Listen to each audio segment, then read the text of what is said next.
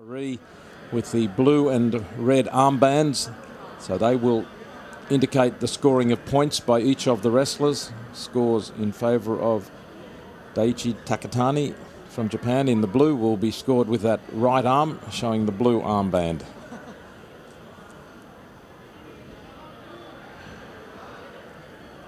And just a slight delay here while we wait till the official start time. Both these wrestlers will be keen to get into action, of course. Madassa Hussain from Pakistan in the mainly green uniform, but of course with the red colours, and in this 65 kilogram and underweight division. Hussain finished 15th in 2015 at the Asian Championships.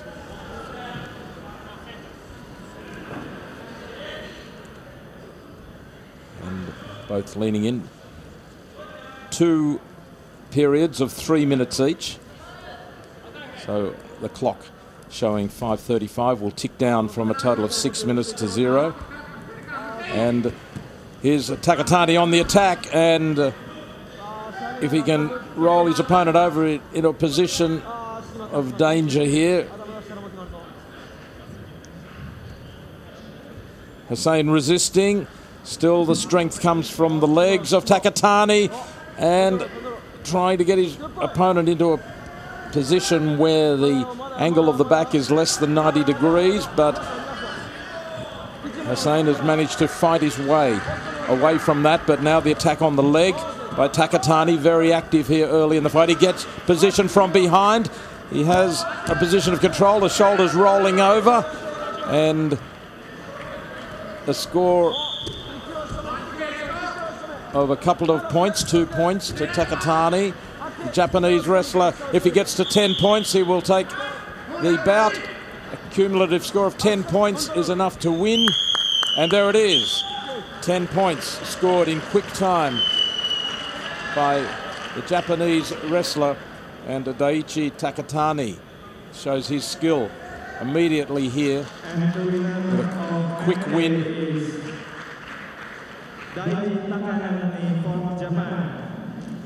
So a quick win and a victory by superiority by 10 points, and that's a good start for Daichi Takatani in his Asian Games competition. Saves plenty of energy for later bouts.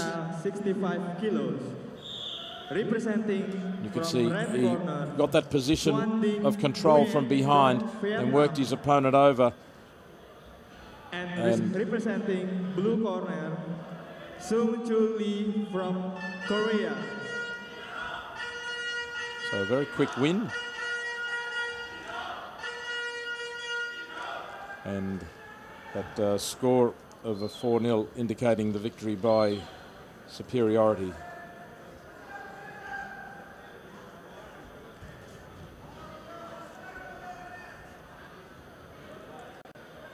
So we might have a short break here before the next wrestlers come out to mat A.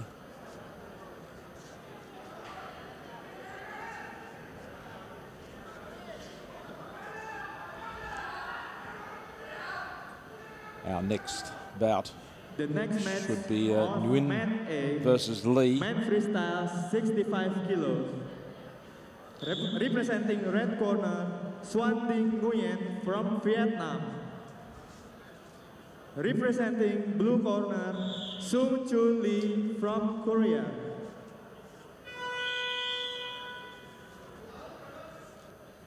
So the introductions, our next bout on mat A, as you heard, will be Xuan Dinh Nguyen from Vietnam and Lee Sung Chul of the Republic of Korea.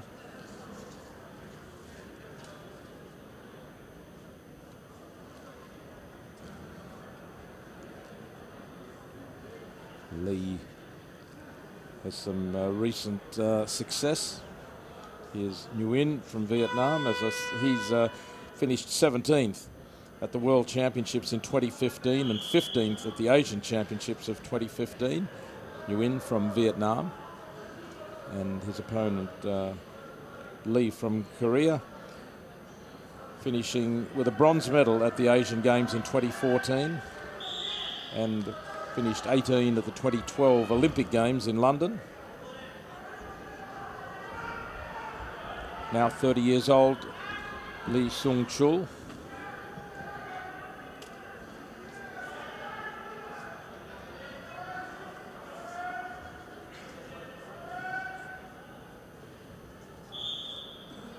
So the two wrestlers checked over by the referee. Lee Seung-chul, bronze in the 61 kilogram weight division. This is the 65 kilogram weight division. So Lee just going up 4 kilograms by weight for this Asian Games compared to 4 years ago. And now 30, he can become the oldest athlete from the Republic of Korea to win a gold medal in a wrestling freestyle event since Kim Tae-woo, who was 32. He won that medal in the 96 kilogram division back in 1994. So Lee Seung-chul, not an old wrestler, but older than most in the competition. But with age comes experience. And here's an opportunity now for Lee. A quick movement from his opponent from Vietnam, managing to escape. But now Lee attacks the leg, trying to lace the legs. Nguyen from Vietnam in some difficulties here. 2-point scoring for the Korean. Still trying to lace the legs, and if he can just get them together and wrap them up, he'll begin the twist. And Nguyen has managed to evade that attack. But not before conceding 4 points. So in freestyle wrestling, a 10-point lead automatically leads to victory.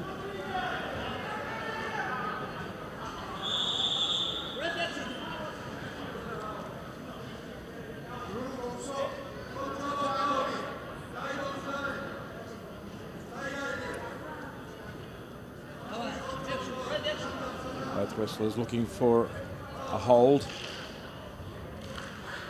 and working on the fingers, trying to get a grip as well, trying to evade a grip just as much.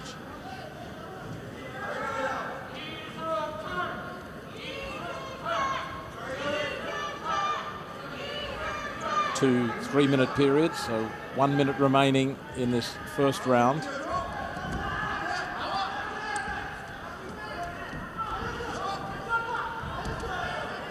Lee driving in low.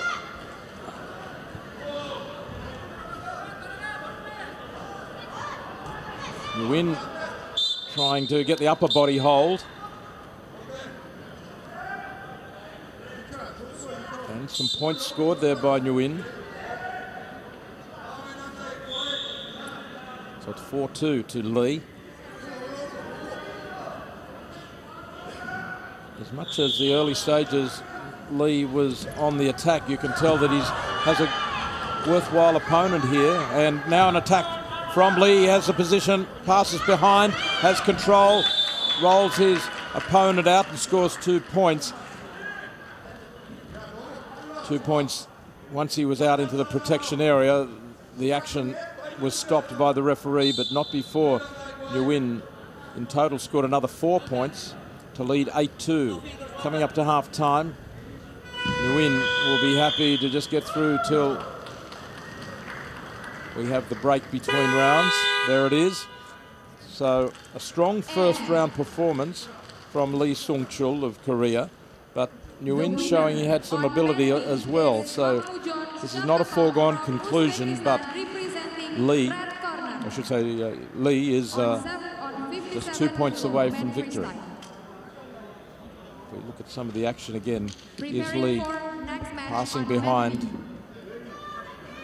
into that position of control, rolling his opponent over, but then attack the legs for some period of time, lacing the legs and trying to turn his opponent over. Representing from blue corner, Hikmatullah Fohidov from Tajikistan.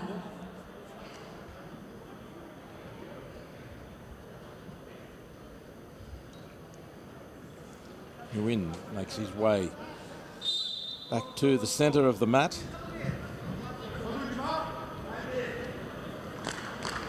"25 years old. Nguyen Quan Dinh from Vietnam. A little bit shorter than his opponent. He stands 5 feet 5 inches or 164 centimetres compared to Lee's 173 centimetres. Lee looks the bigger, but of course they both have made the weight here.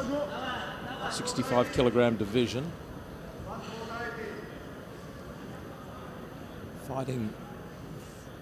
Hand fighting there, trying to get the hold they want.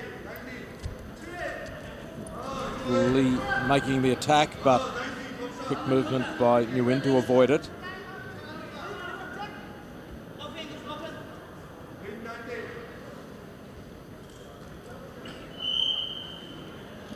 We have the referee, the judge and the mat chairman as officials.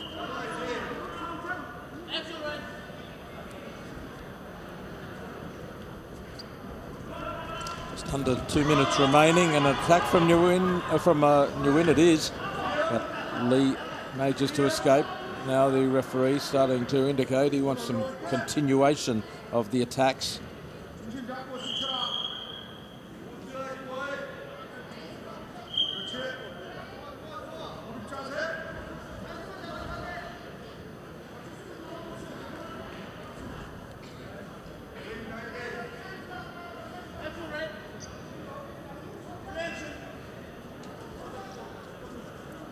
Both wrestlers wary of each other here. They've already demonstrated their ability, and both also know that one successful attack here could mean victory for Lee. Lee in the blue from Korea attacks, and now it's Nguyen who counter-attacks and moves behind. Lee spread eagle, but Nguyen attacking, trying to get the gut wrench in place and to turn his opponent, but can't score. More points will be awarded for a technique to an attacking wrestler rather than a defending wrestler who counterattacks. And Lee scores 2 more points. So just waiting for confirmation. Lee unofficially has 10 points, and Lee again in the position behind with control. Only 11 seconds remaining. Well, the score showing 10-4. But only a few seconds remaining.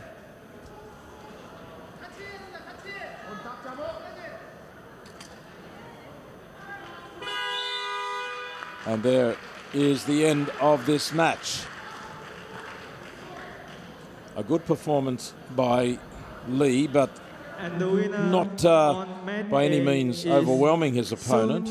Lee from Korea. So Lee Sung-chul of the Republic of Korea defeats Nguyen Quan Dinh of Vietnam. But we may yet see Nguyen come through the repechage. Representing red corner, Sayatbek Okasov from Kazakhstan. Representing blue corner, and there is the victory for Lee of Korea. From Palestine.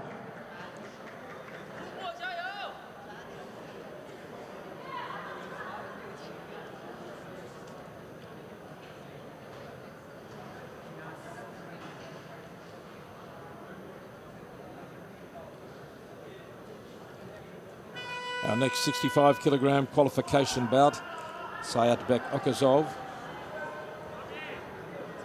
will take on Musa Judah. Okasov on his way out, representing Kazakhstan,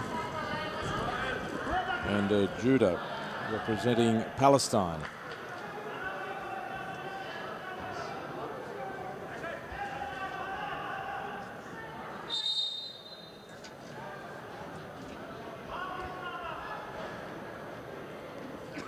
So two wrestlers make their way to the centre.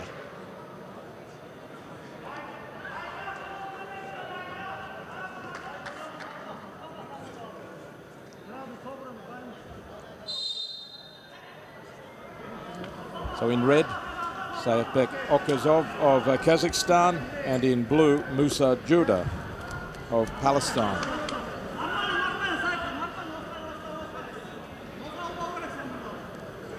Okazov represented Kazakhstan at the World Championships in 2014, where he finished 24th, and again in 2015, where he finished 30th. He is a Master of Sport international class in Kazakhstan. That's Okazov in the red. And Musa Juda attacking, chasing his opponent. Musa Juda, who is 23 years old,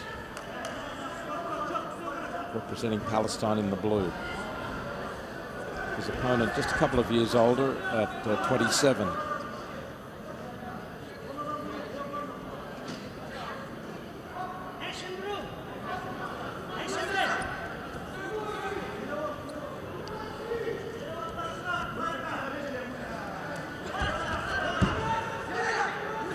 Joda keeping at close quarters with his opponent. Seems to be showing some superior strength as well.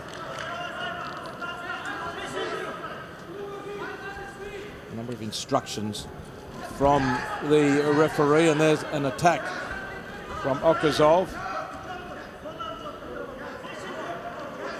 No takedown though. Striving to get inside the other's hold. The referee calling for more action.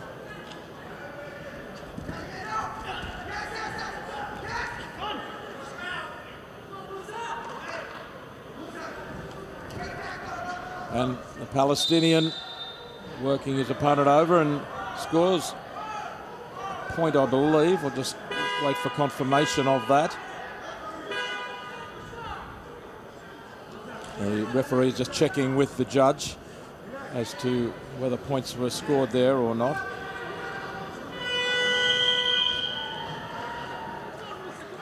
So in fact, an upgrade of the points in favour of Okazov from Kazakhstan to 5. He's been the more attacking. The winner on mat B is Bekbayan Ernenebat from Mongolia, representing red corner.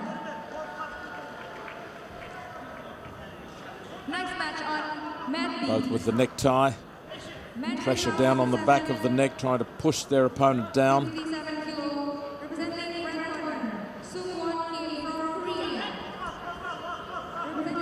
30 seconds remaining in the first period.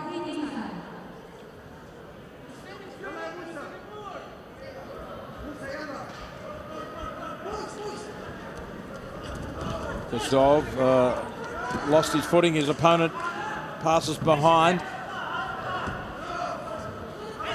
Okazov ruled another couple of points here for the takedown. Now,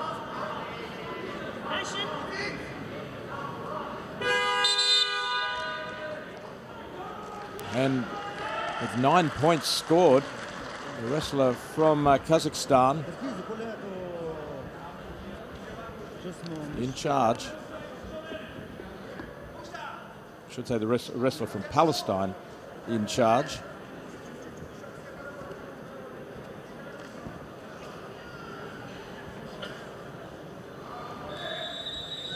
And there he is, passing behind Okazov from Kazakhstan.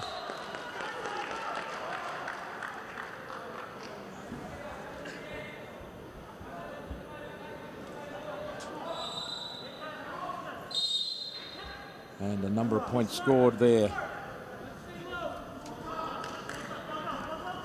So, Okazov from Kazakhstan leading 9 points to 0.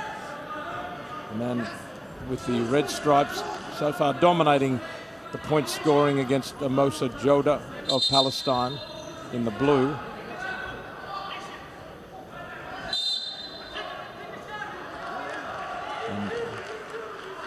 warning there for Joda.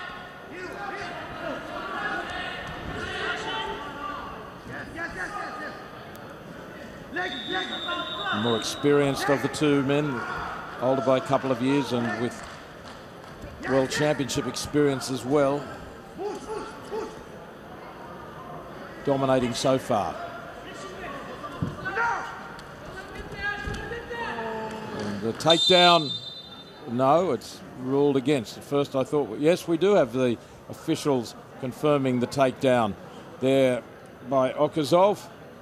So Okazov of Kazakhstan scoring 2 more points for that takedown and 11-0 defeating Mosa Joda of Palestine. The winner on mat A is Sayatbek Okazov from Kazakhstan. The next match on mat A, brand freestyle 65 kilos. Representing red corner, Mehran Nasiria Frachali from Islamic Republic of Iran. So a good win Representing to Okazov of Kazakhstan in that qualification bout. From China. Dominating.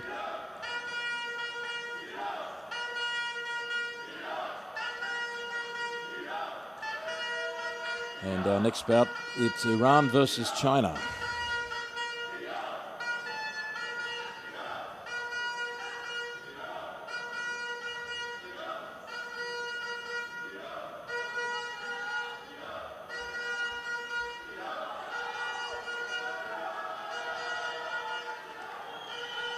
Our referee is from Kazakhstan, and in the 65 kilogram and underweight division,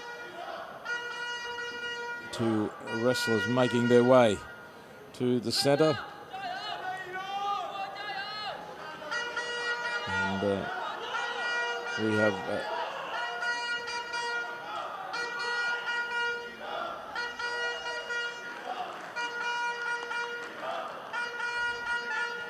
Naziri Frak from Iran.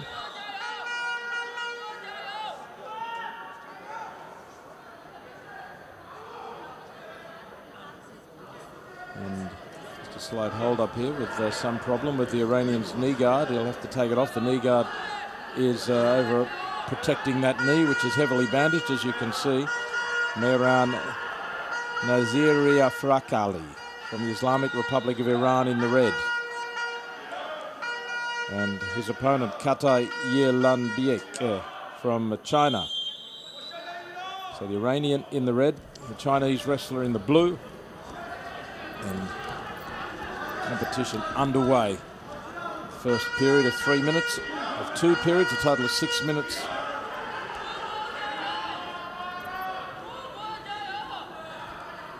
Nasiria Frakali,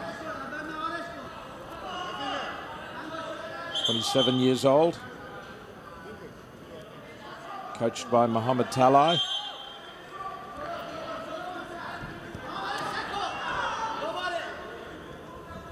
And his Chinese opponent in the blue went to the Olympic Games in 2016 in Rio, where he finished 12th. Also competed at the 2015 World Championships, where he finished 16th. But had medal success in the Asian Games in 2014 with a bronze medal. So Yelan Bieki from the People's Republic of China in the blue with the more successful international record. Looks very strong and fit.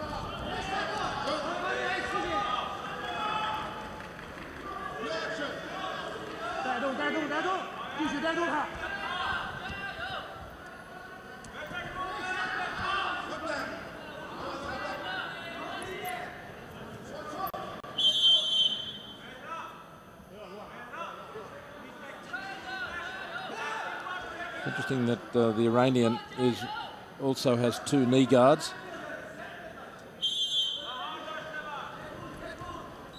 Now,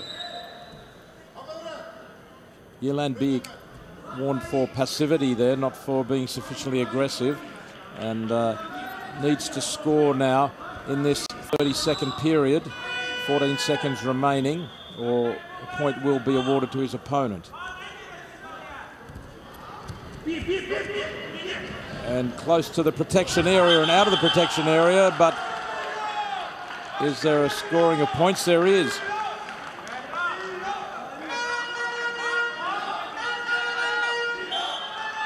A good start from Nasir Frakali, scoring 2 points with that attack and scoring possibly more here, trying to lace the legs. Scored 2 points for the takedown. And one more point as well, possibly for the opponent fleeing the mat. So it's the Iranian who's dominating here. The extent that parterre has been ordered. And spread eagled. And Nasir Aflaki that goes to work trying to lift his opponent and turn him.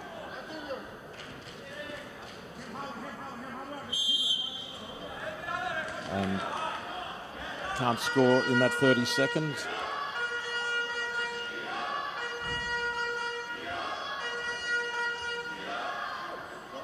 So the pressure is on Yilan Biiki here from China, down by 5 points, and so far not being aggressive enough for the referee's liking. I mentioned that Yilan Biiki took a bronze medal at the 2014 Asian Games in Incheon, and here just looking to be somewhat overwhelmed by his opponent. Still in this bout, no doubt, but in some difficulties. Point awarded to Yilan Biiki from that skirmish.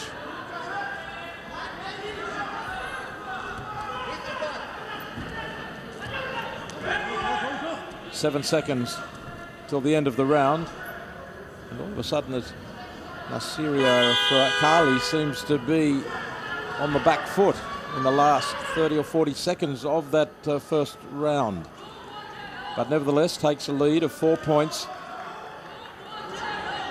to the break between the rounds. 30 seconds opportunity to talk to the coach and recover.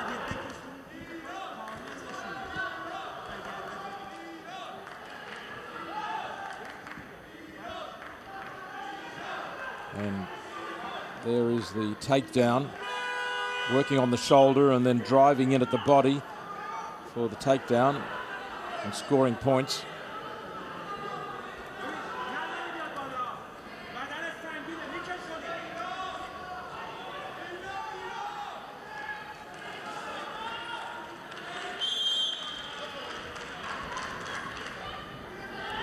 So underway in the second period. 3 minutes to go. And a tremendous battle starting to develop here between these two. Yilan Biiki from China seems to be starting to finish the stronger. Looks just a little more active. Scores 2 points for that takedown. Initially it was his opponent who was on top, but now the Chinese wrestler working hard. Can he lift him? Tries to get the arms underneath for the gut wrench, and he might be able to turn him here. No. But gaining 2 points nevertheless, and within 2 now. So who will be more aggressive at this point? The push out.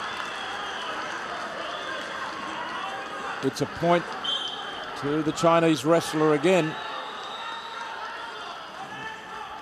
You really have the feeling that the Iranian is weakening here. So strong early, but now he tries to counter-attack, takes a leg. Yilan Biiki trying to get position to lift and turn, and there are points. More points. 8 points in total, so 4 points added by Yilan Biiki from China. And now he leads 8-5 with a minute and a half to go. Tries to attack the legs.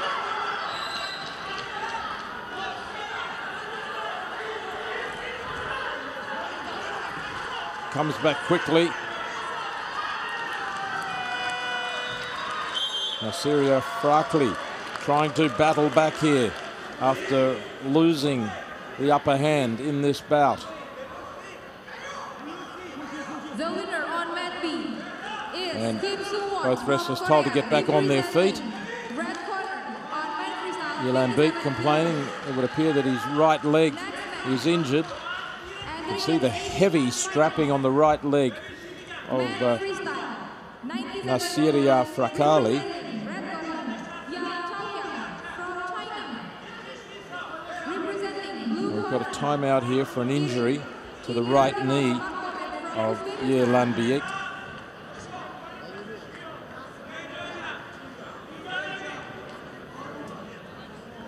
See here with Yelan Beek lifting his opponent and taking him over in a position of control for 2 points. Going behind, rolling his opponent over.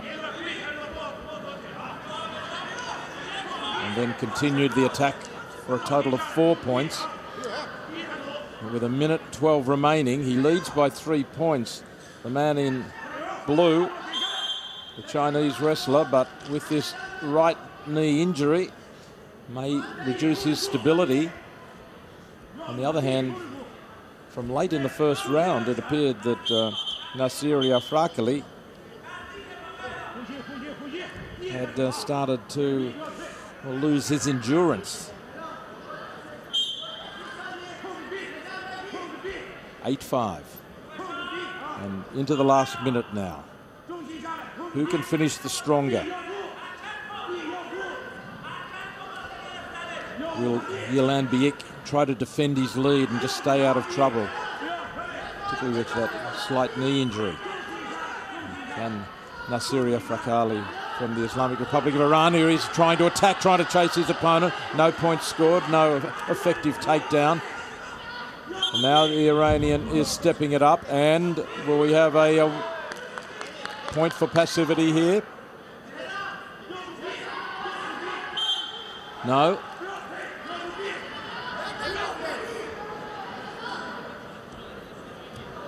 Nasiria Frakali trying for the upper body hold, gets the underhook on the right shoulder of the Chinese wrestler. Can't continue that attack. Only 10 seconds remaining. A point scores for the Iranian. Only 2 points down now. He's got 9 seconds to effect a takedown. Level the score. And you can see that Yelan Beek is being, or appears to be being passive, but it's another point to the Iranian. It's only 1 point the difference now. 3 seconds, 2 seconds, 1 second. There is the final buzzer.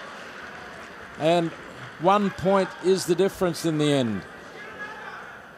So close. Yelan Beek Katai of China triumphs, but only by a solitary point.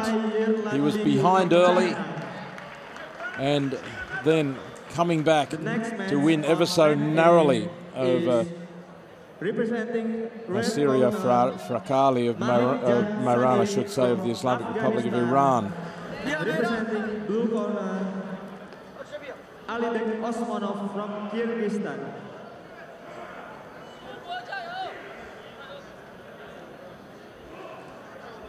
Tight battle.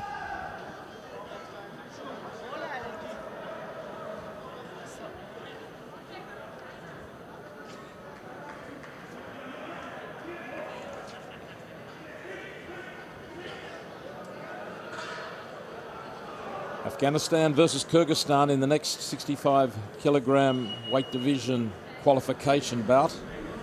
A round of 32, starting with 21 wrestlers. Winner on mat B, representing from blue team, Magomed Ibrahimov from Uzbekistan. Next match, Men freestyle 97 kilo, representing red corner, Magomed Musaev from Kyrgyzstan. Representing blue corner, Muhammad Safarov from Turkmenistan. We can hear the introductions for Mat B, but we are on Mat A, and in this bout we have from Afghanistan in the red Malikjan Sadid, and from Kyrgyzstan Alibek Osmanov in the blue. Sadid from Afghanistan at the Asian Indoor and Martial Arts Games finished 5th. That was last year.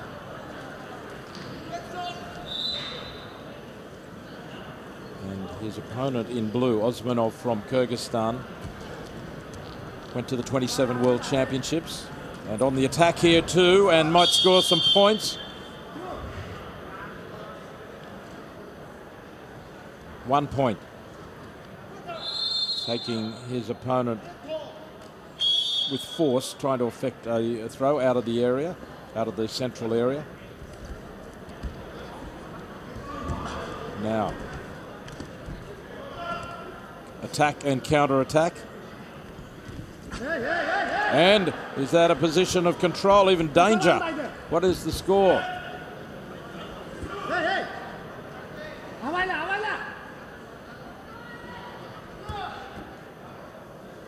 Afghanistan wrestler Sadid on the attack here. Has a pass behind. I was about to say that at the World Championships, Osmanov in the blue finished 30th last year. The Asian Championships last year finished 5th and 8th at the Asian Indoor and Martial Arts Games last year as well. And takedown. Takedown by Osmanov. Now the score in the top of our monitor is showing no points, but the scoreboard, well, we'll try and just check that in a moment. Now there's an update of the points. So we have, in fact, Sadid of Kyrgyzstan leading, the red wrestler in red leading 5 points to 2. We've seen a number of attacks, and bringing you up to date now with that score.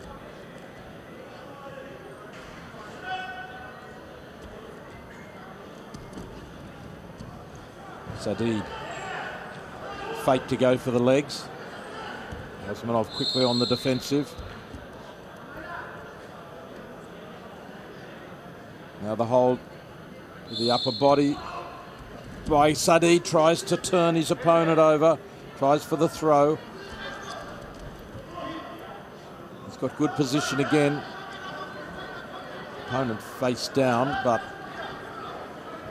Sadid working on him, trying to lift him up on that shoulder. He's got the position of control.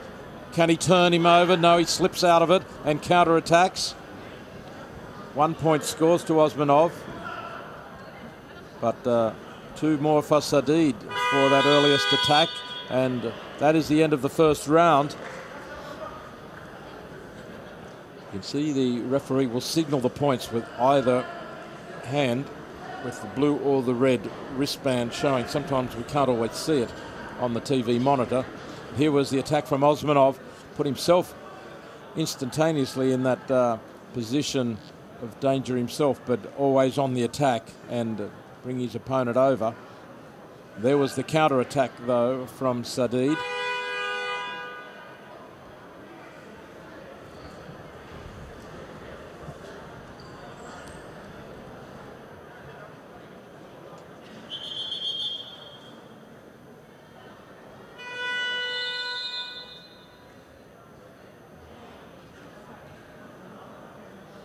And the referee is not happy that he has had sufficient sweat removed, that he's not too slippery. He needs to be toweled down. It was the back of the shoulders that he seemed more concerned about. And you would think that this would be taken care of during the break between the periods. That's one of the requirements.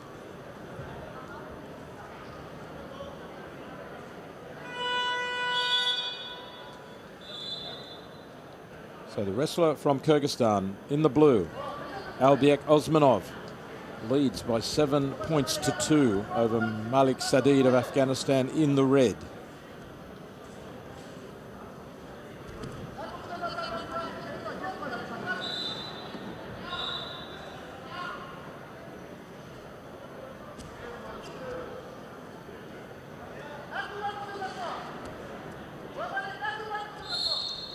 When I say in the red, it's in the mostly red and black versus blue and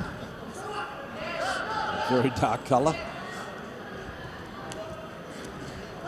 Now Osmanov attacking, trying to get behind, passes behind, scores 2 more points. Sadid tries to resist and has a leg to attempt the counter attack. Lifts him. Can he get control? Osmanov pulling the elbow in close to the body, so there's no leverage point, but there's the takedown.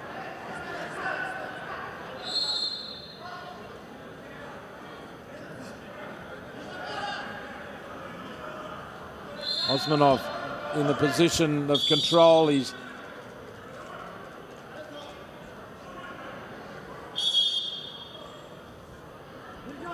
11 points to 2.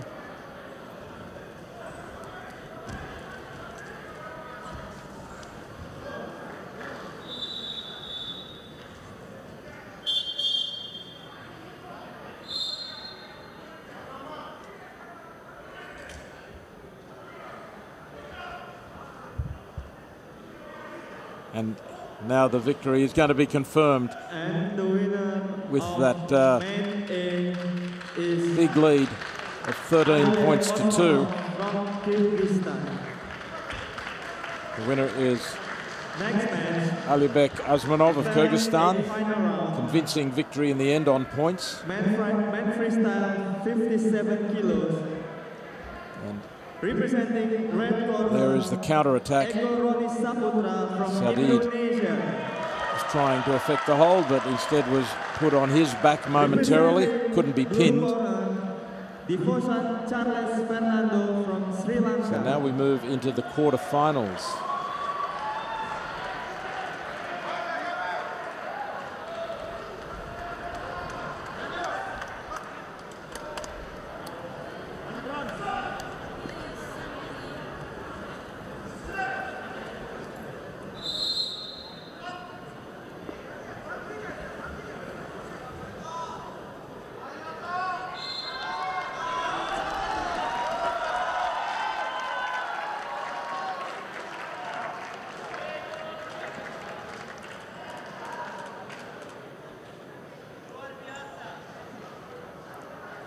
So this is a quarter-final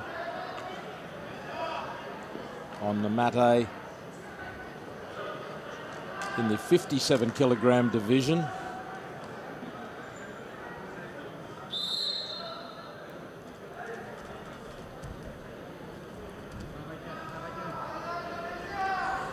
It's Indonesia versus Sri Lanka.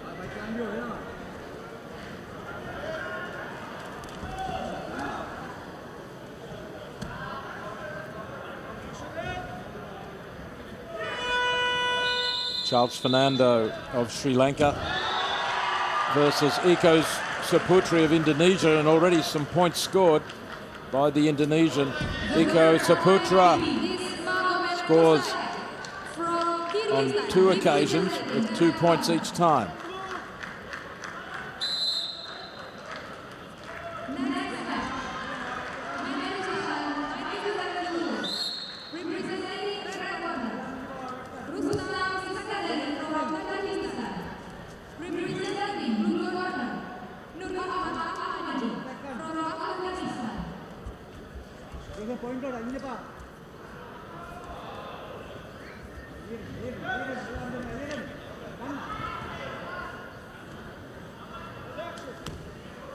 Very quick moving wrestlers in this 57 kilogram and under division. And Eko passes behind again. Eko Saputra passes behind. Position of control. Has 6 points now. Working for a hold trying to roll his opponent over. He's got that gut wrench in place and rolls him over. Fernando tries to bridge, takes him back over again. And there is the victory in quick time. Quarterfinal by Eko Roni Saputra of Indonesia. Didn't take him long.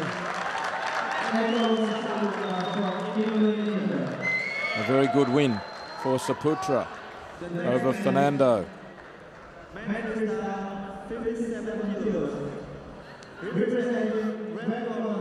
can see some of the manoeuvres. He got the hold on the upper body, turned him over, and then was able to do it again. Gets the knee in place.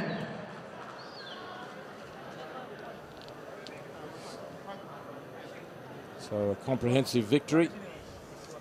Superiority in favour of the Indonesian Eko Saputra. The winner on mat B is Ahmadi Norahmat from Afghanistan, representing blue team.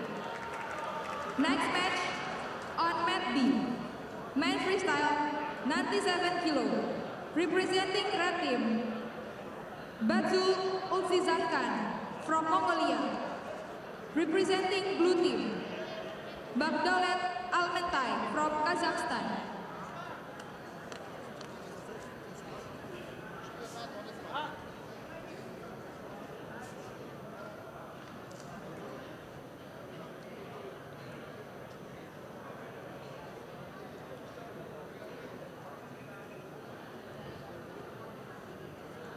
Waiting for our next bout on mat A, which is scheduled to be another quarter-final.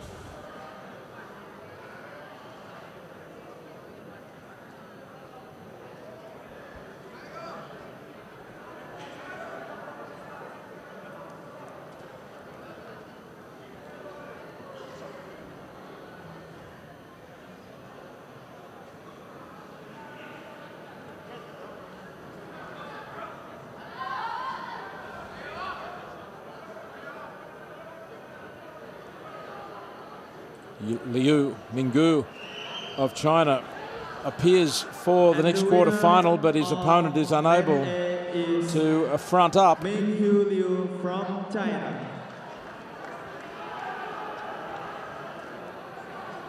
The next match on mat A, men freestyle 57 kilos, representing red corner, Zandos Ismailov from Kazakhstan, representing blue corner, So Liu Abdullah Minggu from was due Afghanistan. to take on Al-Maghrebi, but Al-Maghrebi unable to take his place, unfortunately, in the 57 kilogram quarter-final. So he has been eliminated, and that means Liu Minggu from China will go through to the next level of competition, the the semi-finals.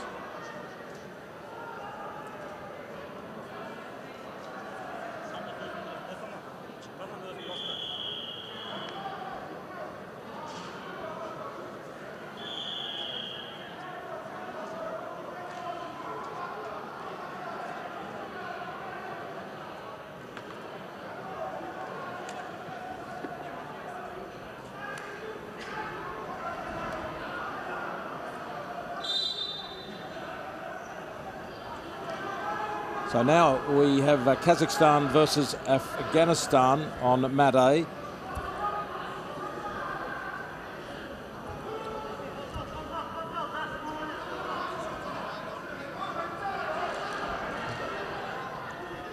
Ismailov of Kazakhstan versus Abdullah of Afghanistan.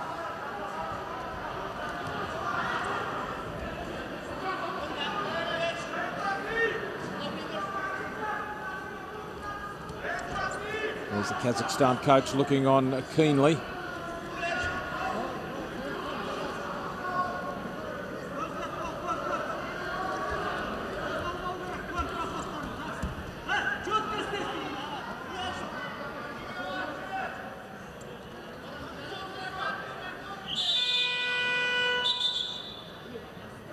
1 minute elapsed already, and the referee wants more activity from the wrestler from Afghanistan, Hamidullah Abdullah in the blue, Sandos Ismailov of Kazakhstan in the red.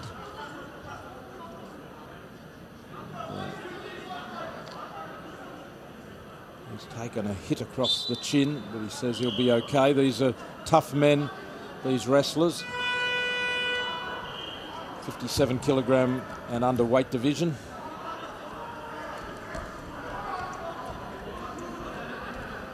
Remembering this is a quarter final. The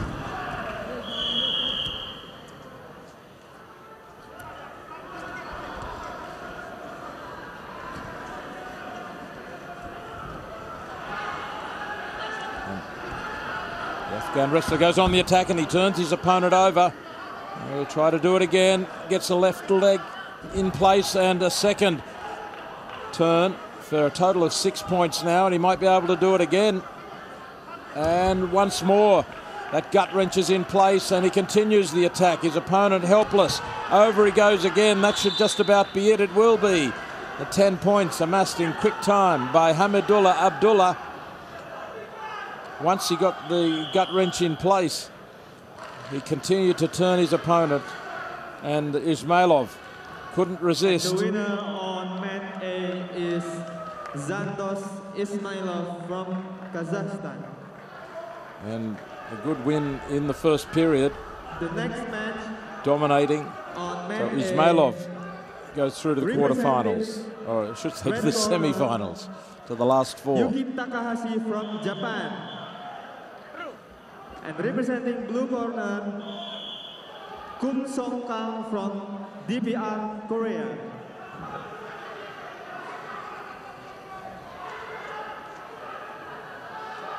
A comprehensive win by Ismailov. Ismailov took the bronze at the Asian Championships this year, won silver at the 2014 Asian Games, so definitely a medal contender. Next, it's Japan versus Democratic People's Republic of Korea.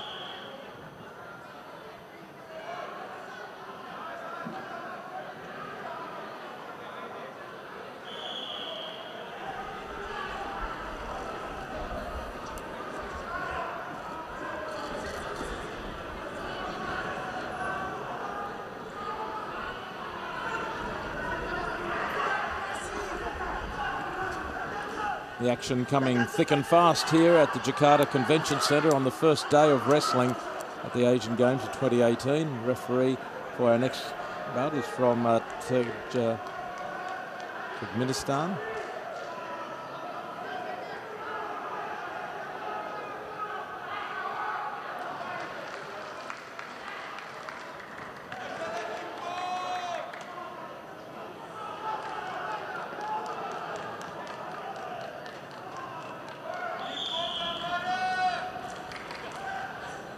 Yuki Takahashi of Japan.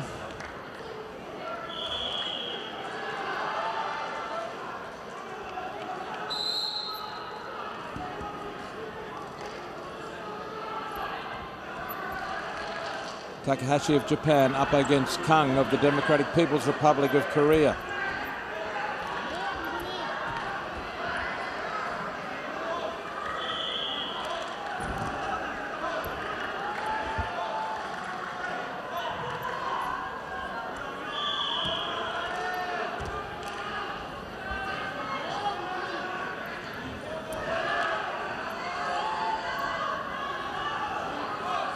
Testing out each other's strength early, looking for a hold here over the top, the underhook or overhook.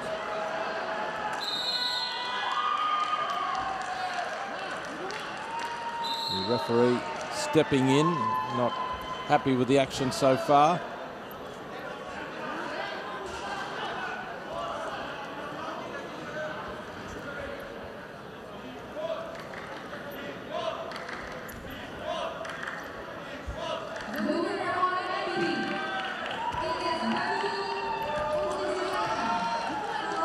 Attack from the Japanese wrestler Takahashi. Scores 2 points on the takedown, now trying to get a position to roll his opponent over. Kang resisting strongly. Takahashi changing his point of attack. And both have scored 2 points here as Kang starting to counter. The reversal is good for him, and now he goes to work trying to wrap up the legs from that position behind, but the referee says that nobody is going to take an effective technique. Calls him back to the centre at 2 points all. So a good duel happening here in this quarter final of the 57 kilogram division.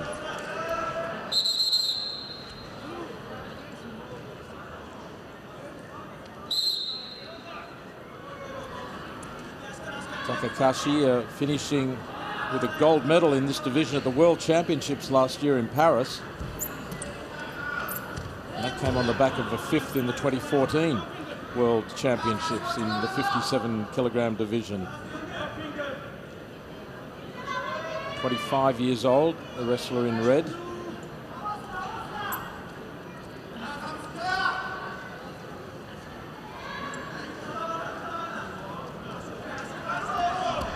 Also took a gold medal last year in the Asian Championships. So some very good recent form for Takahashi, but here in a tough battle with Kang Sum-song, I should say, of the Democratic People's Republic of Korea. He did finish with a first in the Asian Championships as well. Asian Championships in the 57 kilogram division. And that was this year, so it's no wonder that they're very closely matched here. Both are champions from the Asian Championships over the last 2 years.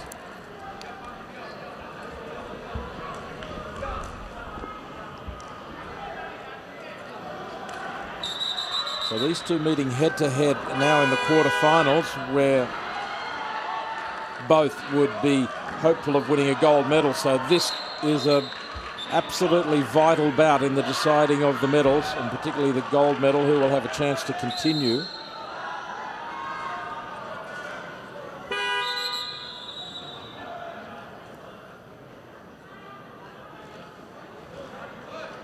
In 2014, it was Jong Hak-jin from the Democratic People's Republic of Korea who won this event, and that was DPRK's only gold medal in wrestling in Incheon. And now it is Kang Sum-song who is carrying the flag in this division. We've got a problem. Might even be a review. Wrestlers' coaches can call for a review.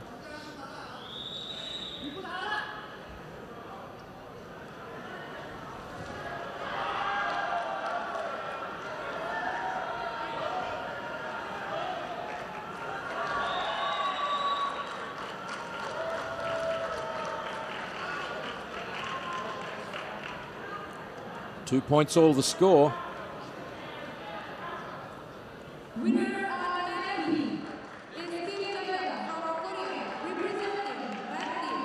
And there is the coach of the Japanese wrestler.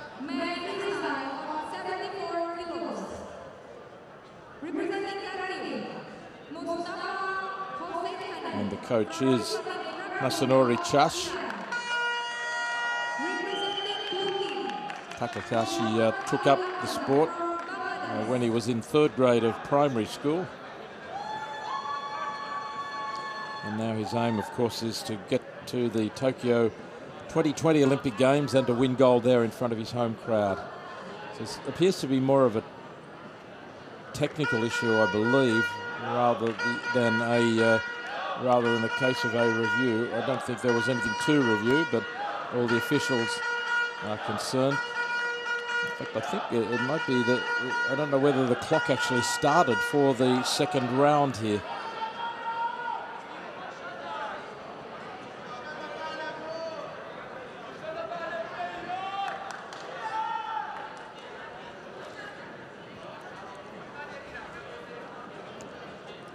Yuki Takahashi's brother was a very good sportsman as well.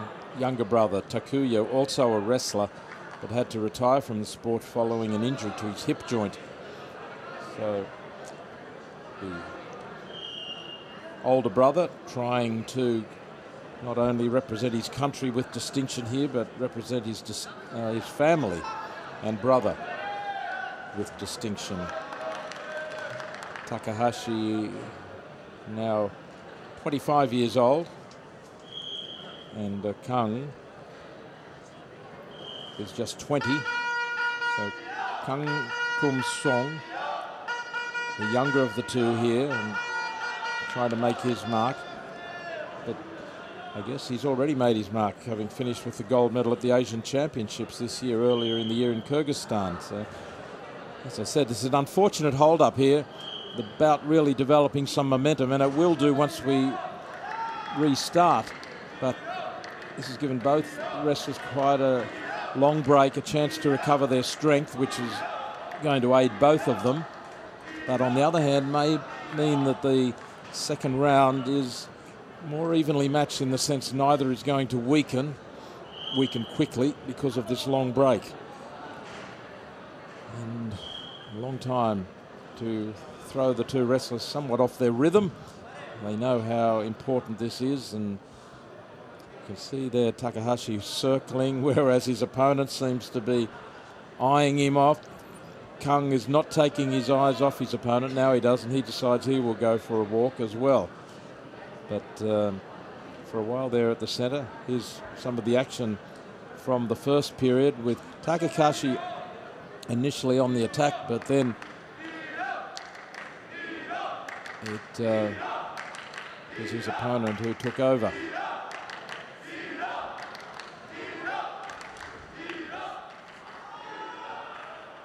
So whatever the technical issue here is, and it's clearly it was not a challenge, it clearly was, I think, a timing issue. We saw the timing experts trying to take control.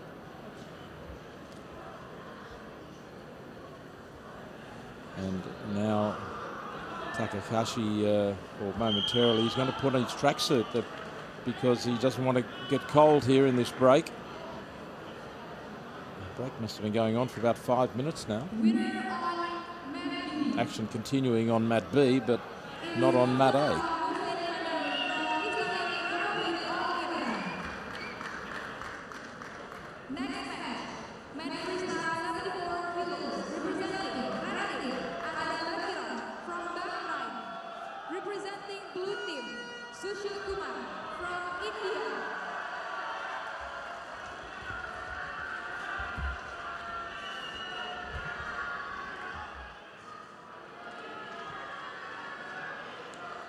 Well, we apologise for this break in competition while this technical issue is fixed.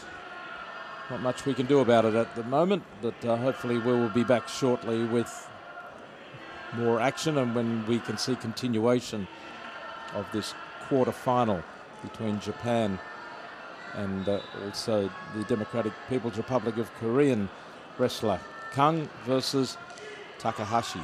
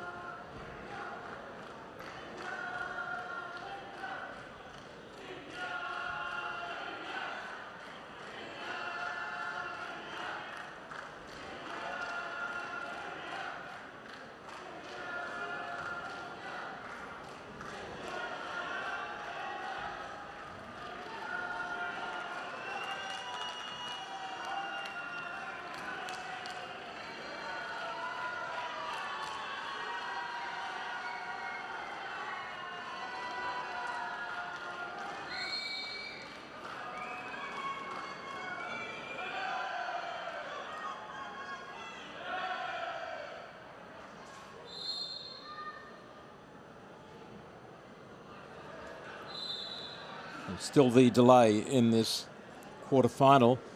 This gives me the chance to run through some of the scoring rules and interpretations.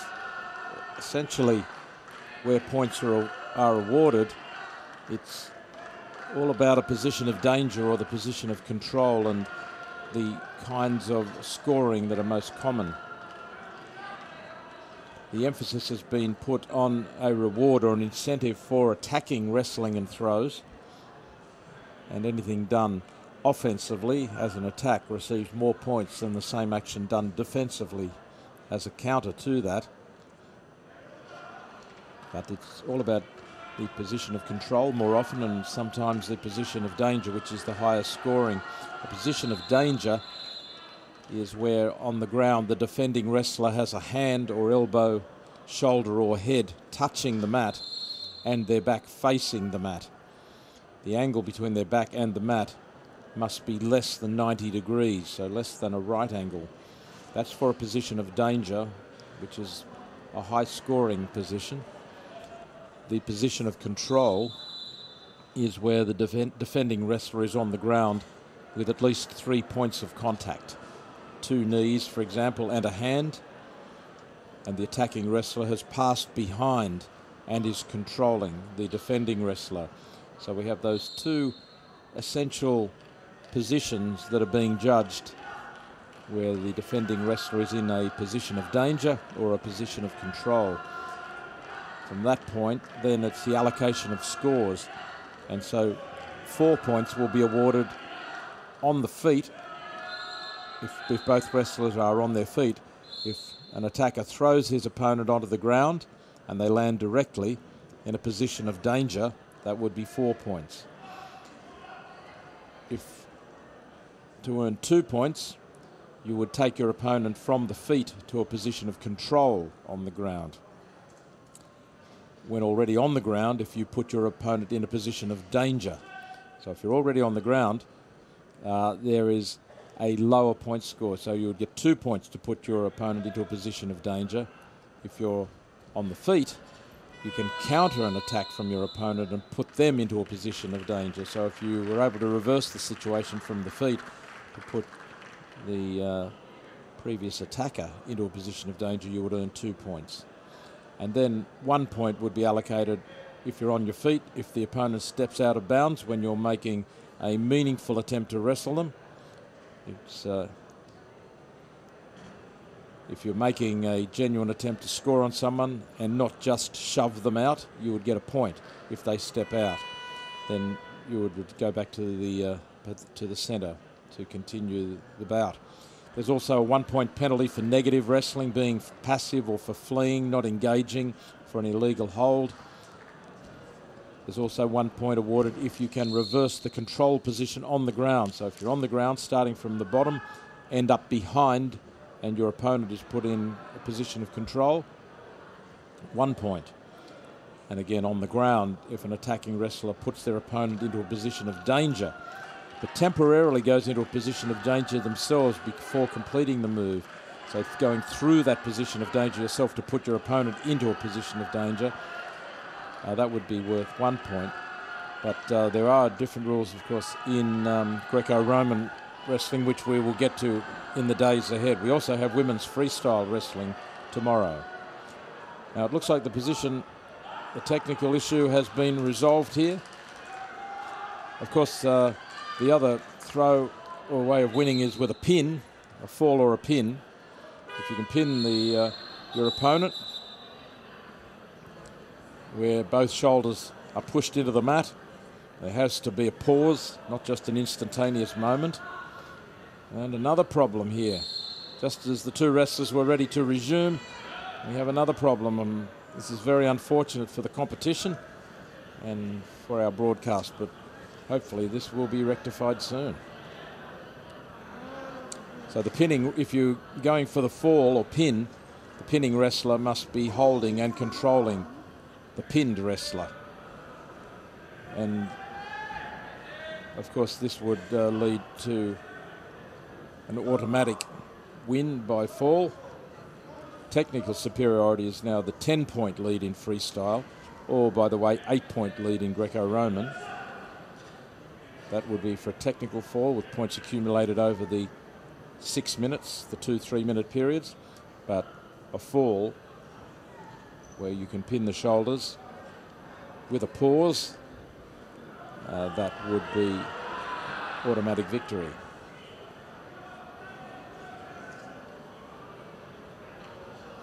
Of course, the gut wrench, for example, if the attacking wrestler rolls over on their head rather than their shoulders, it's 2 points. And that ankle lace, the leg lace that you'll often see the wrestlers going for, because in freestyle, of course, you can attack the legs, not in Greco-Roman, but in freestyle you can attack the legs. And if you can wrap the legs together, the ankles together, that attacking maneuver, and then turn your opponent over, you'll score points.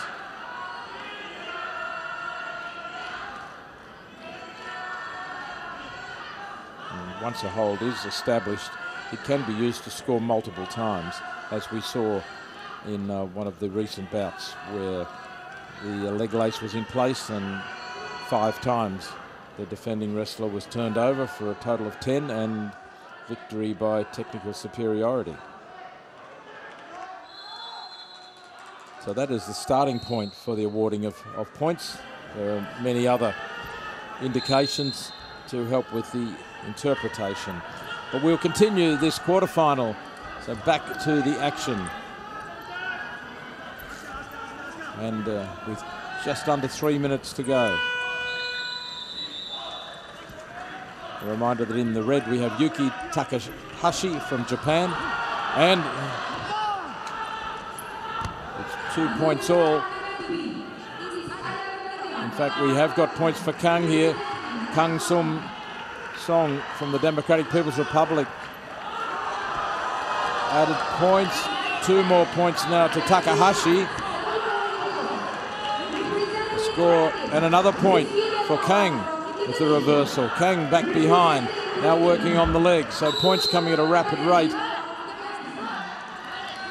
And you could see the points on the scoreboard at the side of the mat there. 7-4 now in favour of Kang from DPRK. We'll update that on our monitor in a moment. And another point for Takahashi for Kang. Being taken out into the protection area. So it's 7-5 now. A ripping battle here with 1:50 to go. Worth the wait. Takahashi down by 2 and trying to take this bout to his opponent.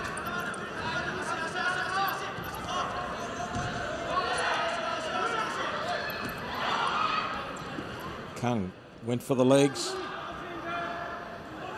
They lock horns again.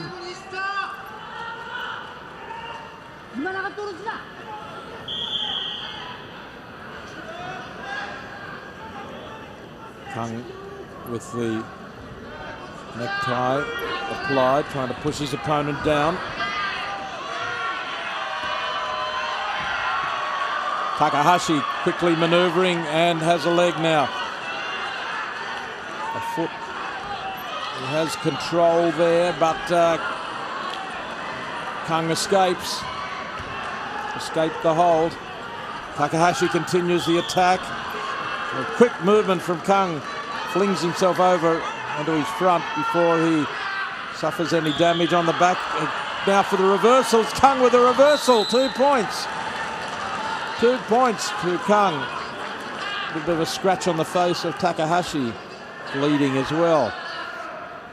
These 57-kilogram wrestlers are so quick on their feet.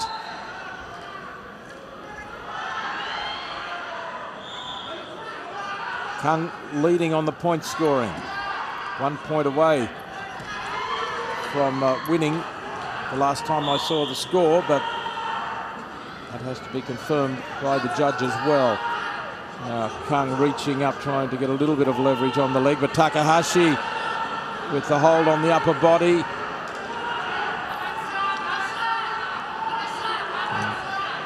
Kang in the position underneath, and that will be a victory for Kang Sum Song of Korea. These two Asian champions really having a tremendous battle there, and the final score is 9 points to 5 in favour of the man in blue, Kang Sum Song from Democratic People's Republic of Korea. He wins the quarter-final.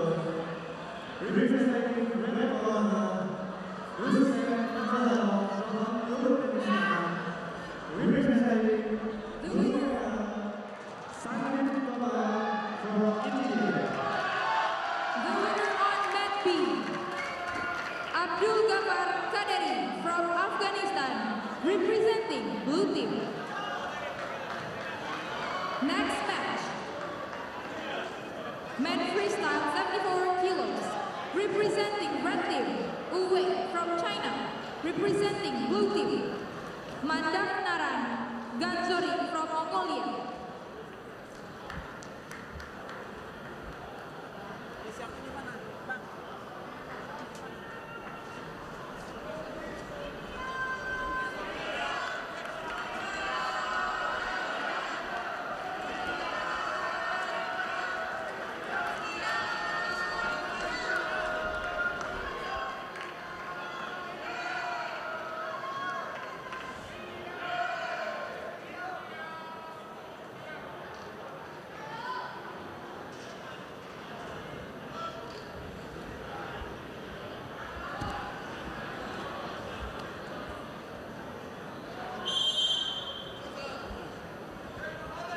Our next bout is a quarter-final between Rustem Nazarov of Turkmenistan in the red, and suffering a reversal here from Sandeep Tomar of India,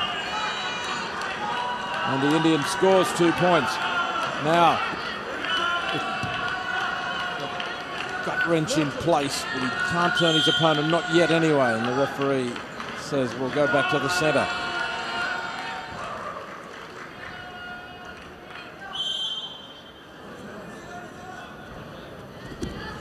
Sandeep scoring earlier. Sandeep Tomar, the Indian wrestler.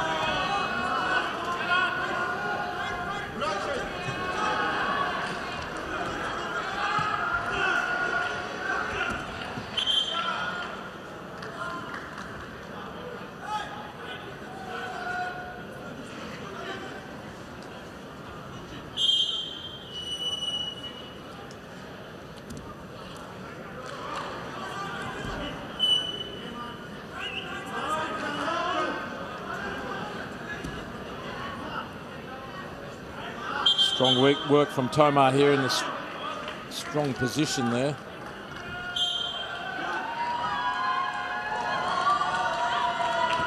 Working on the neck and the upper area. He throws his opponent. That scores again for the takedown. Now has 4 points.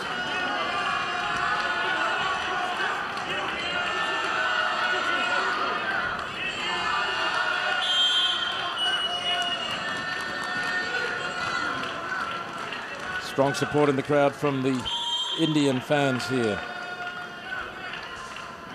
Tomar from India finishing 15th at the Rio Olympic Games, 7th at the World Championships in 2017. He looks strong here again. He has the position of control. Real pressure on Nazarov of Turkmenistan. 6 points total. Trying to work, get the arms under the body now. He gets the gut wrench. No, he can't get the gut wrench in place.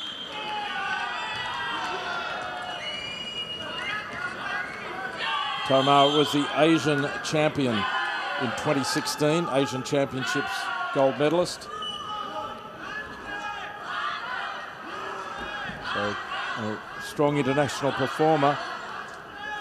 And now here is Rustem Nazarov going behind, scores 2 points. Tomar Sandeep spread-eagled, keeping his weight well spread, making it difficult for Nazarov to continue the attack.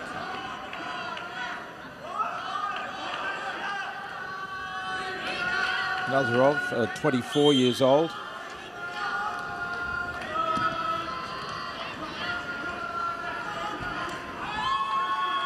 Sandeep Tomar, 27 years old. So he has quite a bit of international experience. He started strongly in this bout. But here's Nazarov. He's coming back in the position of control, passing behind. And he now has 4 points. So it's 6-4. Looked momentarily as if Tomar was going to be able to run away with this. But coming up till the end of the first period, 6 points to 4 in favour of the Indian, Sandeep Tomar, but a little bit of frustration from him there as he walks back to his coach. And you can think after taking that big lead and looking dominant early, suddenly Rustem Nazarov was able to come back hard. There's the attack from Tomar early in the bout. Moving around, passing behind, putting the lock around the body lock in place.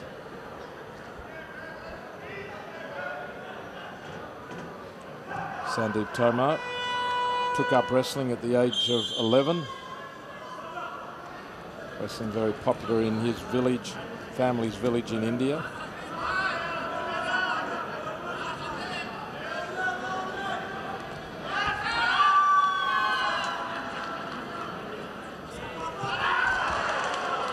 And now a score for Nazarov as he goes on the attack first in this second period.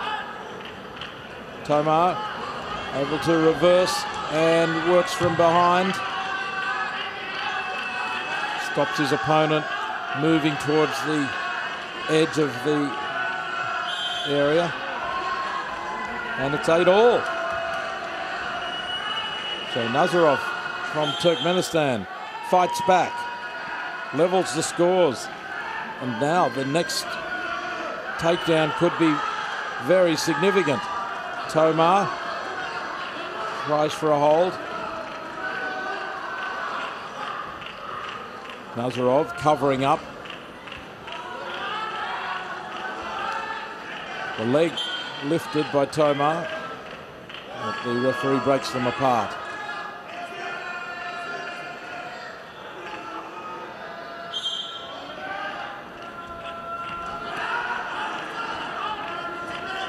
Two minutes ahead of very tight wrestling. Tomar actually has now been awarded 2 more points. It's 10-8.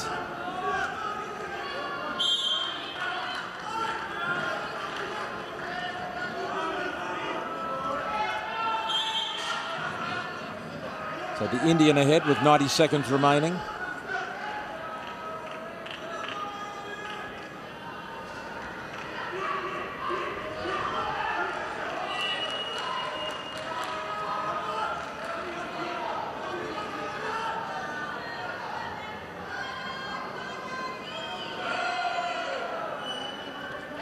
Standoff at the moment. Tomar tries to break his opponent down. Both a match for each other at the moment in strength, and neither willing to break the hold.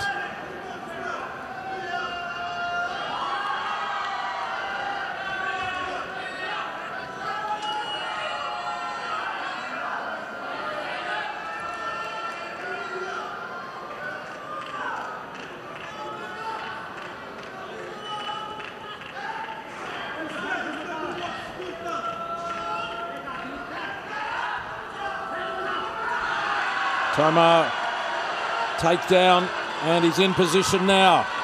He's accumulated 12 points, and he works on his opponent with not much time left. This could be enough for Sandeep Tomar.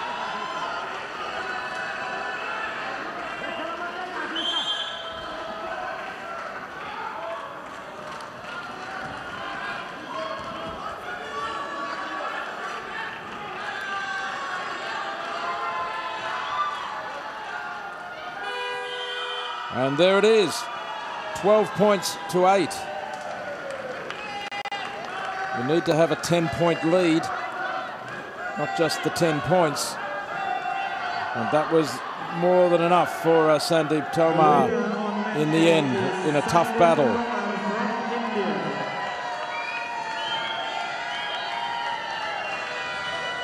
The next match on mat A, man freestyle 57 kilos.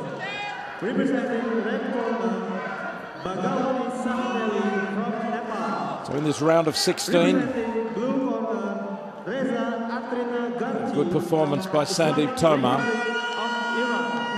on mat B, Mandakanaran Ganzori from Mongolia, representing blue corner. Next match, men freestyle 74 kilos. Red team, red corner, Suresh Junara from Nepal, representing blue corner.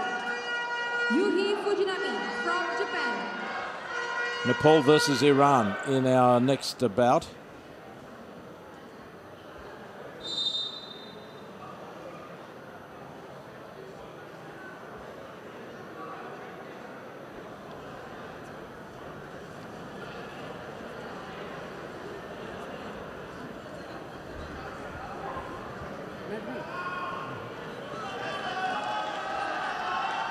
Sahteli Bhagawati from Nepal will be wrestling in the red, and his opponent will be Reza Atrinagachi from the Islamic Republic of Iran in the blue.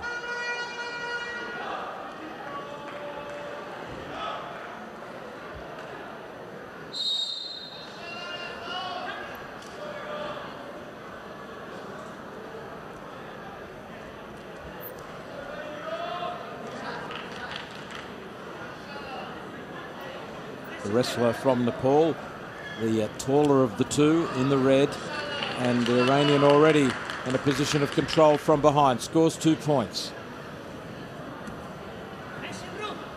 Sahteli Bhagawati in a little bit of difficulty here immediately.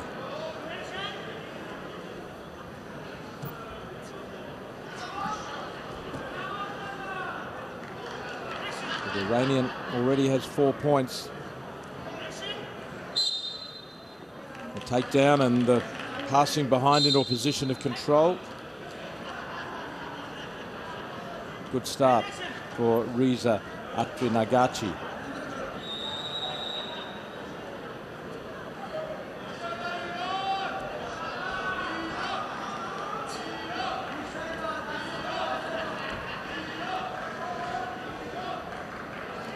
This is a round of 16 bout, but neither of these wrestlers had to take part in the first qualification round. So this is a first outing for them at 2018 games.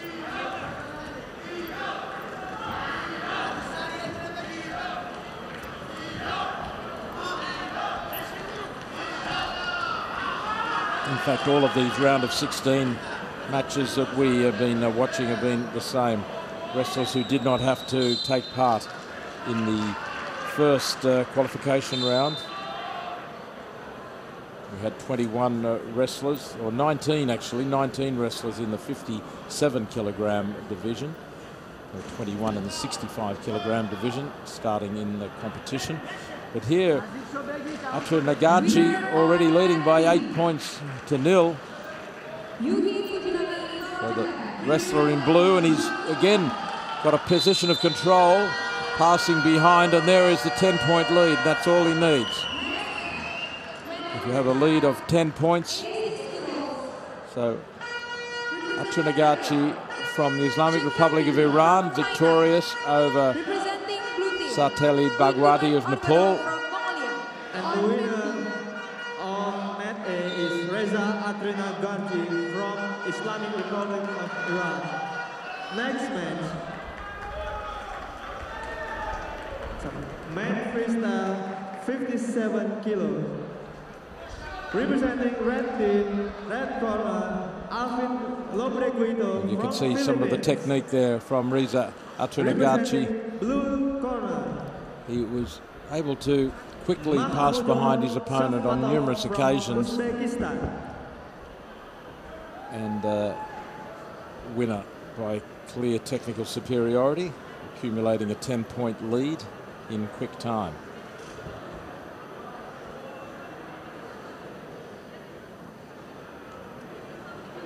Still in the 57-kilogram division, a round of 16.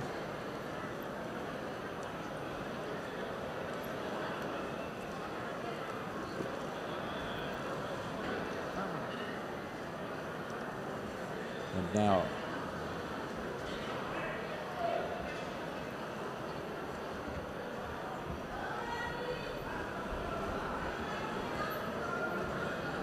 just checking, in fact, believe now we are changing weight divisions.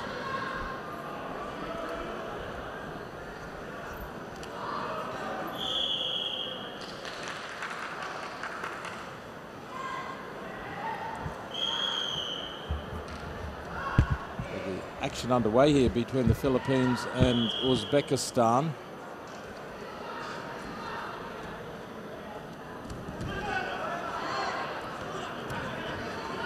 Lobreguto of the Philippines and Shavkatov of Uzbekistan.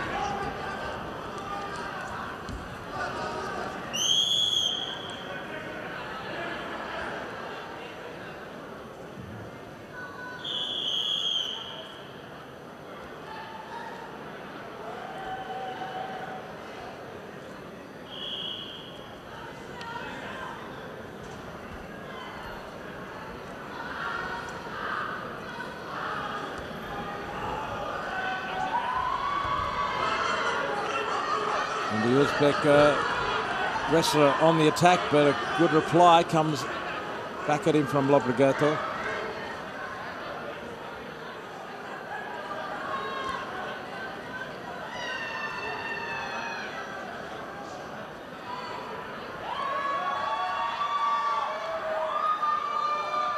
So it's Alvin Lobreguto of the Philippines in the red, and making an attack for the legs. And his opponent from Uzbekistan in the blue, Makhmudjon Shavkatov.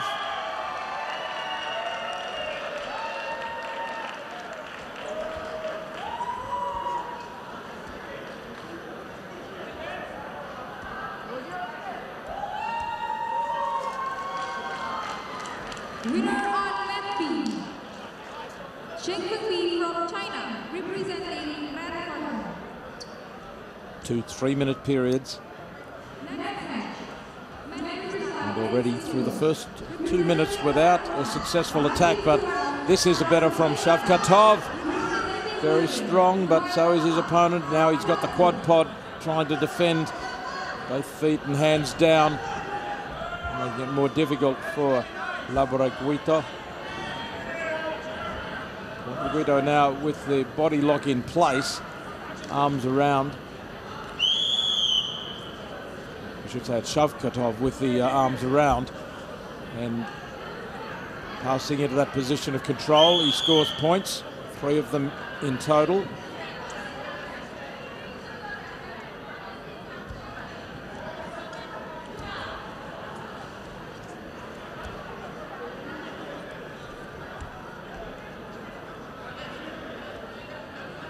We are still in the 57-kilogram division, this round of 16 bout.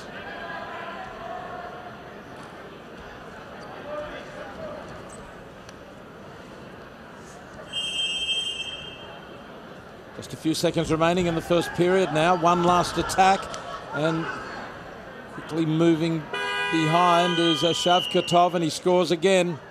A takedown for 2 points, and moving behind. So 5 points to 0 in favour of Makhmudjon Shavkatov at the 30-second break between periods.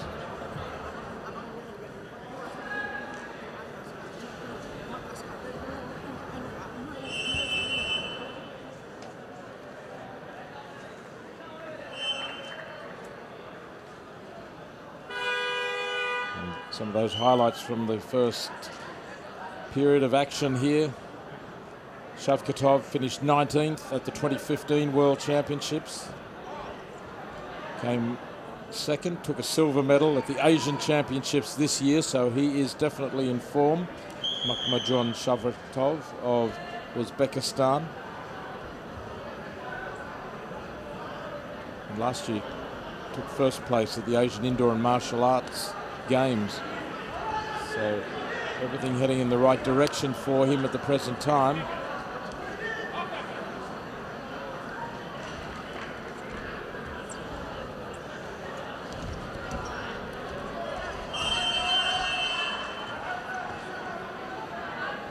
The man in blue, Shavkatov, leading 5 points to 0.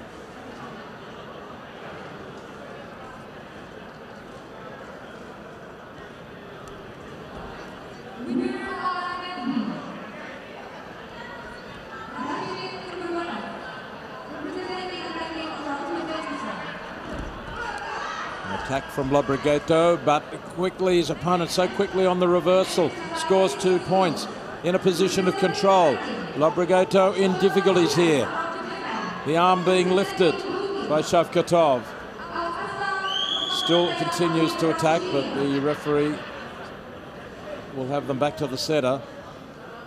So it's a difficult situation now for Alvin Lobregato of the Philippines.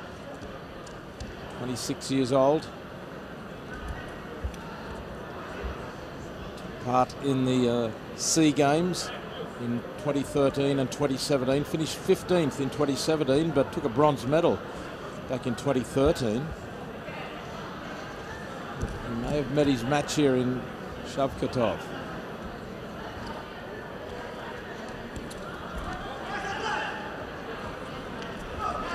He is such a quick mover and so strong. Oh, he tried. And now the reversal. A success for the Filipino wrestler, Lobregato. Trailing 2 points to 7 and with a minute remaining.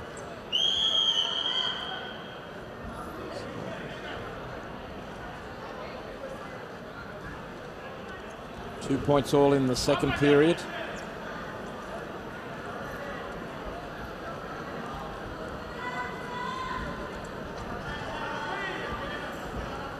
Only 50 seconds remaining. The wrestler in red from the Philippines, trailing and must attack here. Shavkatov will be wary. He has a handy lead, 5 points. Hard to catch from this point, just 30 seconds remaining. Quick attack to the legs.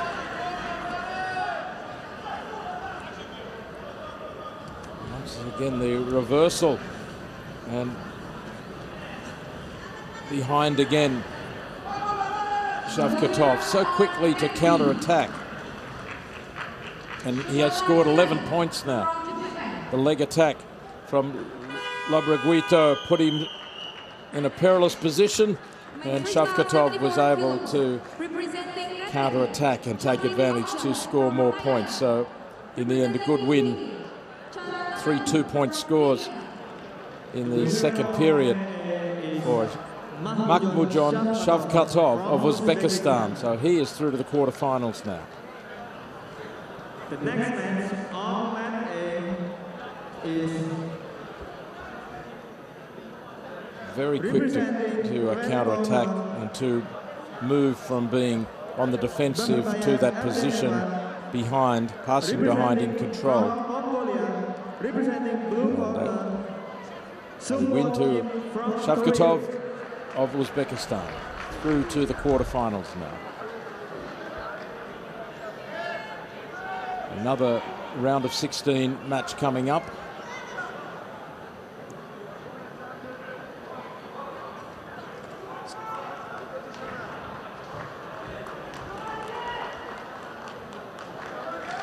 Still in the 57-kilogram division.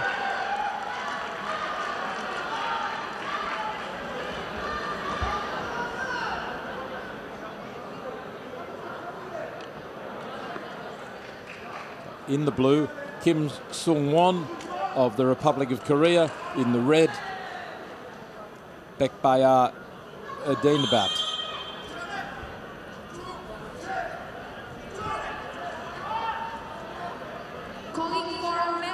And this is underway. This bout is underway. A round of 16 in the 57 kilogram division.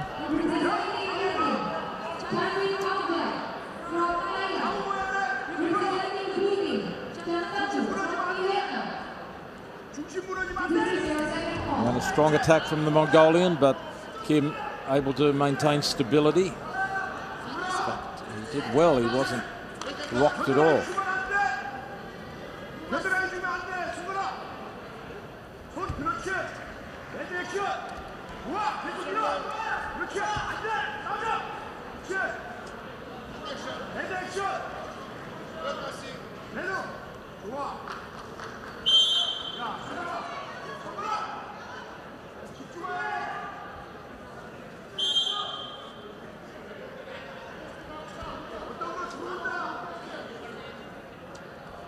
The referee keeping a close eye on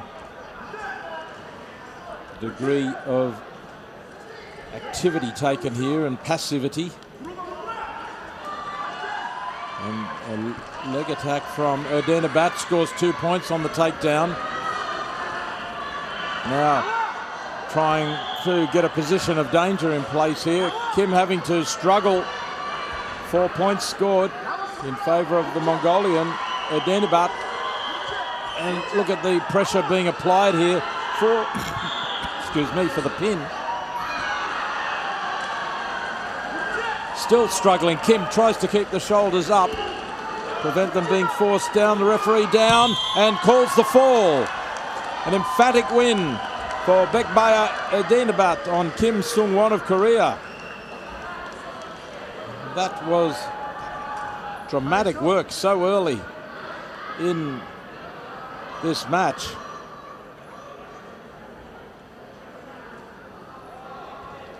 And the signalling of the victory there.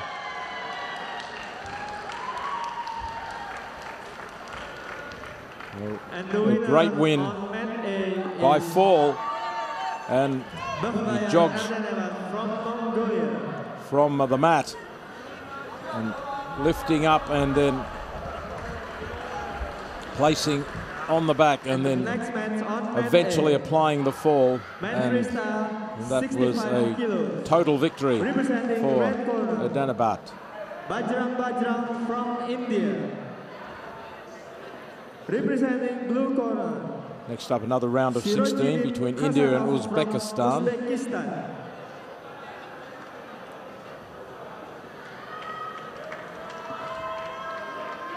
Well, Edenabat from Mongolia, as we just saw,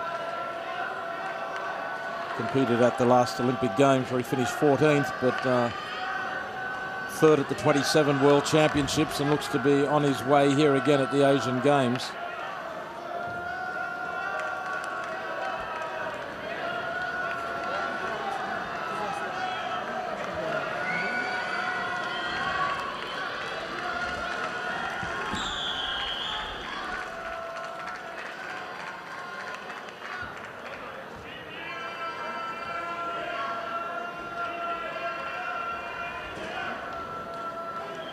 So we move on, and getting quickly through some of these bouts now after we had the earlier hold-up where we had a technical difficulty which prevented continuation of the competition for a while. And we have Bajrang in action here now from India. His opponent is Kazanov of Uzbekistan in the blue.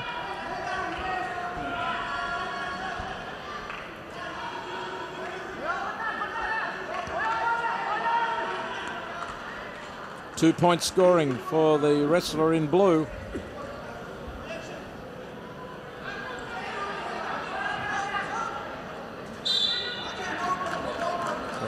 Kazanov scoring 2 points early here.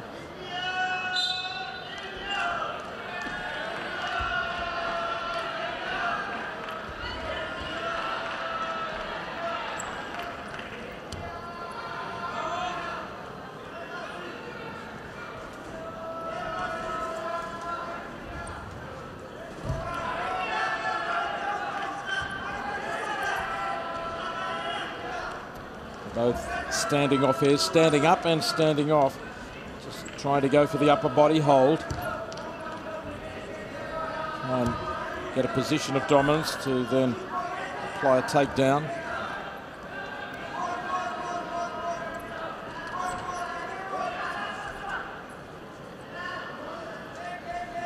We've seen some dramatic and dynamic wrestling already in this 57-kilogram division.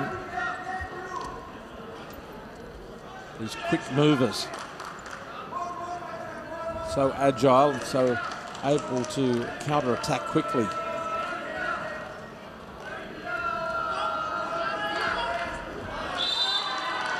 Outside the competition area.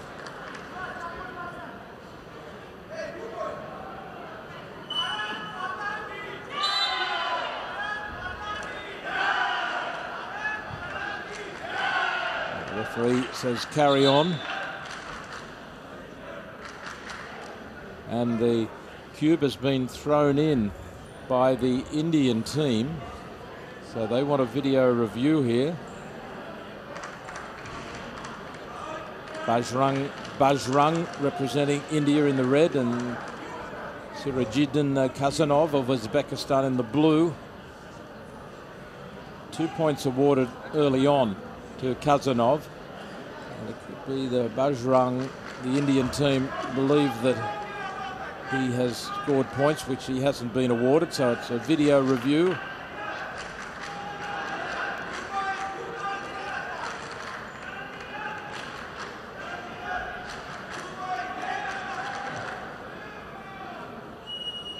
That was the attempted takedown by Kazanov.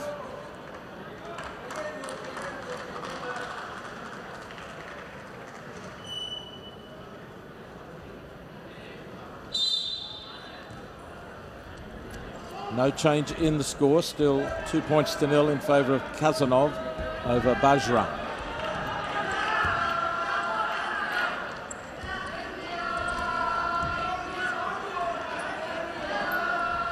The Indian Bajrang in the red, and point awarded, 2 points in fact awarded to Bajrang there.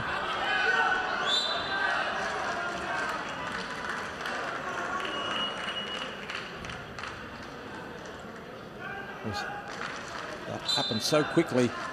Quick attack. We're seeing a number of attacks here from Kazanov trying to get under his opponent and go for a throw. Now Bajrang trying to lock up the feet. Has a position of control from behind and he goes, rolls him over once, brings the feet up, gets the body lock in place. He's going to try and turn him again.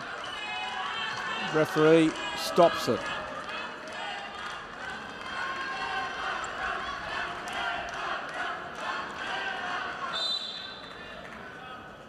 Referee believing that no further attack was possible, but a good comeback from Bajrang, leading 6-3 now. We can look forward to some highlights at the break in 30 seconds of some of the techniques they used.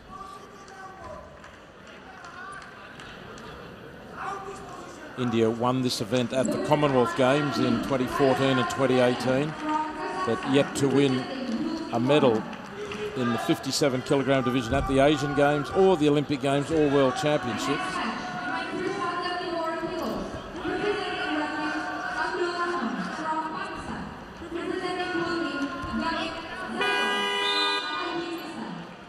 With a lead of 6-3, the man in red, Bajrang from India.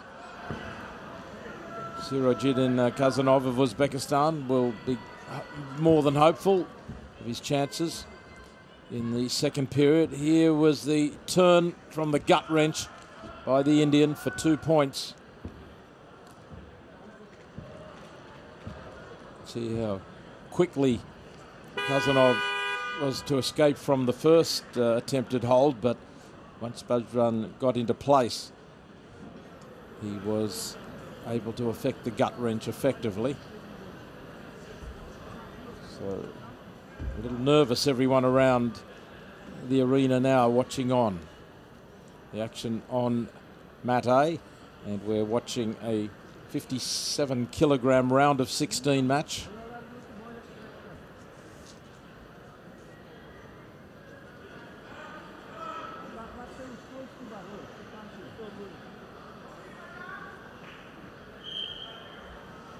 And this should be the last of the round of 16 matches in this weight division, the 65 kilogram weight division.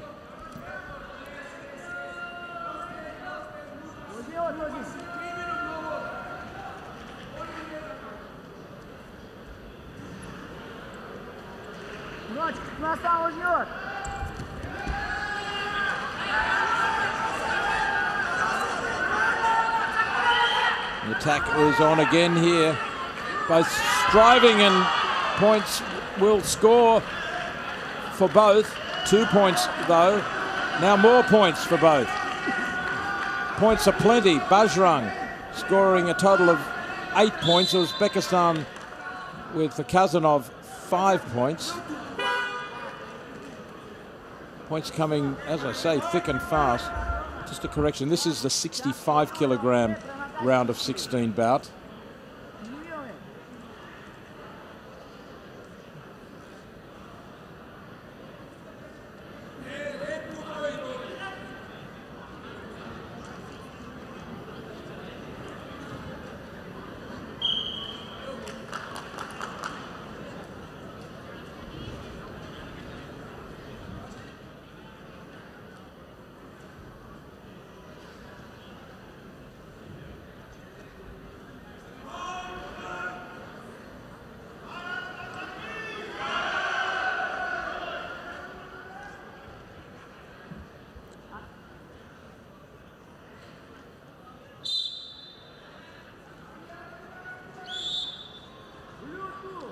Now the blue cube thrown in by Kazanov, covers Kazanov's Uzbekistan team, and they are going to put in a challenge to the decision.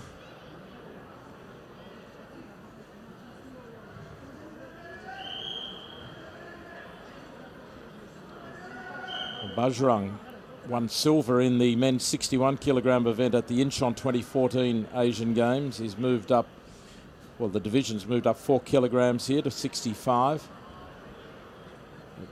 Bajrang won this event at the Asian Championships in 2017 and at the Asian Indoor and Martial Arts Games that year. So his recent achievements speak for themselves.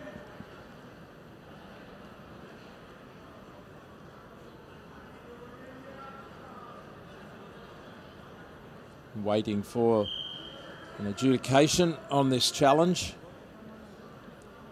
put in by the Uzbekistan team.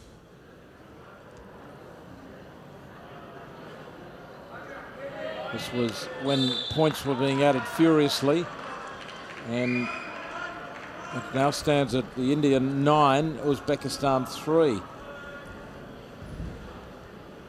So Bajrang still leading by 6 points, and there's 2 minutes remaining.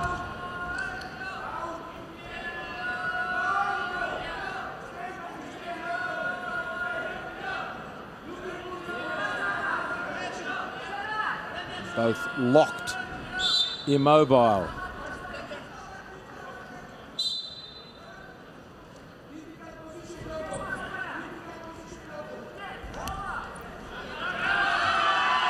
Takedown for 2 more points by the Indian.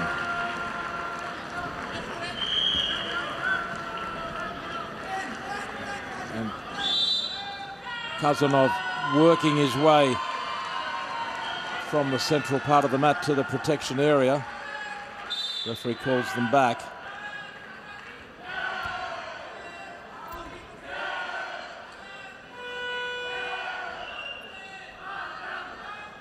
Just over a minute remaining now. Bajrang still in a strong position. Kazanov trying to fight him off.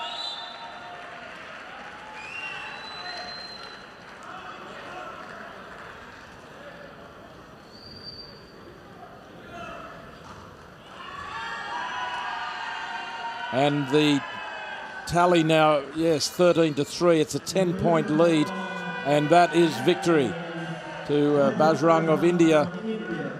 So a strong performance by him against a pretty good opponent. Bajrang of India goes through to the quarterfinals now. Abdul Qasim 5GF from Tajikistan. And representing blue corner, Somsak Jindapan from Thailand. Let's see the work there of Bajrang quickly into position, in a position of control, passing behind, and that win courtesy of a 10-point lead to him.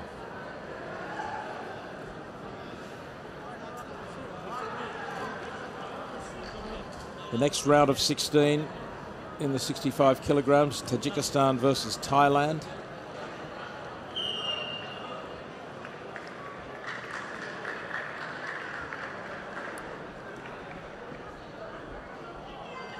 Winner on mat B, Gamit Zalilov from Tajikistan, representing blue team.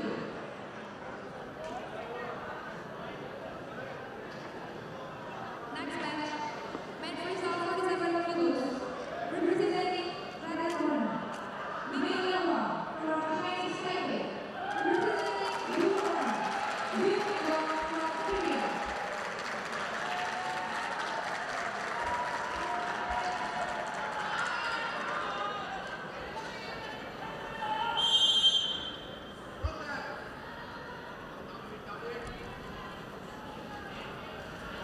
As this round of 16 bout is underway.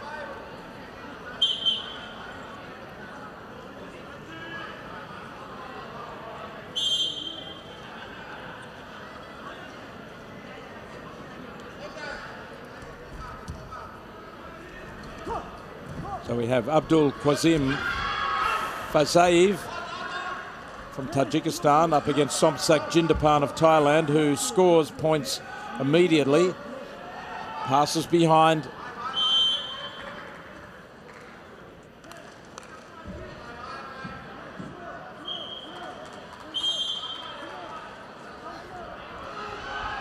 Somsak Jindapan in the blue.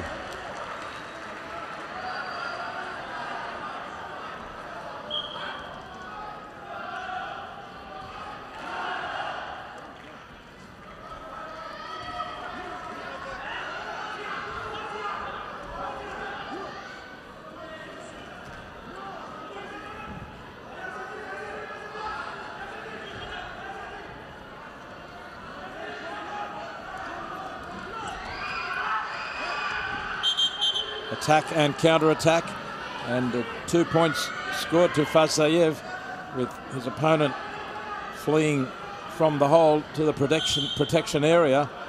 2 points all now. Early attack from Jindapan.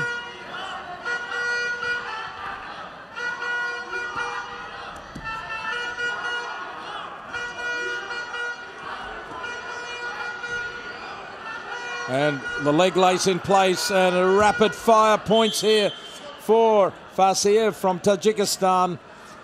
He racks up the points. 2 points every time he was able to turn his opponent over on the shoulders. And a victory in quick time for Fazayev of Tajikistan in the red. Abdul Qasim Fazayev. The next match on mat A is emphatic victory. Representing red corner, And he Saroj Yadav from Nepal. is happy to get back to the dressing room. The leg lace in place, and there was just no stopping the attack from Fazayev. Not using up too much energy, just good technique.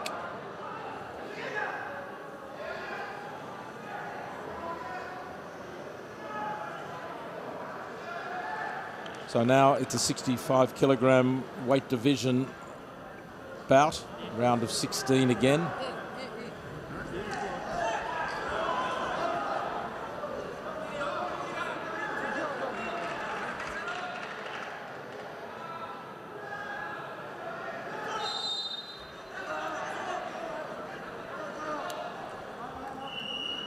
Batmagnai Bachulun of Mongolia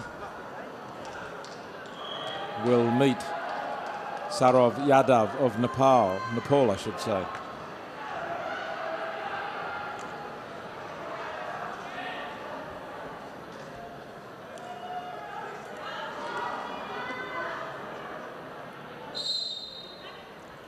And quick fire these bouts. The next one starts.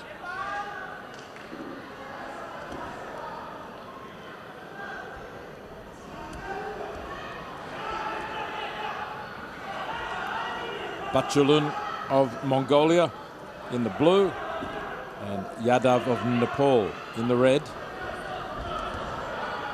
Mongolia very strong in wrestling.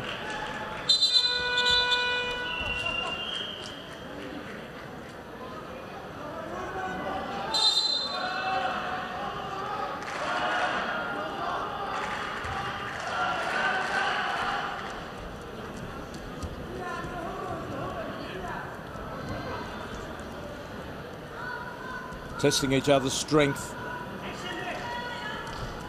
And the attack comes from Bachulun. Bachulun still the aggressor here and scores 2 points as he passes behind, and now the gut-wrenching place. He rolls his opponent once, twice. Back the other way. And has scored all the points he needs. Bachulun too effective in technique and too strong for Yadav. It's all over in a matter of seconds. And well, you can understand why Saroj Yadav looks a little stunned. But Batmagnai Bachulun, very impressive performance by him. Once he got the gut wrench in place, the arms were locked there, even around the arms of Yadav, and he took him over once and took him over twice and got the arms right inside there. So it's Bachulun, the winner. Victory with a 10-metre points advantage. 10-point lead, I should say, advantage.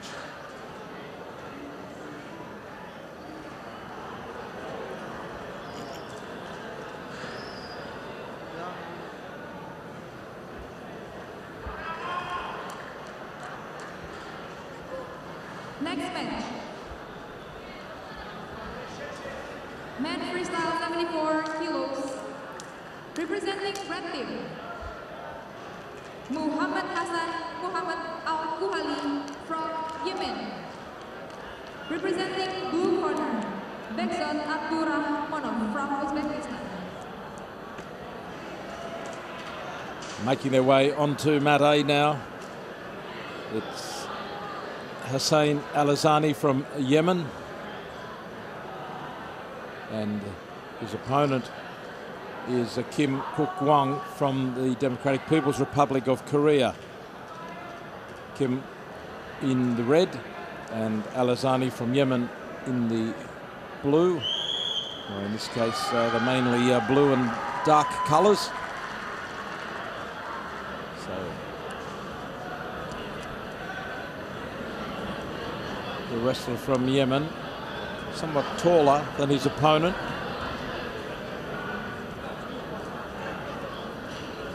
Alizani appears wary though of Kim.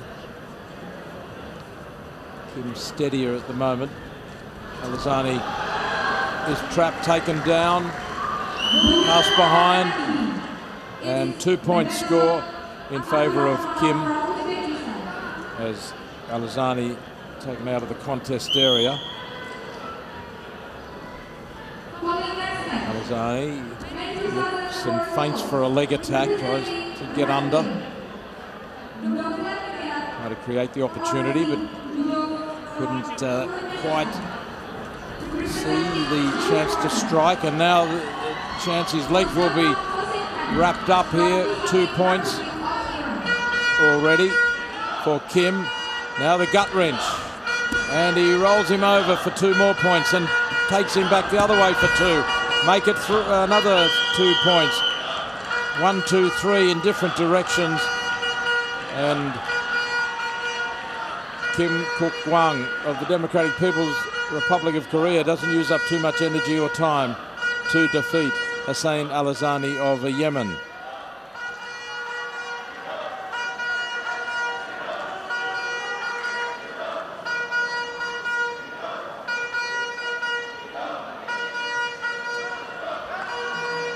That was all over in very quick time.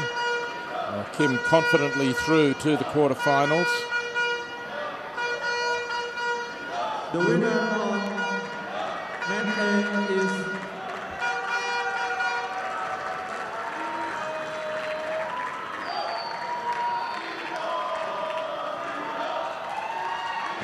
you see the gut wrench in place there, and Al-Azani really being flung backwards and forwards at will. representing blue corner, Batir Borjamon from Turkmenistan.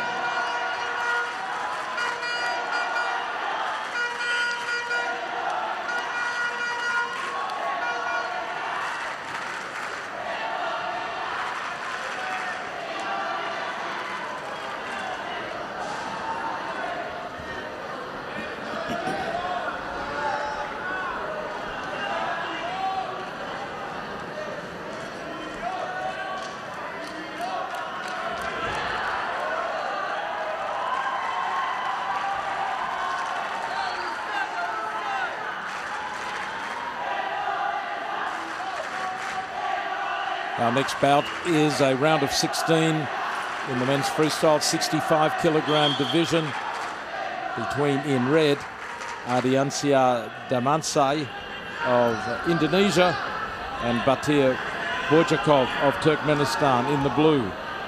So the Indonesian supporters in the crowd here at the Jakarta Convention Centre move to the edge of their seat and start cheering. Damansai in the red against the taller opponent, Borjakov. Damansai dropping to his knee on a couple of occasions.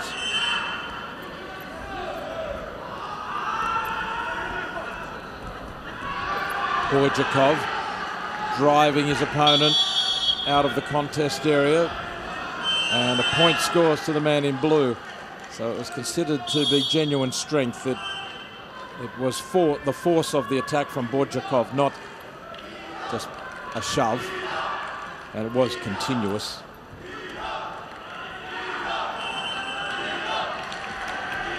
And we may have a continuation of that first effort.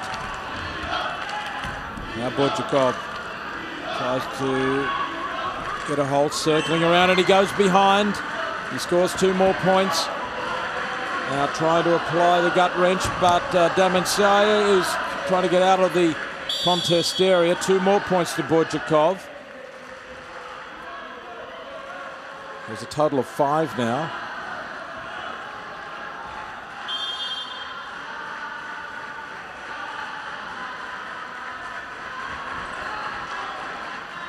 .90 seconds gone, and already the indications are that this is going to be a difficult bout for the Indonesian.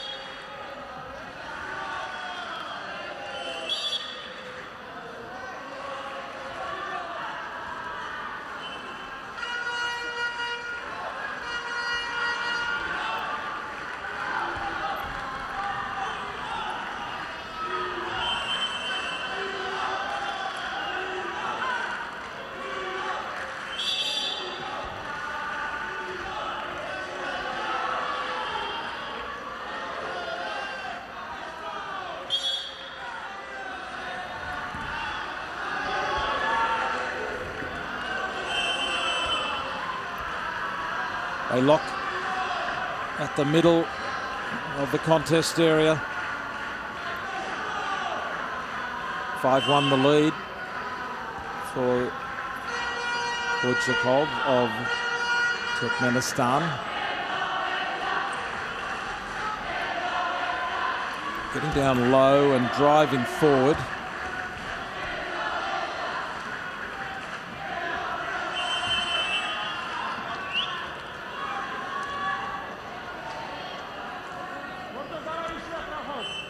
Borjakov finished at the 2014 Asian Games, and he goes behind again here.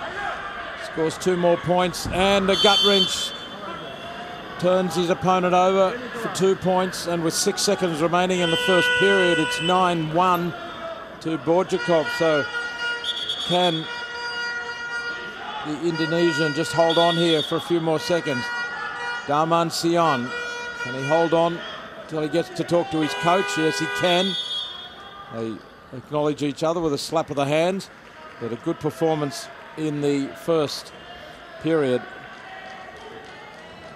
by Borjakov. Yes, he came 12th at the last Asian Games in the 61 kilogram division at the World Championships.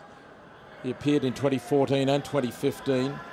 Here he is driving his opponent with a gut wrench, which has to start in the contest area if it's going to score before you go outside into the protection area.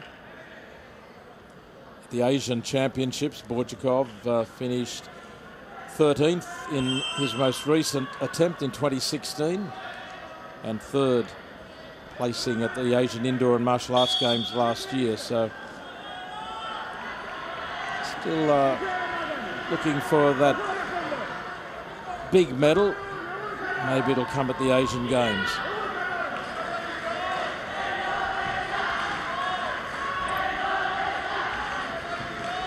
So tough battle here for the Indonesian. Darmansia, he can't afford to give up too many more points.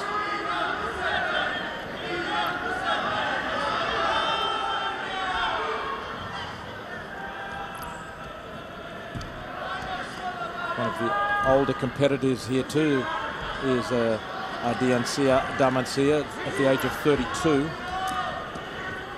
Quick moving, revolving performance here from Borjakov. He scores an extra 2 points, and that's all he needed. He's got the victory.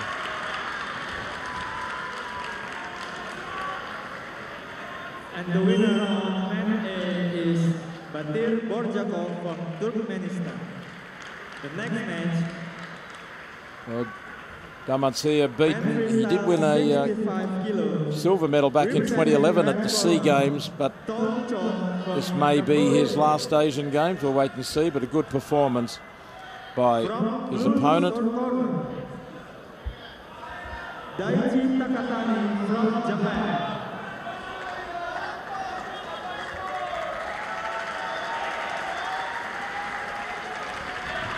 So with a lead of 10 points, it is Batir Borjakov of Turkmenistan who goes through to the quarterfinals now in the 65 kilogram division.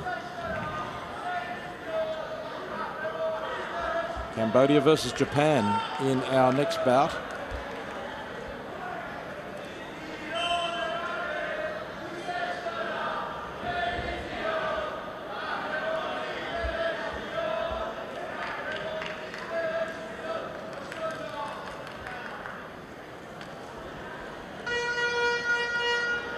Daichi Takatani from Japan in the blue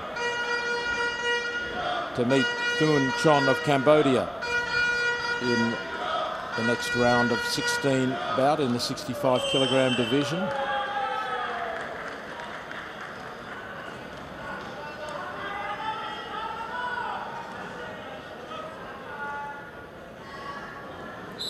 The referee from Tajikistan gets us underway. 2 3-minute periods.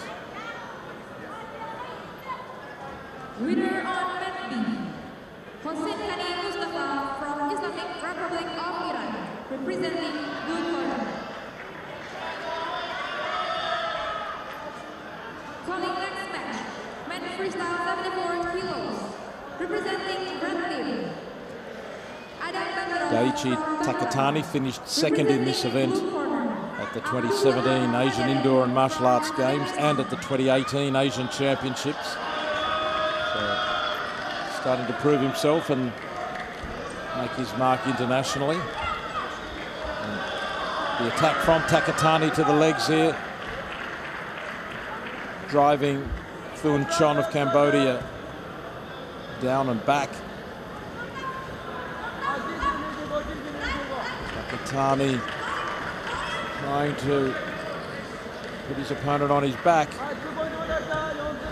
Battle of strength here. Takatani in the blue, Chon from Cambodia in the red, fighting hard not to give up his position.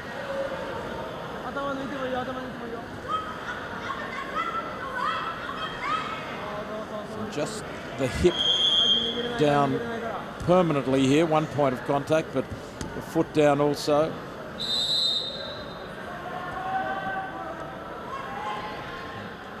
The Cambodian coach on the edge of her seat, but Takatani scoring a total of 4 points. Chon dives for a foot. Danger is once you dive forward like that, if you don't get the foot and get control of the foot, you're suddenly exposed. And here he is on his back. 2 more points score for Takatani from Japan. Going for the fall now, trying to drive the shoulders down. But has that half Nelson position, drives him over, trying to get total control. Chon moves quickly from one shoulder to the other. 6 points have scored. And they'll come back to the centre. And the fall has been called. And Daiichi Takatani. Tremendous resistance there from Thun Chon of Cambodia, trying to keep Takatani at bay, but he couldn't do it in the end. A strong win for Daiichi Takatani. Look at the final manoeuvre. He spent a lot of time trying to get the shoulders pinned. They have to be pinned to the point that they'll indent on the mat and be held in that position at least for a pause. And Takatani gets the decision. And representing from blue corner, Sayat Okasov from Kazakhstan.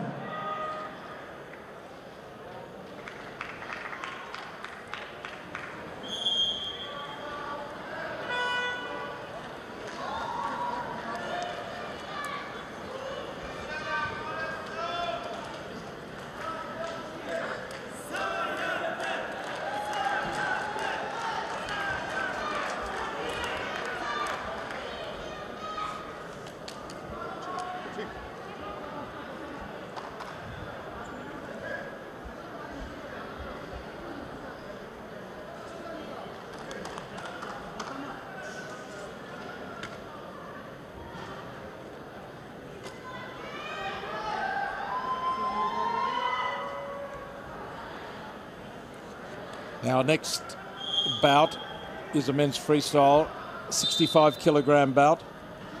Korea versus Kazakhstan. Two men we've already seen in action. This is a round of 16 bout between Lee Sung-chul from the Republic of Korea in the red and Sayatbek Okazov of Kazakhstan in the blue.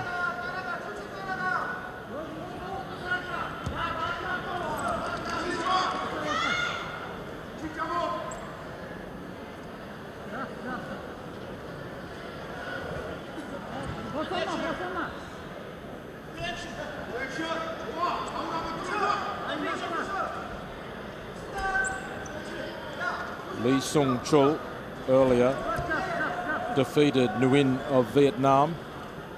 Okazov of Kazakhstan defeated Joda of Palestine. They wrestled in the first qualification round and now meeting each other in the round of 16.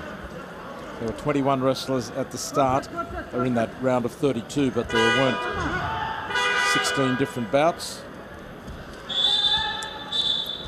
However, these two did have to go through a first qualification round before meeting now in the round of 16.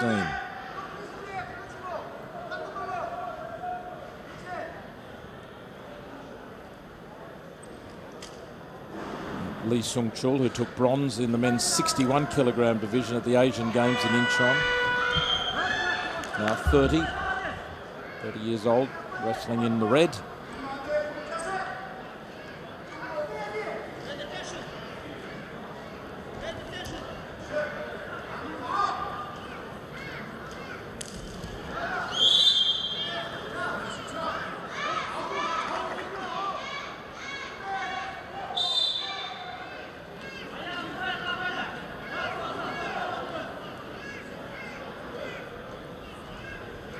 Kozov in the blue, 27 years old now.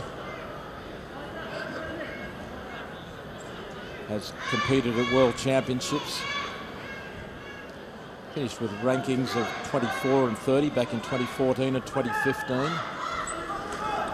So just to have been to international competition of that level stands him in good stead.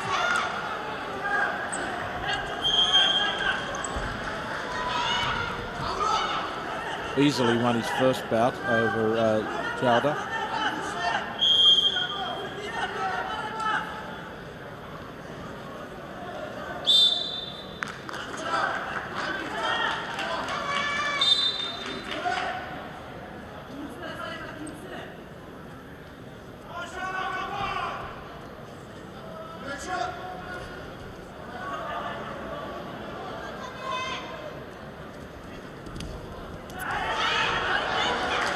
And an attack now from Okozov. And with the gut wrench in place, he scores 2 more points, has 3 in total, and he ends the first round in the dominant position. So goes confidently to the break.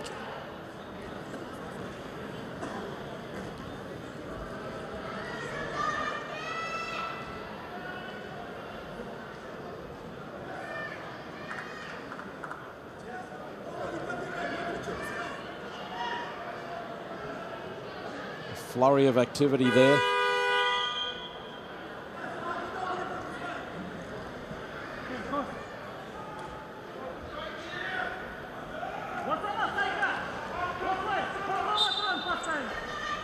So a lead for the man in blue, Sayatbek Okozov of Kazakhstan.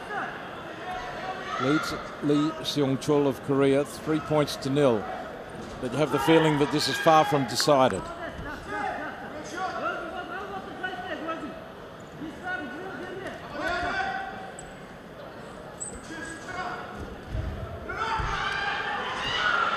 Okozov comes out the winner and scores another point here. That skirmish where both momentarily had opportunities.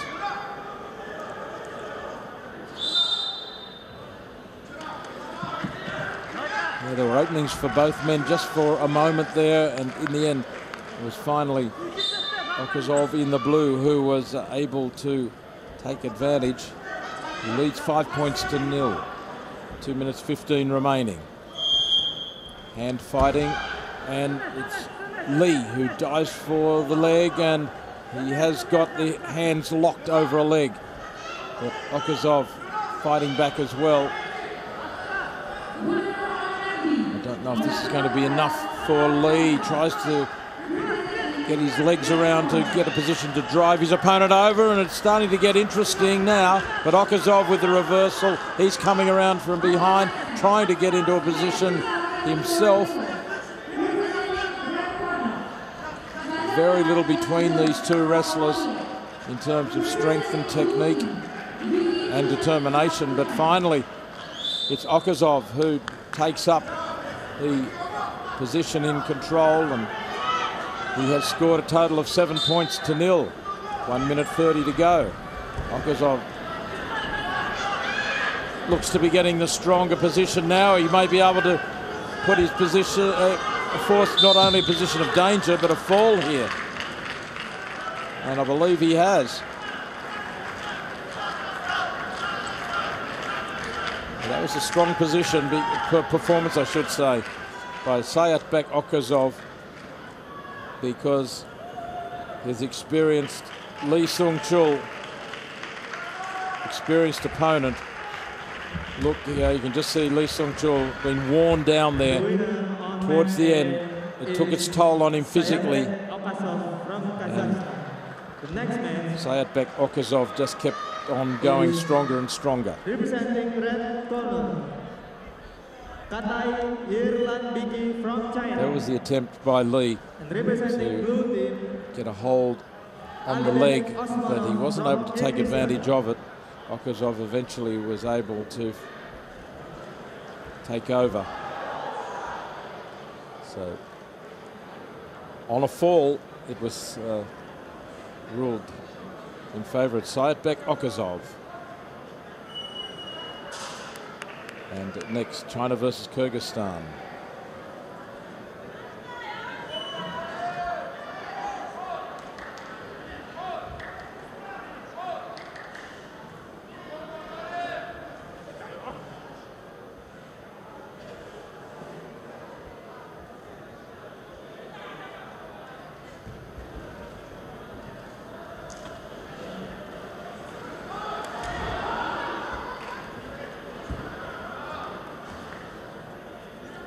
So from China in the red, Katai Yirlan, and from Kyrgyzstan in the blue, Alibek Osmanov. This is a round of 16 men's freestyle bout in the 65 kilogram division. Both of these wrestlers coming through from the round of 32. And an early score here for Osmanov of Kyrgyzstan in the blue, scoring 2 points.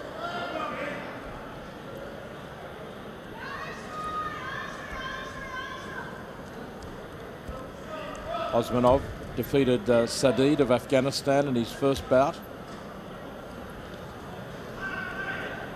Yirlan defeated Nasiria Frakali of Iran in his first bout. And look at the strength of Yirlan of China, very strong opponent here.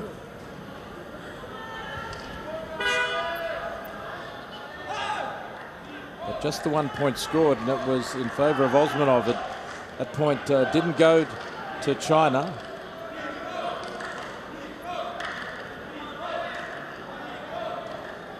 Let's have another look and see whether he was pushed out or did he flee the contest area, or was it a throw?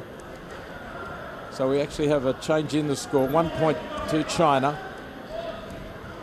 but the earlier 2 points to Kyrgyzstan. So Yirlan was judged to have got the better of that last action where they left the contest area.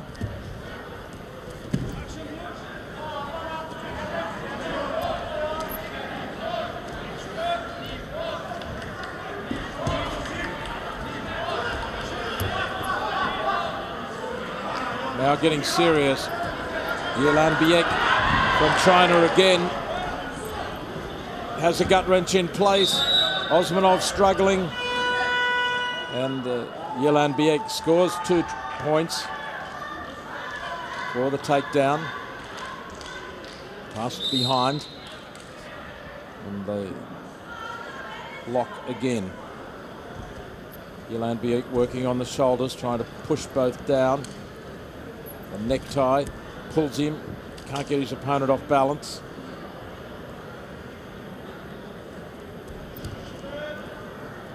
Osmanov in the blue and momentarily off balance, put himself in jeopardy.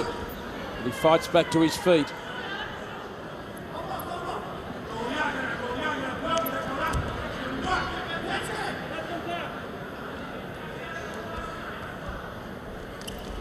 And Yirlan with a takedown. Scores again. 2 more points. Yirlan with the driving takedown.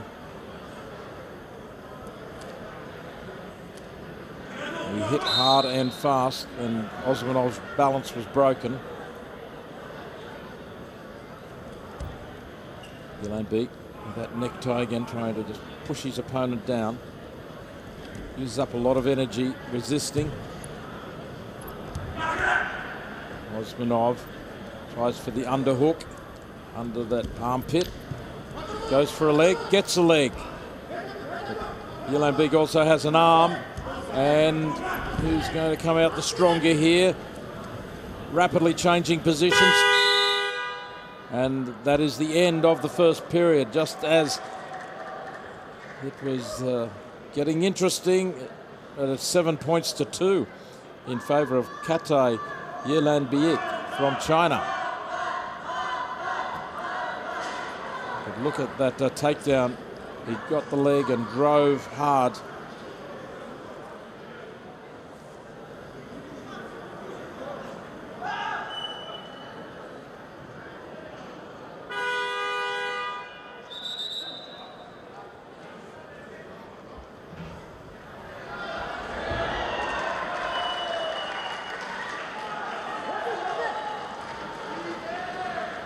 Yelan Beek is ordered back to his corner to get some more sweat wiped off. He finished with a bronze medal at the Asian Games in 2014.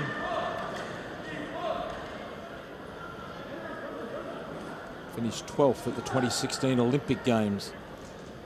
The Chinese wrestler, Yelan Beek.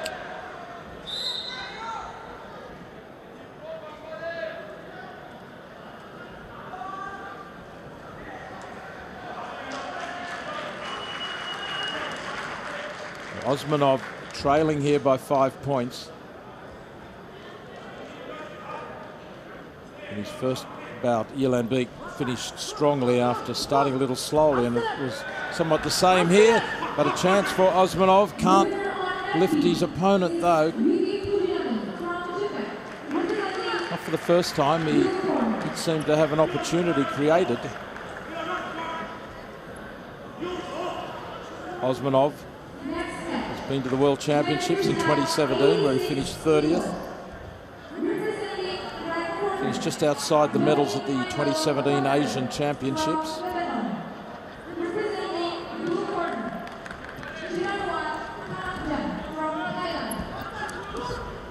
And Yelan Beek taking advantage on the counter-attack. You can see the frustration. Osmanov actually punched the mat there. Realised that he'd let the opportunity now. Battle of wills and strength. Yelan Beek takes over. He leads 11-2, scoring freely. Osmanov frustrated with himself, actually. You wouldn't think he'd have time to punch the mat in disappointment that he'd tried to create the opportunity, but then wasn't able to take advantage of it. And we've got an injury here.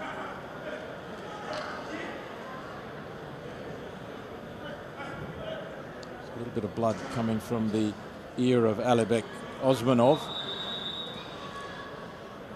Katay Yelan Beek taking advantage of the break to get some oxygen into his lungs and his muscles. These 2 3-minute rounds take their toll when they're battling here for a hand grip, or particularly a grip on the body. It's very energy consuming. Yelan Beek only 2 points away from victory here.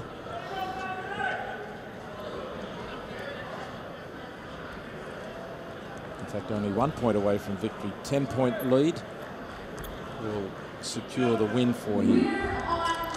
Just over a minute to go, and Osmanov attacks. Can he get behind? No. Both with the arm lock, both come over. Osmanov now passes behind, but 2 more points scored to Yelan Beek. 13-4. Still doesn't have the 10-point advantage. They both scored.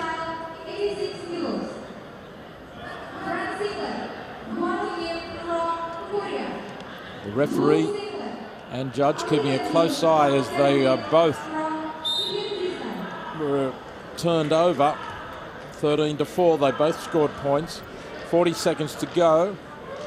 Yelan Beek in the red be happy to protect his lead here.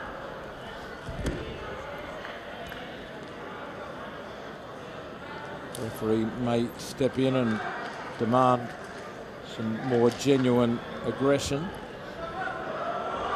Don't know how much energy Osmanov has left. Tries to go for the legs going low. Time is against him now.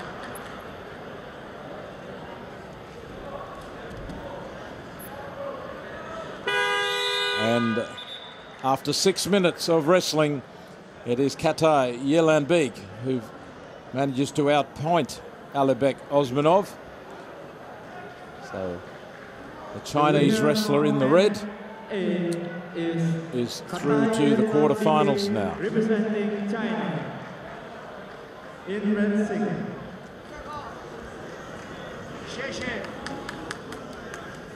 In the next match, man freestyle, 57 See the work here of Yelanbek turning his opponent over. Quarterfinals round. Tried to pin the shoulders, but there was resistance from Osmanov. In red singlet, Moving on now to the next round, and it is the quarterfinals of the 57-kilogram division. In blue singlet, Back to the pocket dynamos of wrestling. But Fernando looks like he will have a walkover here.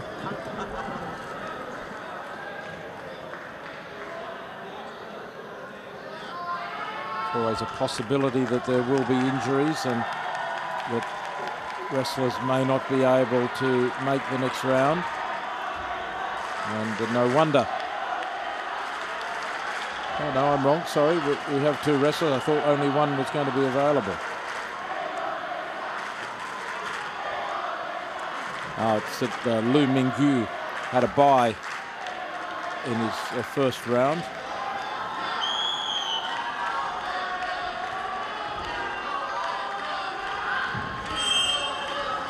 So here we go, and it's Eko Roni Saputra from Indonesia in the red, and Li Mingyu from China in the blue.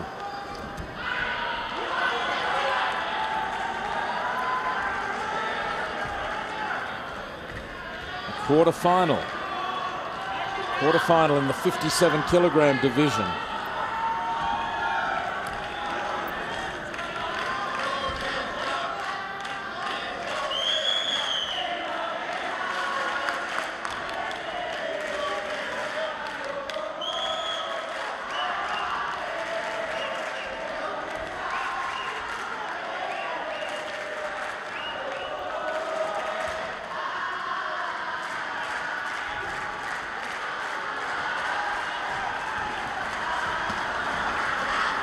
The upper hand gained here by Liu.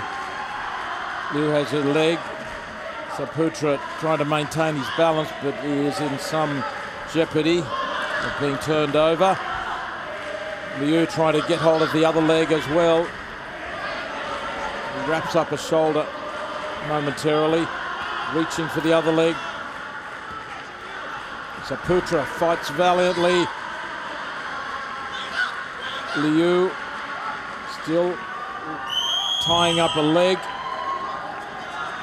and Eko Saputra makes his way towards the protection area, and the referee decides that there's no further action going to be successful for Liu. So with 2 points, takes an early lead.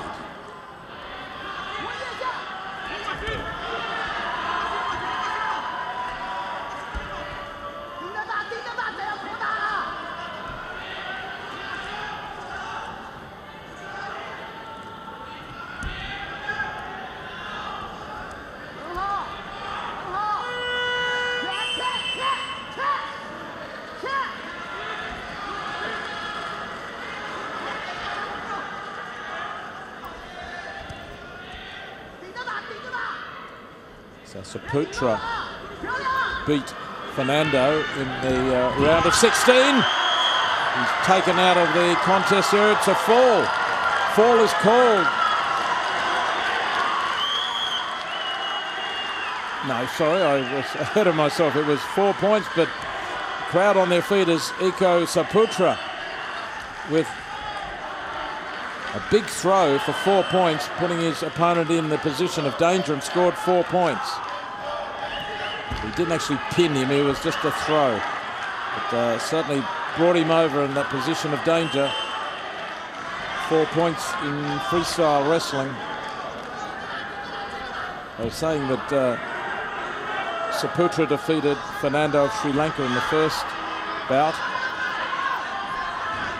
And now meeting Liu Minggu of China, who defeated El Magir of Yemen in quick time in their first bout back in the round of 16. So this quarterfinal began confidently enough for Liu, but Saputra, Iko Saputra, fighting back. And I'm sure we will see that maneuver in a moment. Let's watch. The man in red comes back and turns his opponent over to bring him down in a position of danger, those shoulders facing towards the mat. The action was initiated in the contest area, so good technique from Saputra. He leads 4 points to 2.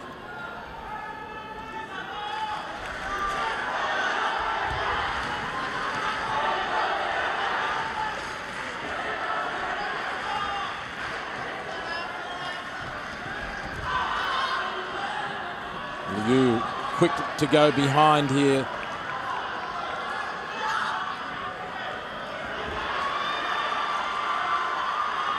And turns his opponent over with the leg lace. Takes him over once and now picks up a total of 4 points. So the initial takedown and pass behind, then the leg lace for a further 2. And Liu takes over the lead, 6 points to 4 in this quarterfinal.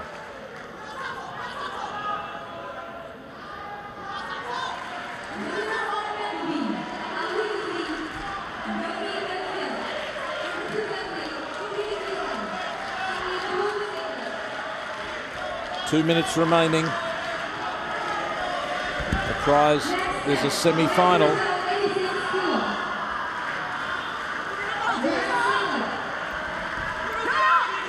And Liu almost in a position to lift his opponent. But he does pass behind, takes another 2 points.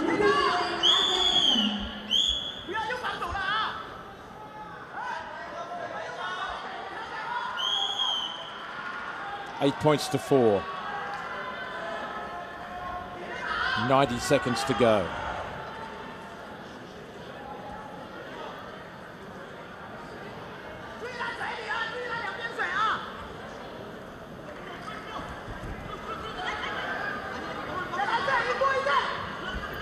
Inspired by the Indonesian crowd, Saputra in the red has still got time to win this. But Liu fighting to go behind and turns his opponent over. Has him under control. Saputra comes back though, passes behind. Who gets a point for that? A counter-attack from being a defending position to an attacking position takes him to 5 points, but Liu scoring regularly. 47 seconds left. What strength has Saputra left? The man in red trailing here, 10-5.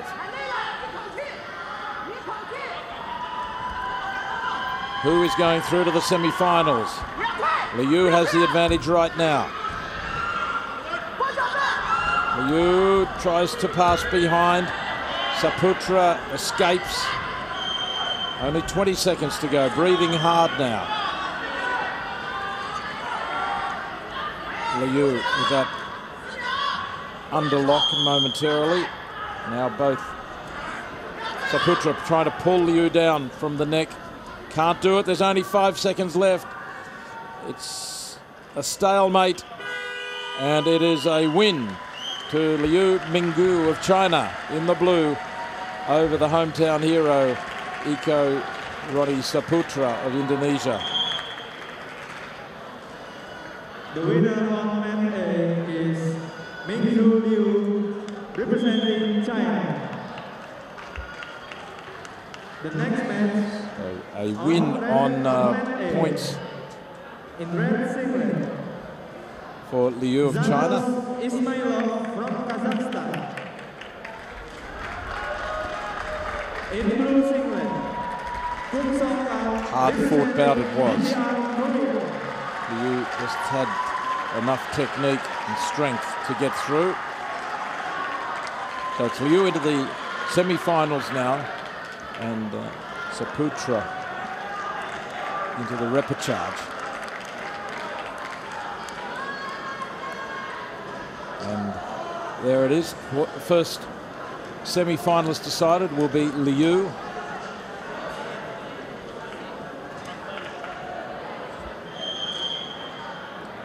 Kazakhstan versus Democratic People's Republic of Korea next in the quarterfinals.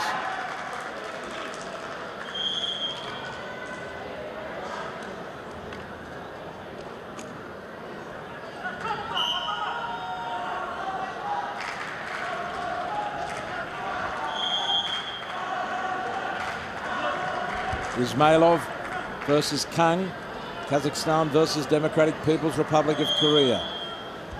57 kilogram quarterfinal.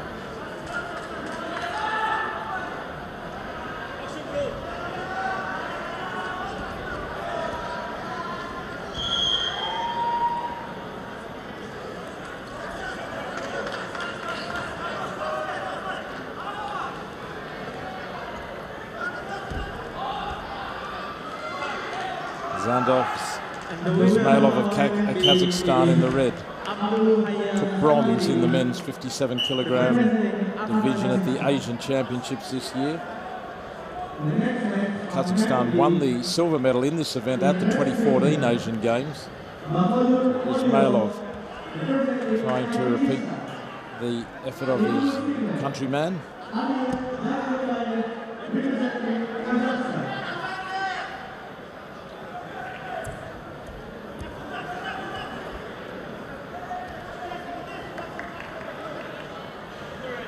And Kang from DPRK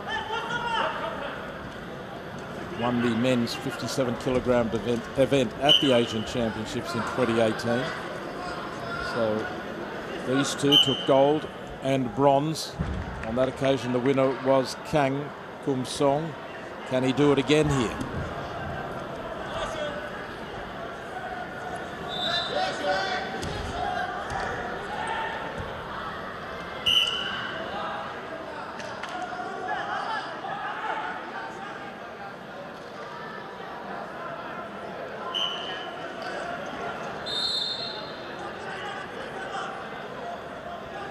So a call of passivity here, and now the wrestler from Kazakhstan will have to score a point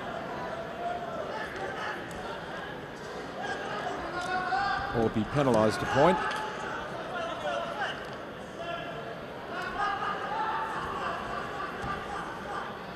And there it is, 1 point to the blue wrestler from the Democratic People's Republic of Korea. Scores 1 point because his opponent Ismailov was not able to score. Hasn't yet appeared on our television monitor, but it is on the scoreboard beside the mat, and there it is now.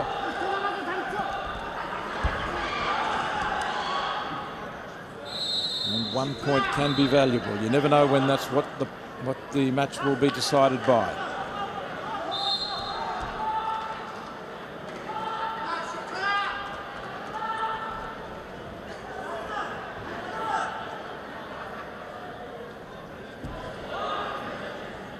Only 2 seconds remaining, so a fairly uneventful first round between these two. Neither able to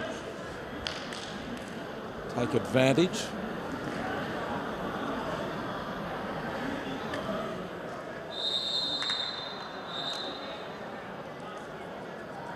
That was as close as it got to one or the other being on top.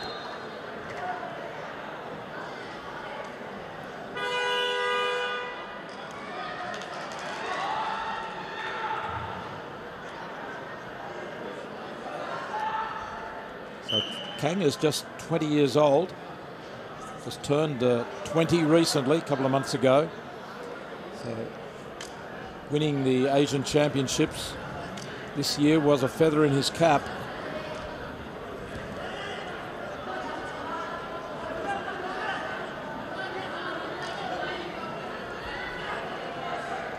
And now they again stand off and almost reacting just to the movement of each other. First one and then the other down on all fours, jumping back up again. Kang leading on that 1 point after Ismailov wasn't sufficiently attacking for 30 seconds.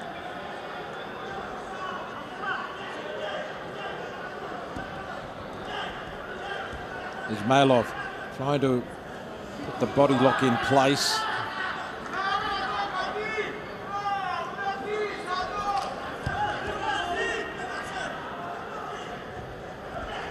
Test of strength at the present time between these two.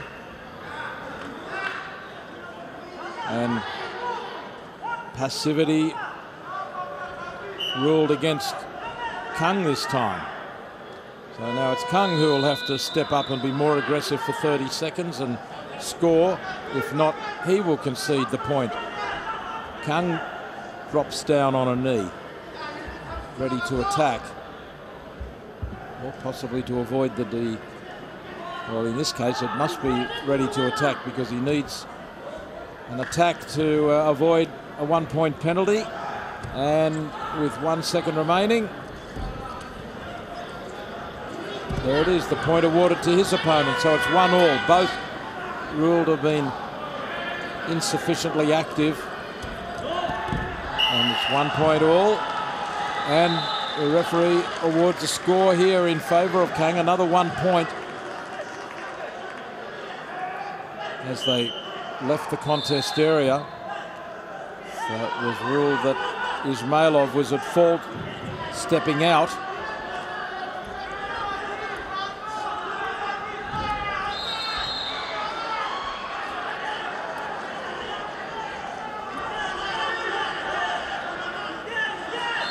Ismailov with a bronze medal at this year's Asian Championships.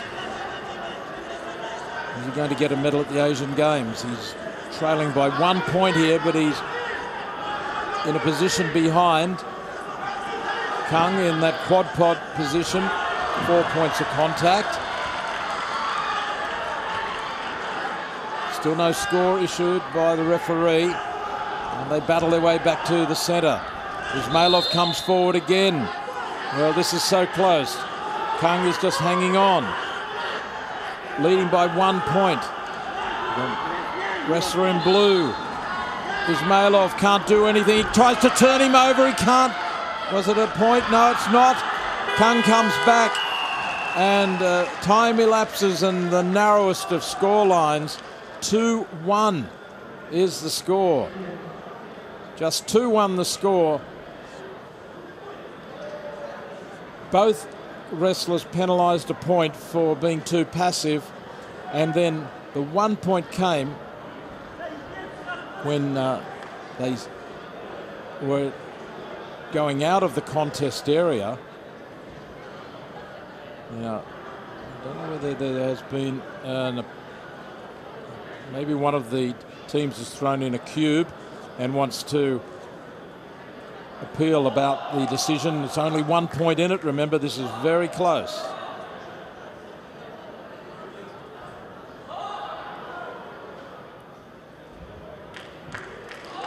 The jury of appeal has made its decision. It appears there won't be any change.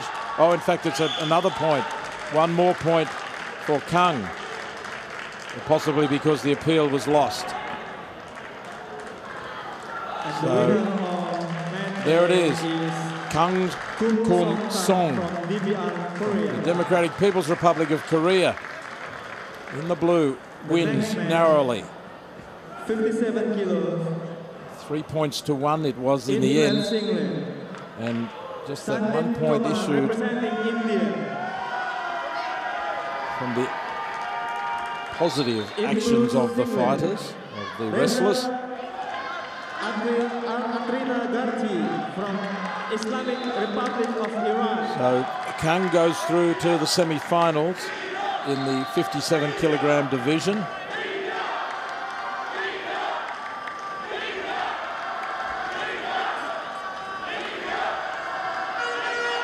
And our next bout is India versus Iran in the 57 kilogram division. Feel the tension starting to build here as when you get this close to being in a semi-final and this close to contending for a medal. It starts to ride on a razor's edge.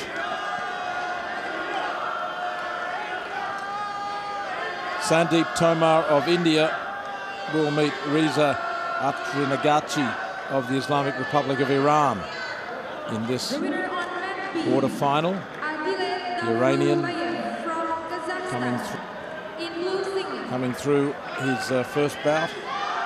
Calling next match. Match result 86 kilos. Red singlet. Fahriansyah, representing Indonesia. So the Iranian Atrinagachi defeated Sartelli of Nepal in his first bout. Sandeep Tomar defeated Rustam Nazarov of Turkmenistan in his first bout in the round of 32.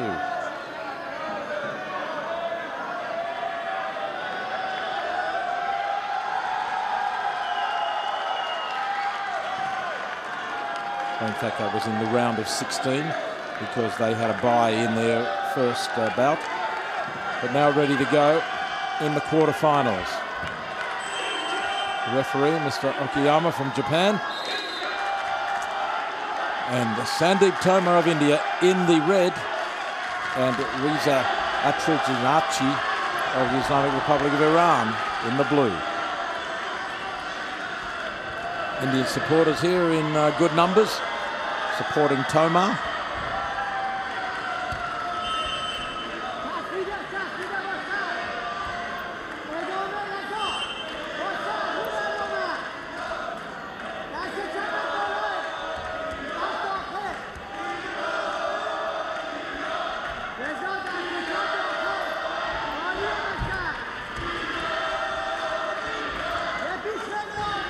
Atrinagachi stepped down momentarily but back up, but now here are points scored by the Iranian.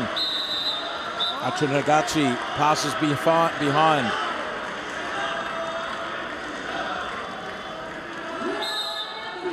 An early good start for him in the first minute to score 4 points.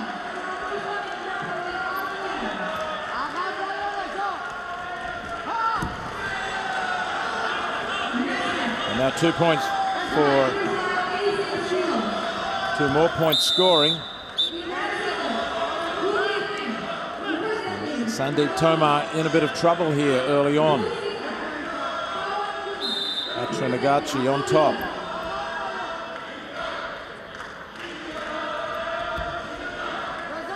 And Sandeep Tomar won the men's 57 kilogram division at the Asian Championships 2 years ago.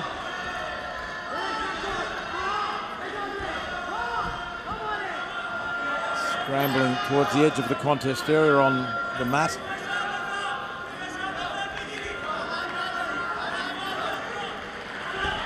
And the throw and the takedown is good from Tomar. Scores 4 points. He's got a leg locked up here. So it's a good comeback from Sandeep Tomar.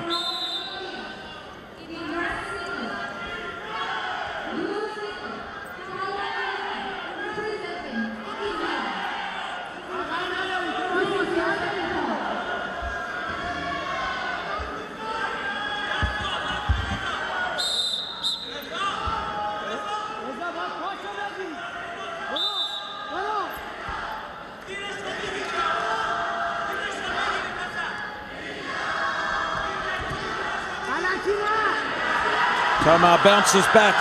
He was down on one knee but bounced back.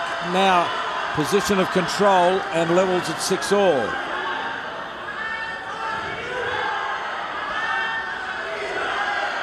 Fighting to take advantage of this position, but the whistle's gone. With 50 seconds remaining in the first round. Sandeep Tomar fighting back for India, much to the pleasure of the crowd. Reza Atrinachi, who started well here, now caught and momentarily surpassed by the Indian. 6-all.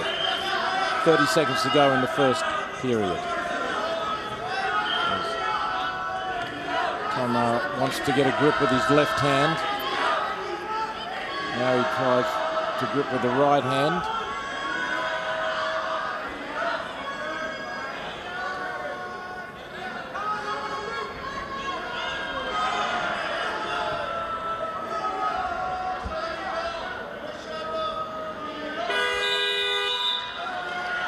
The end of the first period, and it's locked at 6-all. Two strong techniques, one each from the wrestlers, scoring good points in the first period. And that was the work there, the throw from Trinagachi. And Sandeep Tomar comes back and takes his opponent down, then is in a position of control from behind.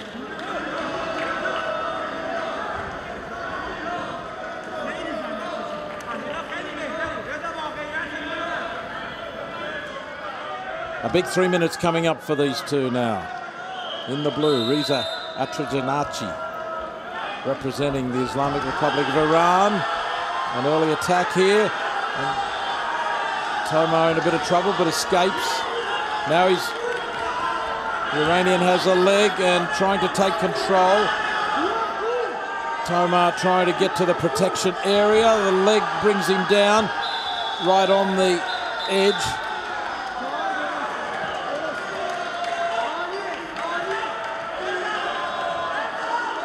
It's more to the liking of the Iranian supporters. And they've scored 4 points here through Atrinachi. The cube is thrown in by the red team, the Indian camp. Want a review of this. So 4 points scored by Atrinachi.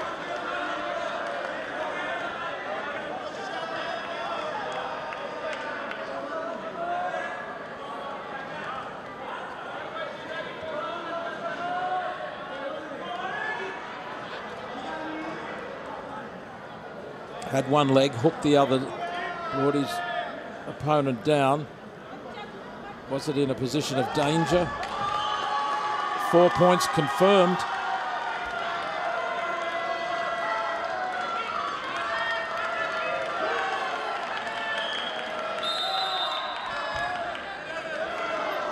In fact, so the Indian team have also lost a point because they lost the appeal. So they now trailed 6 points to 11. You can appeal once in the round, but if you do and lose, you lose a point. If you win, there's 2 more points for the Iranian. If you win the appeal, you will retain your right to an appeal. 13 points to 6 now to Trinagachi.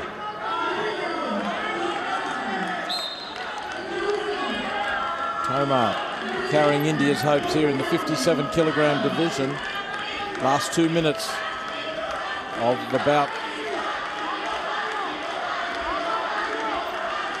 Tomar driving forward, looking strong enough.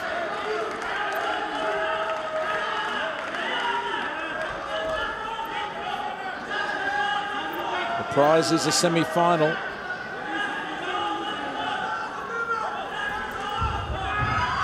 Tomar strong, and will this be a point? It is a point to Tomar. Strong and continuing his attack, but 1 point's not going to win it for him. Gets him within 6 points, 1:24 to go. Trinagachi doesn't want to take any chances here. 6-point lead. Tomar forces him out again. That should be another point. It is.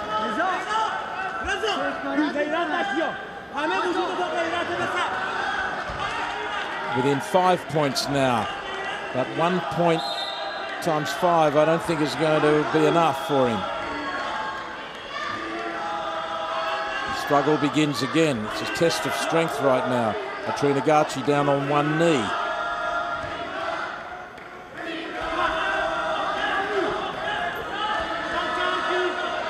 Tomar driving forward one more time. As the upper body lock in place, another point. It is another point. Accumulating points one by one. Sandeep Tomar now 4 points behind, but there's only 48 seconds to go. It needs more than this. He needs a takedown. Atrinagachi comes back, and he is the one who takes his opponent down. Scores 2 points. That could be the winning maneuver from Reza Atrinagachi of Iran. 30 seconds remaining. Even less as the clock continues to tick. 15-9 in favour of the Iranian in the blue now. It's all or nothing now for Tomar.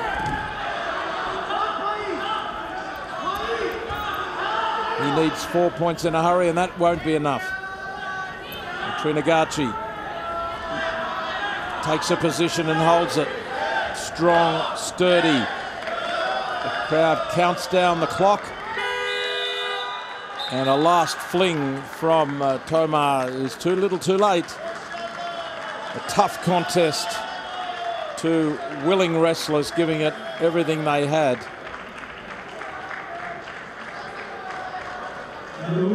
Tomar will think probably could have done a little better in the end when he looks back over it, but Reza Atrinagachi was a strong opponent, not one to be easily broken. And it is Reza Atrinagachi who goes through to the semi-finals. That was the score of 4 points that in the end was costly for Tomar, and a winner for Atrinagachi of Iran through to the semi-finals.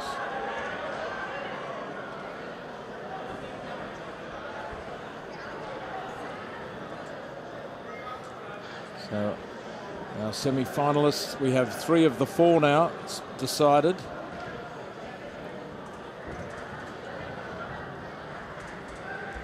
Uzbekistan versus Mongolia in the 4th quarter-final.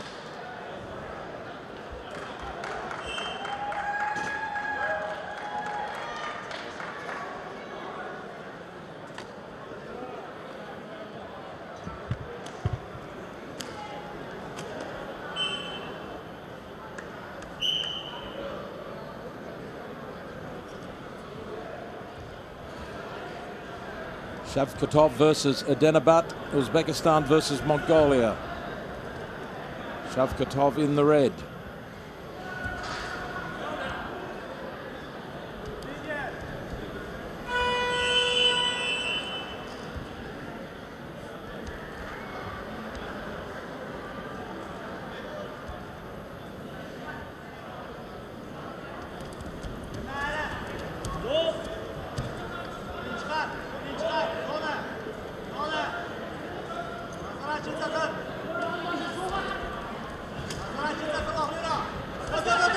Leg attack from Adenabat going low. Test of strength early on, both wearing each other down. Makhmudjon Shavkatov of Uzbekistan in the red, and it's Bekbaya Adenabat of Mongolia in the blue. A 6-minute bout over 2 periods, 3 plus 3. Points accumulate.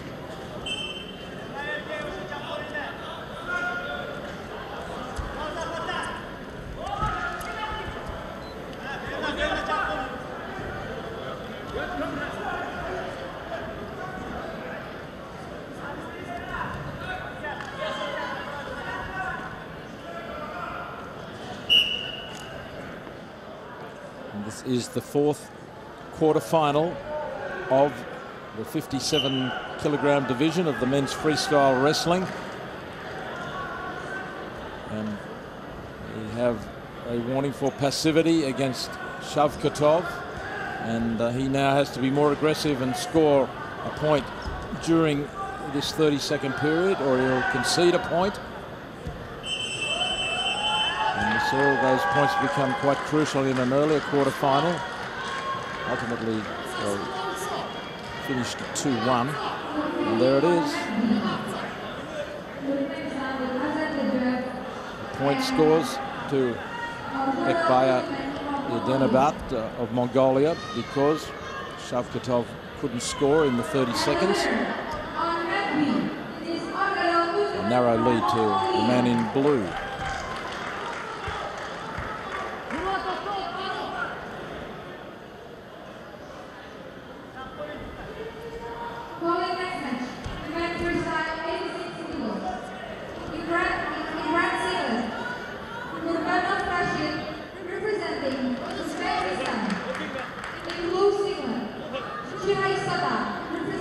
Shavkatov in the red, representing Uzbekistan, having to move quickly to defend his position here.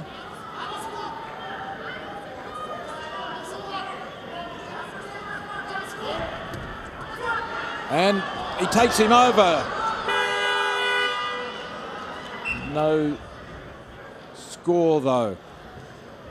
It looked spectacular, but couldn't put him in a position of control or danger. Nevertheless, it was a moment that will give Shavkatov some hope. Here it was, taking his opponent over, but couldn't control him.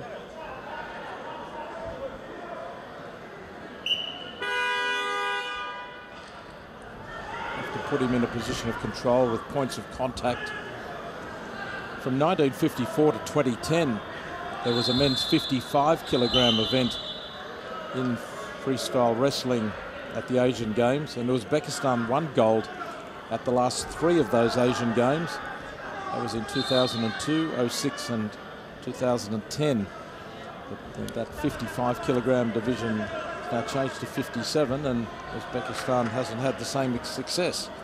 Maybe this time though, for Shavkatov.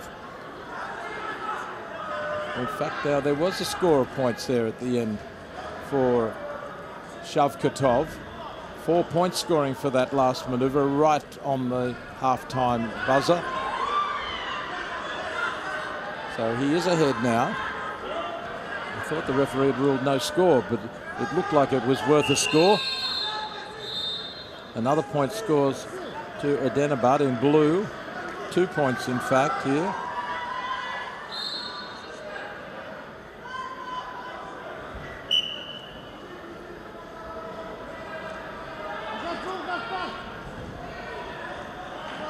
So Edenabat back within a point.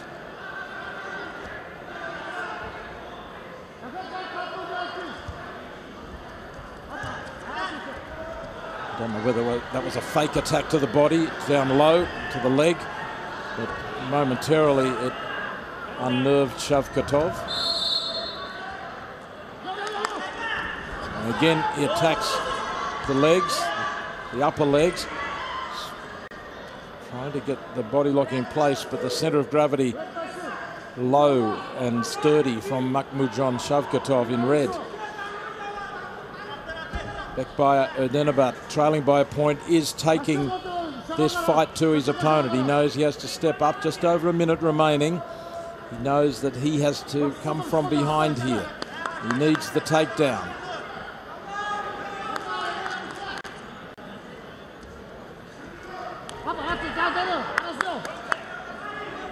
It looked like a quick appeal. Here's a chance. Here's a chance. Edenabat tries to push over his opponent. Shavkatov taking the body lock on instead. No point signaled for the first maneuver.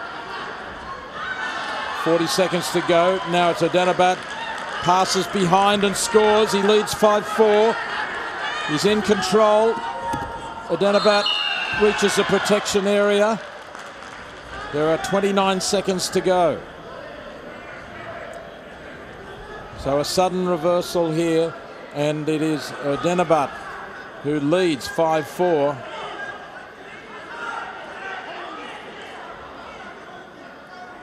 And the wrestlers will continue. The referee just checking with the judge. 28 seconds to go. So now it's Shavkatov in the red who has to be the aggressor. Otherwise, time will beat him. Who's going through to the semi-final? Only 1 point in it.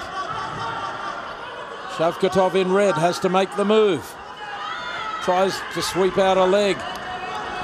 Being pushed away by Erdenabat. Erdenabat defending his lead.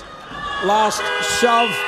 And the man in blue, Bekbay Erdenabat for Mongolia, helps his opponent up. But it will be the man in blue whose hand is raised in victory. There it is.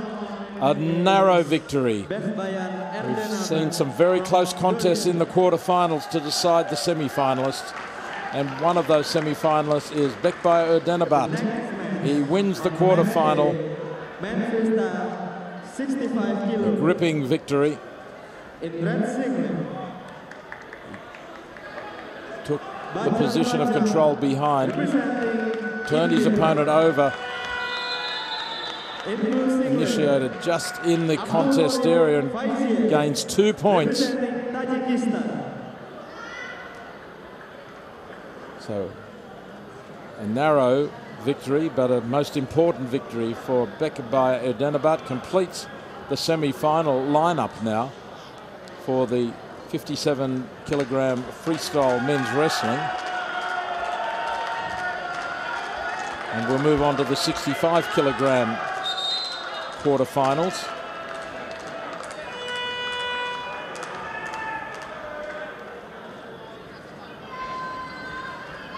Bajrang from India is ready to go.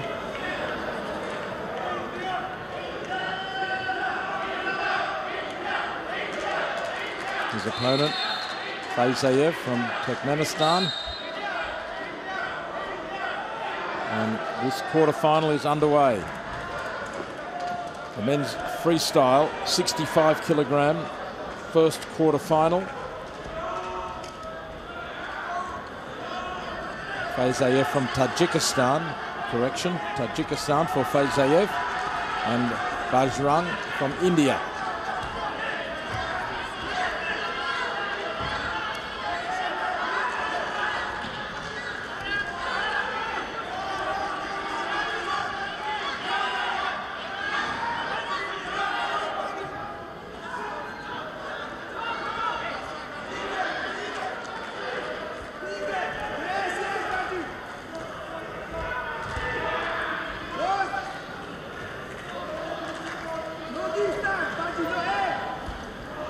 Two very fit athletes meet in the center of the mat.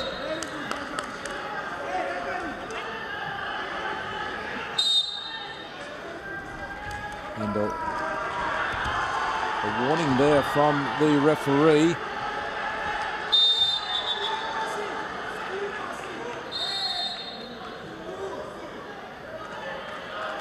And 2 points have scored to the Indian now.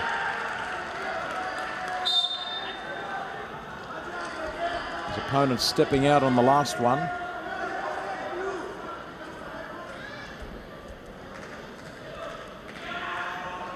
So Bajrang of India versus Abdul Qasim Faizayev of Tajikistan. Faizayev in the, he's wearing the green uniform, but he is in the blue corner. Bajrang in the red.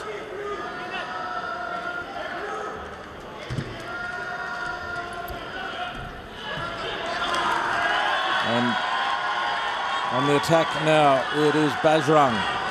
He scores 2 points.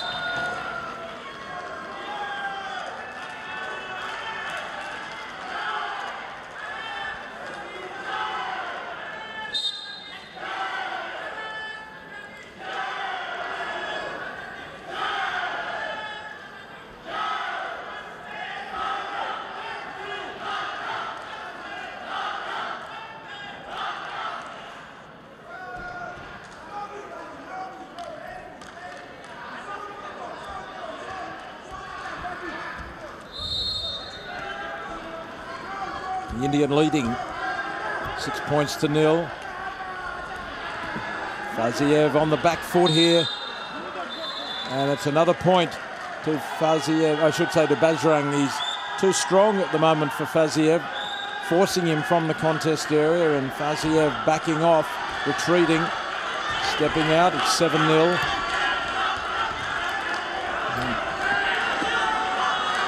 Faziev on the counter-attack, but the point scores to Bajrang, who was the initiator of the strong attack there, and he's leading by 9 points to nil. So with 17 seconds remaining in the first round, Faziev has to be careful here or he'll be trailing by 10 points, and he counter-attacks here and does score 2 points.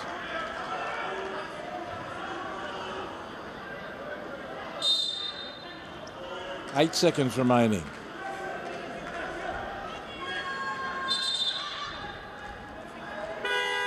Faziev will be happy just to get to the break, I would think. For the majority of that first round, it was an all-out assault from Bajrang, much the aggressor. Bajrang won the Commonwealth Games this year in the 65 kilogram division wrestling.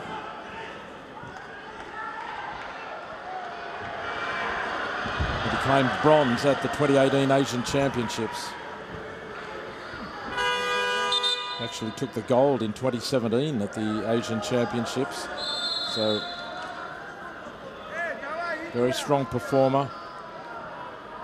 And the silver medal in the 2014 Asian Games in the 61 kilogram division. So he's up 4 kilograms today in the 65 kilogram division. But looking every bit a medalist at the moment. Can Faziev of Tajikistan fight back?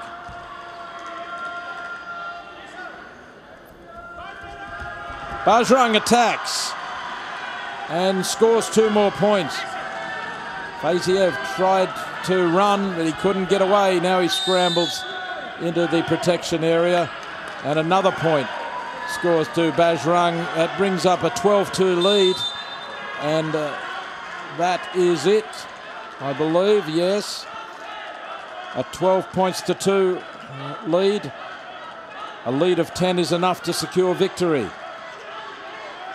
And Bajrang of India wins the quarterfinal emphatically. He was so energetic and so strong, and looks full of energy to go on to the semi-finals. Takes the leg and drives on the takedown. Faziev is always in trouble. Bajrang the winner, and through to the semi-final, the first of the semi-finals in the 65 kilogram division decided.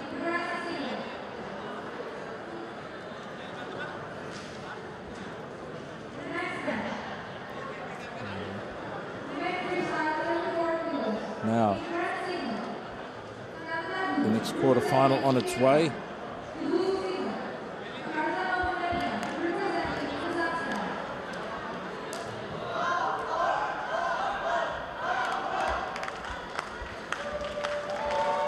Bachulun defeated Yadav of Nepal in his previous round match. And Kim defeated Hussein Alizani in his first match of this competition. So 6 minutes of action in the quarterfinal underway. Mongolia versus the Democratic People's Republic of Korea, and the initial attack being made by Kim.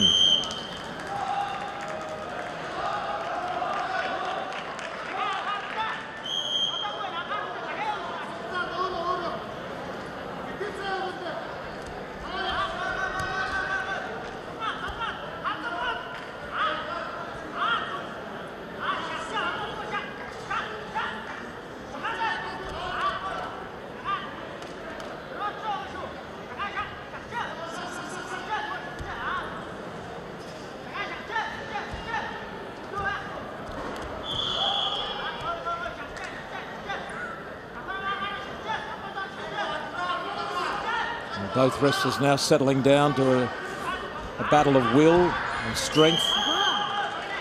Kim scoring that early point.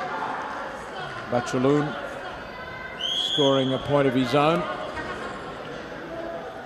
Batmagnai Bachaloon of Mongolia versus Kim Kuk-wang of the Democratic People's Republic of Korea. A Korean in the blue colours and the Mongolian wrestler in the red.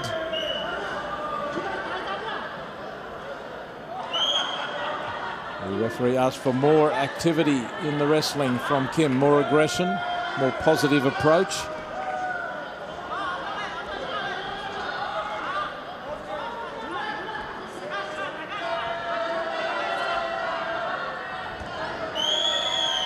And the whistle has gone, and what action will be taken?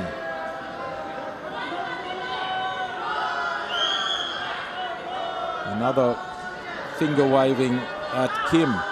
So he knows he needs to step it up, but it's easier said than done. They both go for the necktie here, or in particular, Bachaloon does. Two arms wrapped around the neck, trying to pull his opponent down.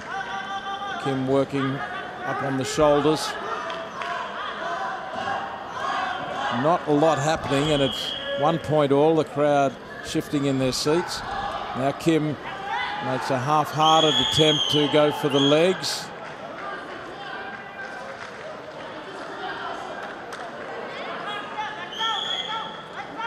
So Kim of the Democratic People's Republic of Korea now has to score in the next 30 seconds or he will concede a point.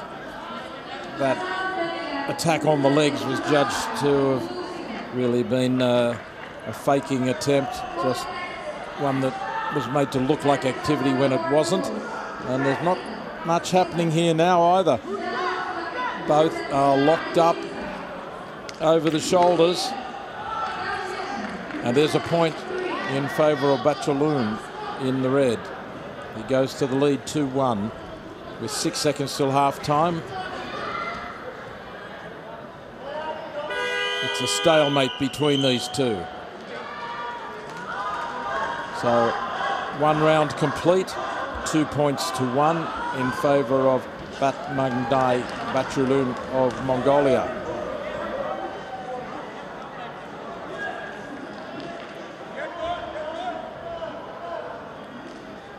That was the attack on a leg. So Bajrang of India, Bachaloon of Mongolia and Iran's Nasiri have won 2 medals in this event at the Asian Championships since the introduction of the weight class in 2014. 65 kilograms is the maximum weight.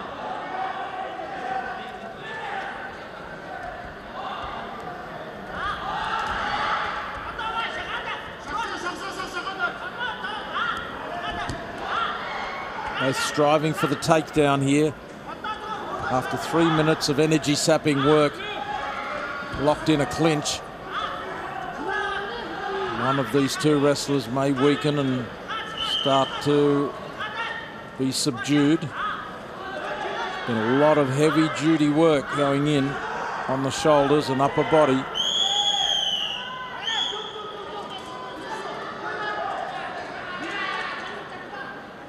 But again, the referee signalling that Kim has been too passive, so the onus is on him once again to step up here and be more attacking. He slips away from the grip of Bachaloon. But what can Kim do? Kim Kuk-wang can't break the balance of Bachaloon as yet. But he has to, otherwise he will concede another point. Tries to shake it up, can't do it. So another point goes to Bachaloon. 3-1. Now the referee turns his attention to Bachaloon as well. Kim goes low, both skip away from each other. Another leg attack from Kim, but Bachelun replies he's got a leg and forces him out. And it would appear, yes, it's another point against Kim for retreating to the protection area, stepping out. So it's 4-1 now to Bachelun, and 1 minute 21 to go. The man in red ahead, the Mongolian, leading by 3.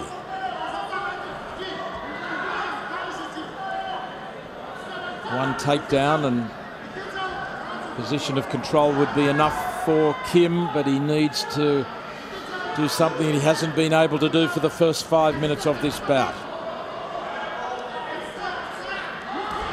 Kim gets an upper body lock here, but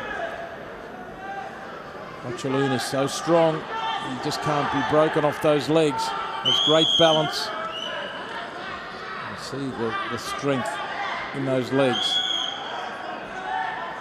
Kim with his right leg very heavily strapped. He drives forward here, but he doesn't catch Bachelun unawares. Bachelun still in solid position. Bachelun actually comes back and has the upper body lock on him.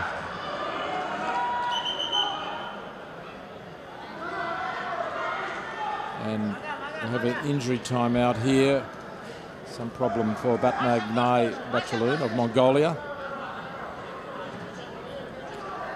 Might be a little bit of blood there.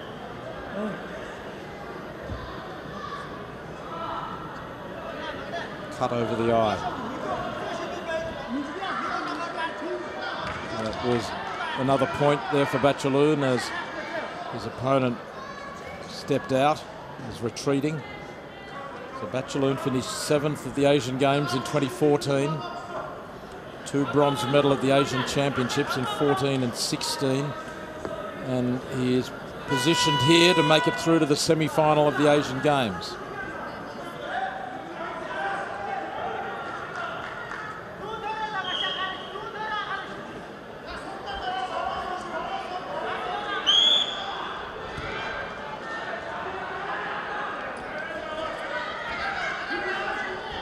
So they continue now with just 19 seconds to go. Kim fighting hard.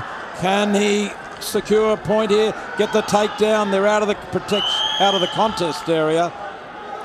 2-point score for Kim Guk-Hwang. He's only 1 point behind. There's 10 seconds to go. This will be a fast and furious finish. Kim goes hard at it. Can Bachelun repel him and hang on to his lead?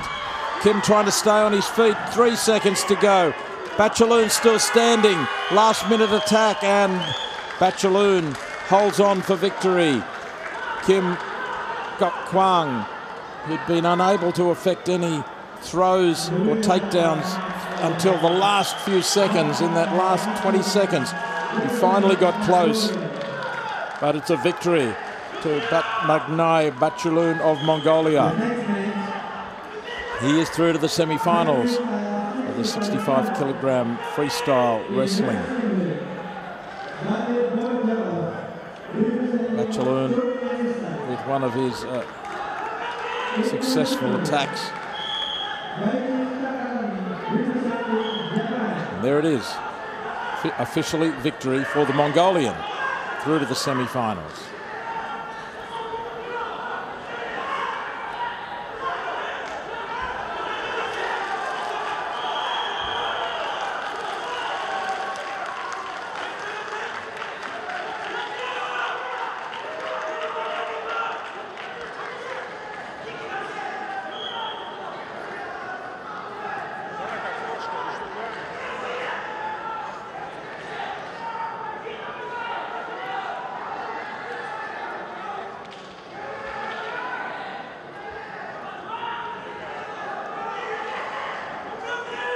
The next quarter-final, Batir Borjakov of Turkmenistan versus Daichi Takatani of Japan.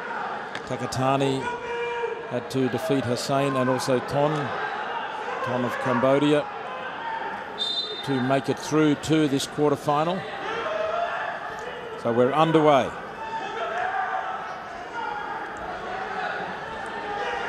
Borjakov defeating Damasanya of Indonesia in his previous bout, the round of 16.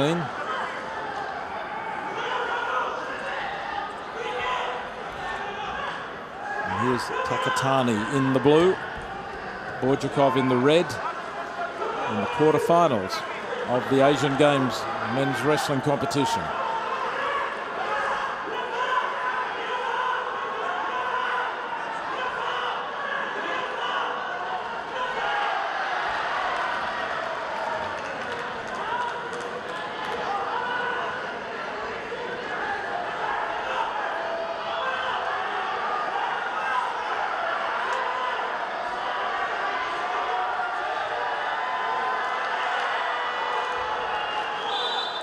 Borjakov just looked over his shoulder, heard the referee saying something, then the whistle went.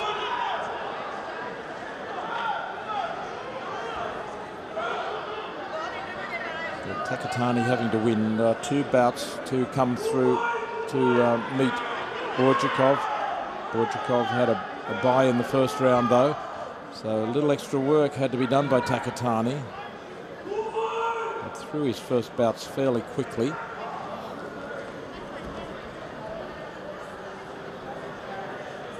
Nevertheless, if you are to go through all the way to the gold medal match, you'd rather have one less match rather than one more.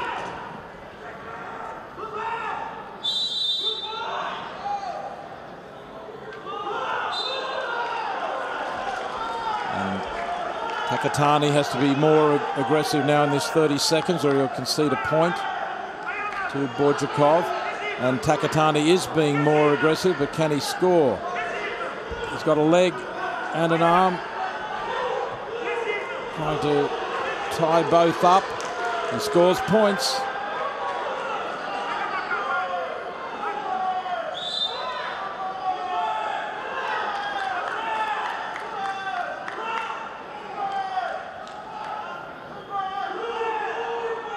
The points here going to Borjakov.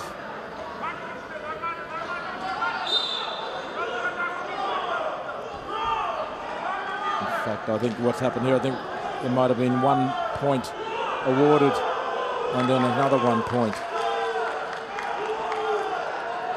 Let's see if we can bring a breakdown of those 2 points.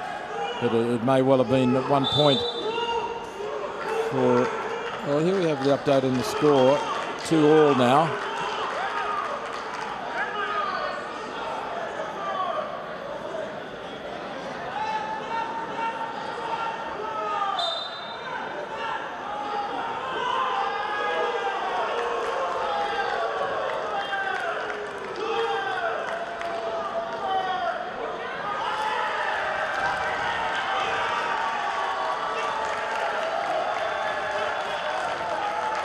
Keeping their distance from each other, neither wanting to come in too close.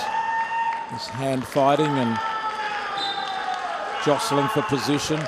Borjakov with the longer reach, just reaching out for the head.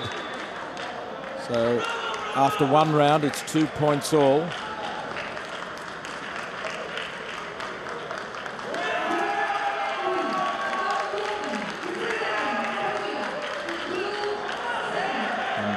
Here's the attack from Borjakov.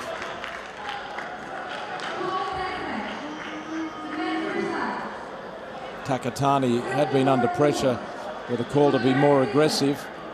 Borjakov attacking, trying to get that position of control and scored 2 points.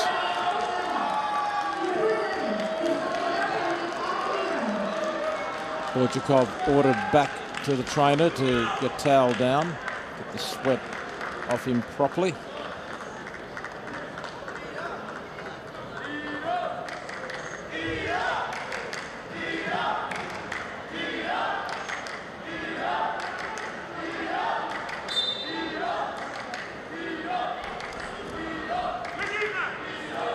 Yeah, so both scores coming as 2 points awarded by the referee in that first period, and now another point awarded. This time to Takatani.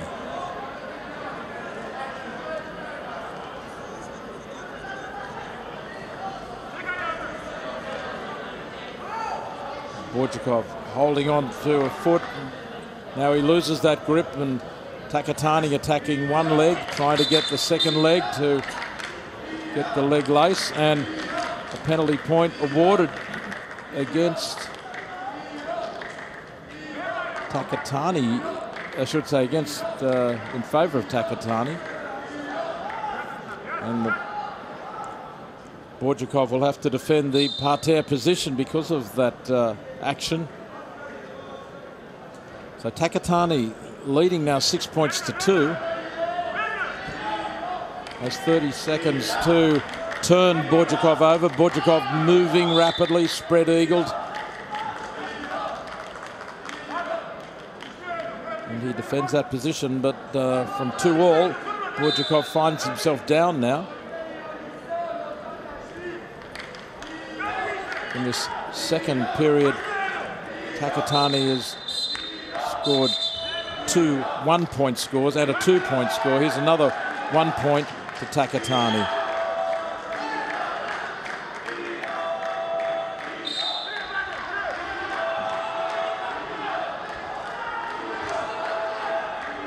Borjakov is slipping through his fingers.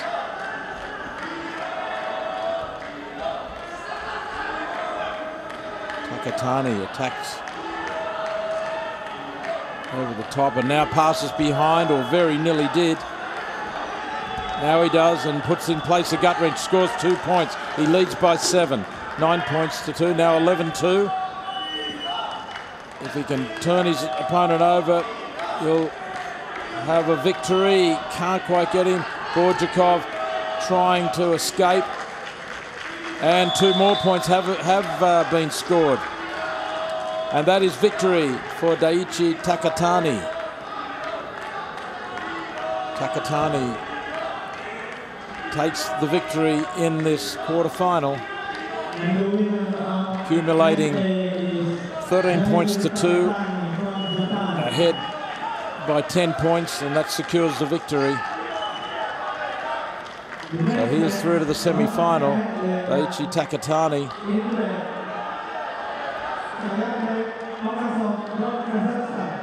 Takatani, who finished 7th at the World Championships in 2014, I should say.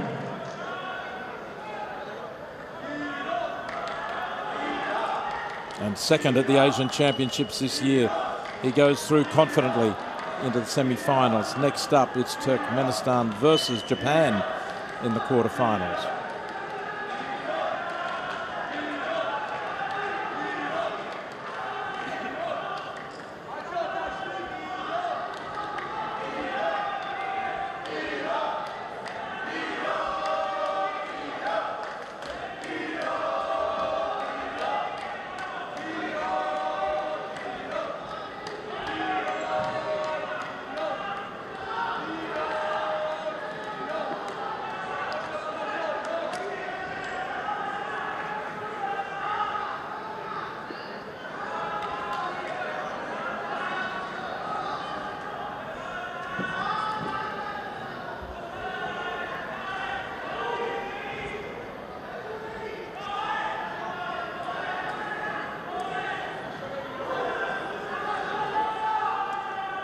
Some of the sweat from the previous bout being wiped off mat A.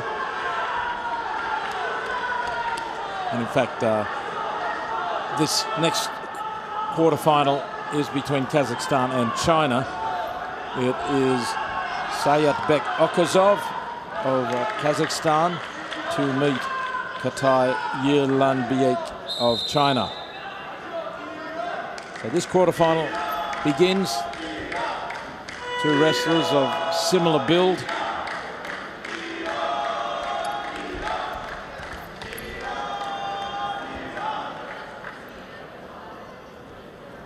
Working hard.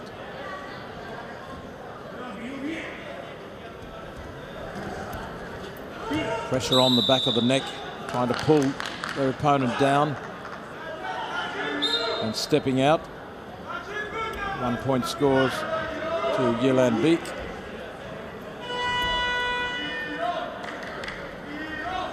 Okazov ruled to have stepped out there in that last clinch and battle of strength and force.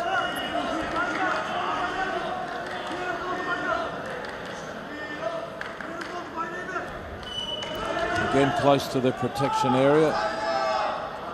Okazov circling around. Yelanbeek is the aggressor and coming forward. And driving Okazov there takes his opponent out. Okazov got him on the back foot, drove him out. He scores a point, so it's 1-all.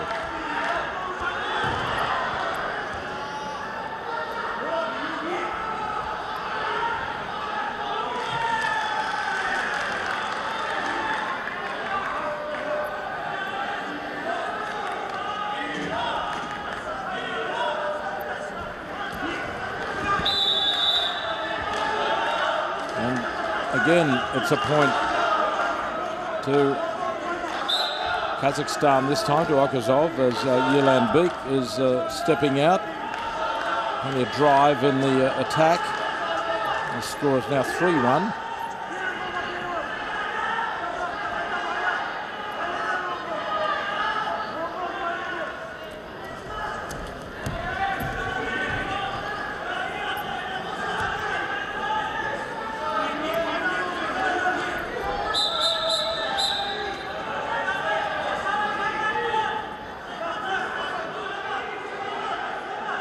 Yelanbeek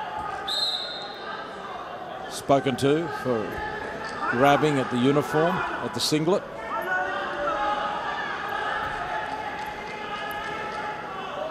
Okazov trying to initiate a hold here. Realises that he's trailing and he steps out. So it's a point this time to the Chinese wrestler in the blue, Yelanbeek. Scores close, 3-2 in favour of the man in red.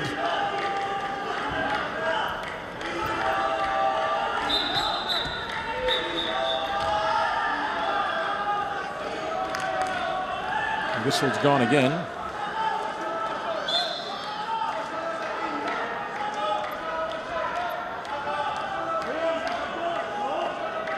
It's all about clinch fighting, throws, takedowns, joint locks, and if you can manage at a pin, grappling holds. It's all a matter of those techniques in wrestling. Coming down to the last 15 seconds of the first round.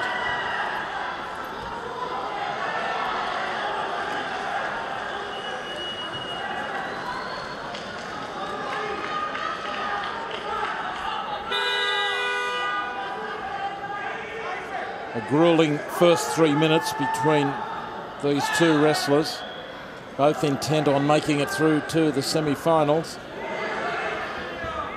Both of similar, as I said, stature, robust builds, but pretty similar in height and reach. And both having the same tactics so far, so not a standoff or stand in, you might say. They've been both at each other, but neither giving an inch. Sayatbek Okazov comes back to the centre to start the second round. His opponent in the blue, the dark colours, Katai Yelanbeek of China.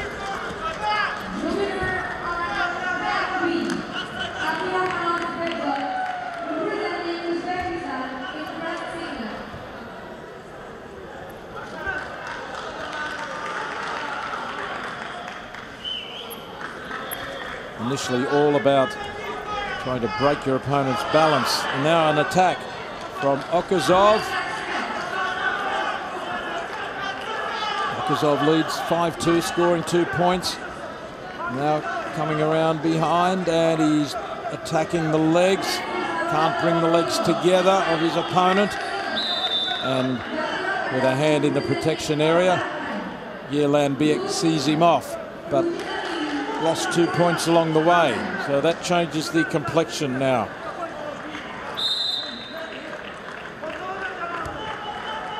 The hand fighting and grip fighting begins as they try to initiate an attack.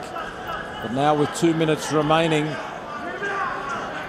the Chinese wrestler, Yilan Biek, in the dark colours, is on the attack. He needs to be. He scores 2 points for the takedown.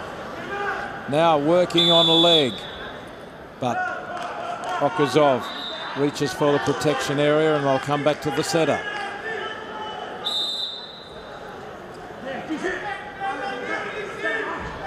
Only 1 point in it now.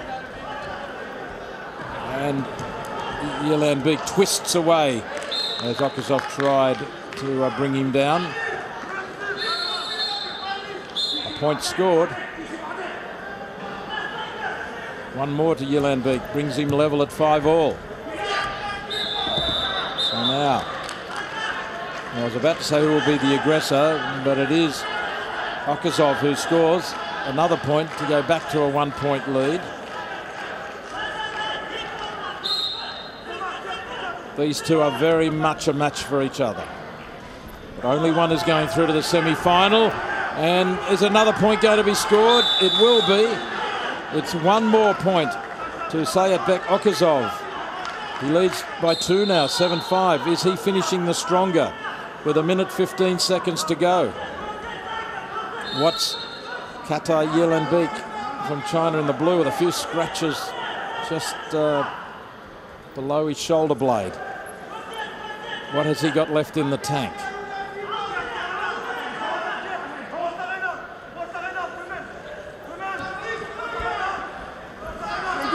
Okazov avoids stepping out, only just. Yilan Biek working under the chin area. 35 seconds to go.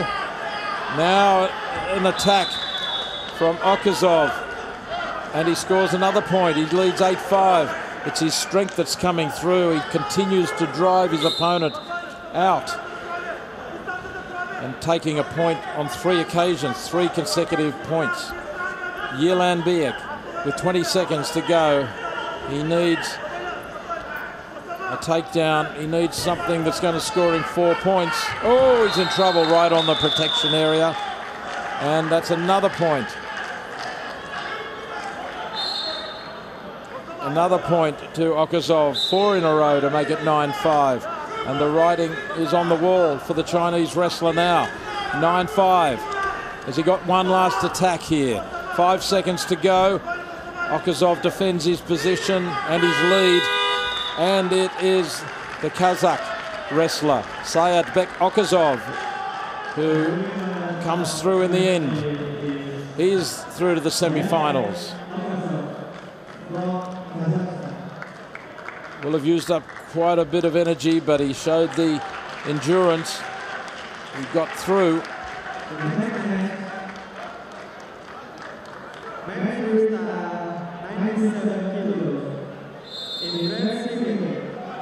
Regularly towards the end was too strong near the protection area and forced his opponent out. And Sayatbek Okazov wins the quarter-final and goes through to the semis.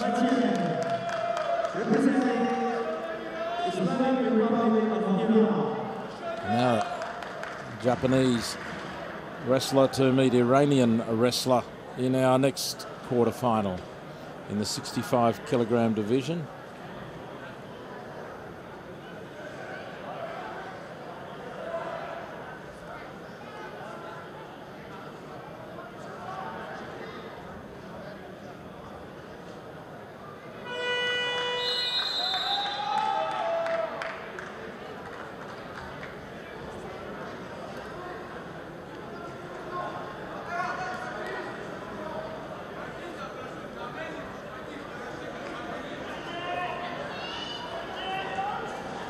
Yamaguchi of Japan.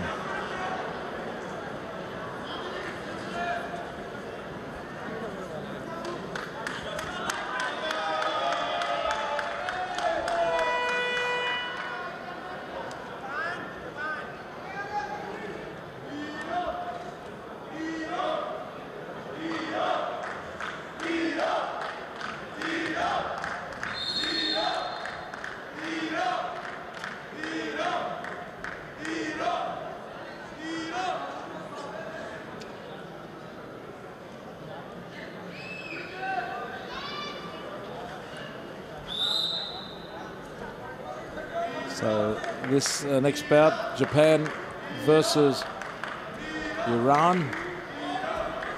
6 minutes of action. And this is the men's 97 kilogram quarterfinals. So we've stepped up to the 97 kilogram division and suddenly the big men in action.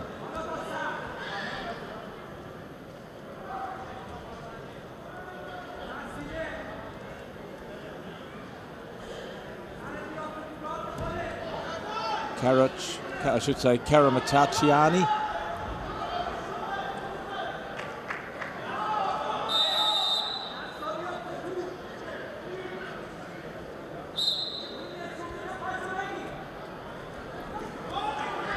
Karim Machachiani representing Iran, and Takeshi Yamaguchi of Japan in the red, and Karim Machachiani passes behind, scores 2 points, in control. Now gut wrench in place. And Yamaguchi defended, he can.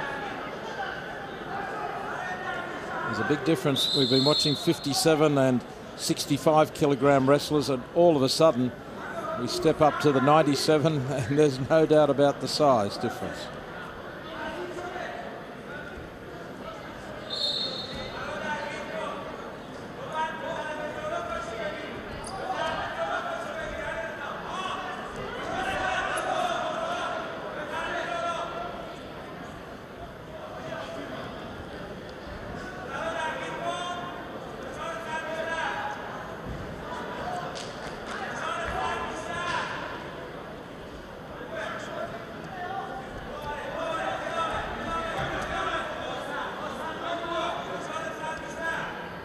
That early 2-point score, standing the Iranian in good stead at the moment.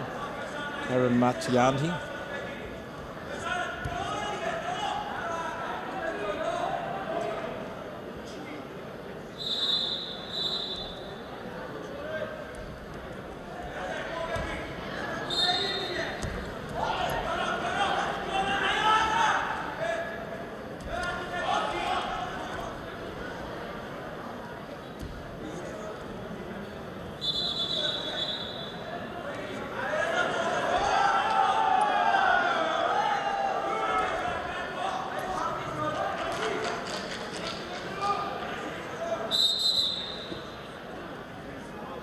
Only 17 seconds to go in this first round now.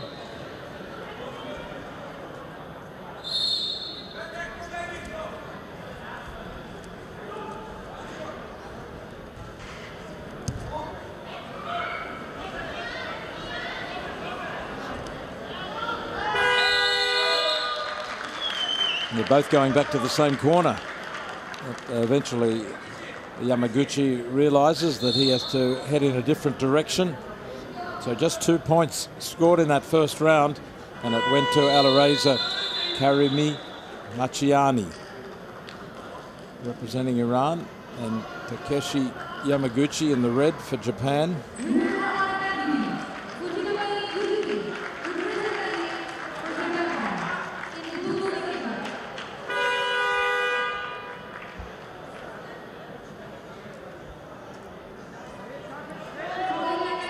Karimi Machiani went to the Olympic Games in 2016, finished 7th in the 86 kilogram division.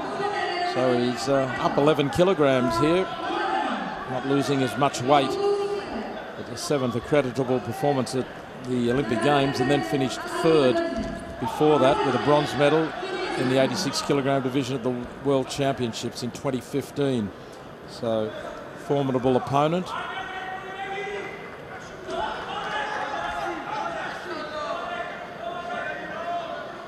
Began wrestling at the age of 4 when he was much smaller. Now here's an attack by Karimi Machiani. He scores 2 points. He wraps up the legs. Now he goes for the gut wrench.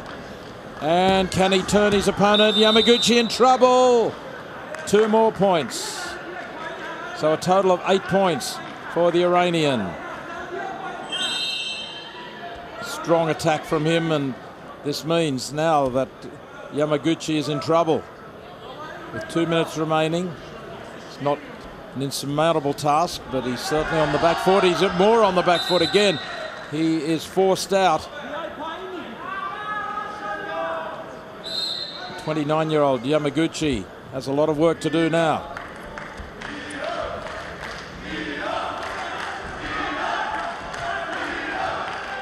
And is that another point? It is another point. So he's up to 11 points now, and that is sufficient. So that's all it will take in the end. And a strong performance over the 2 rounds by Karimi Machiani from Iran. And he has defeated Takeshi Yamaguchi of Japan.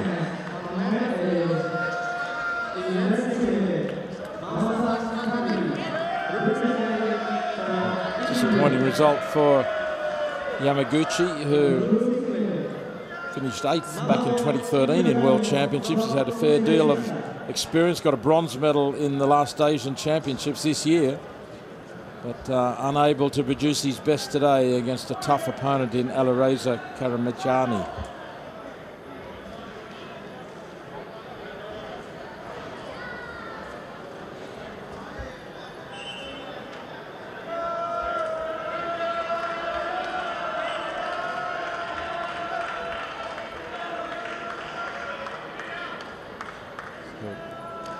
Next up we have Khatri of India versus Ibragimov.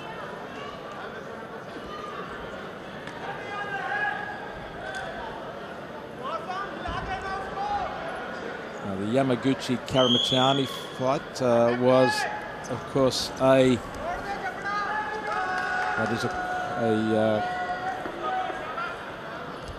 quarter-final.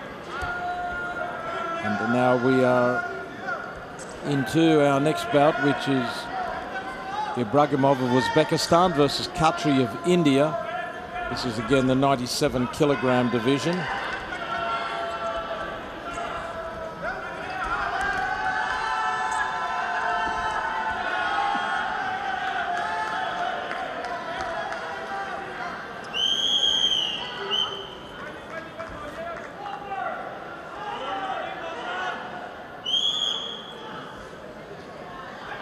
Mausam Khatri of India in the red, Magomed Ibragimov of Uzbekistan in the blue.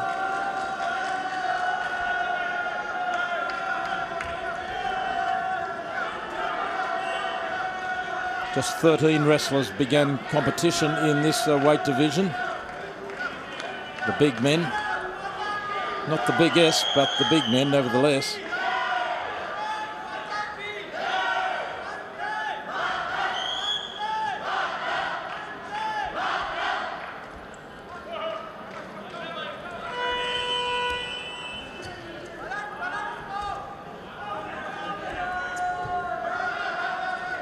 This quarter-final, Khatri meeting Ibragimov, who had to beat Young in the round of 16.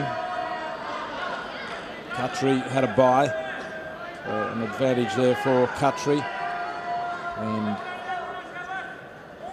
as this 30 seconds of passivity penalty is over, it's a point to the Uzbek. Khatri ruled not to be aggressive enough, and then in the next 30-second period, didn't score, so it's Magomed Ibragimov taking an early lead, but only a 1-point lead.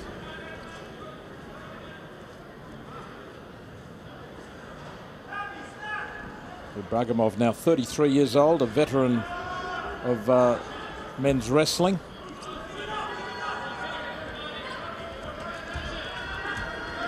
Khatri 28 years old.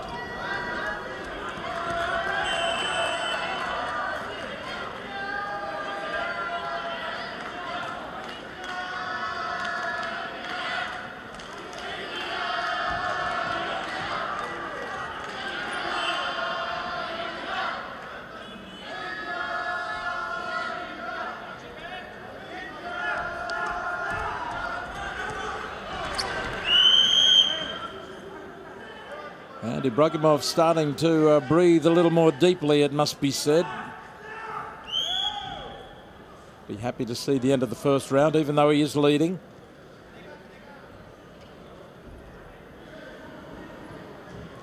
Took a bronze medal at Rio in the Olympic Games in the 97 kilogram division, Ibragimov. So he'll be a strong contender for a medal here. He also competed in the World Championships of 2017 and finished 12th. Took a gold medal at this year's Asian Championships as well. So I'm saying that he was breathing deeply and forcing out there for a point. Total of 2 points for him in the end.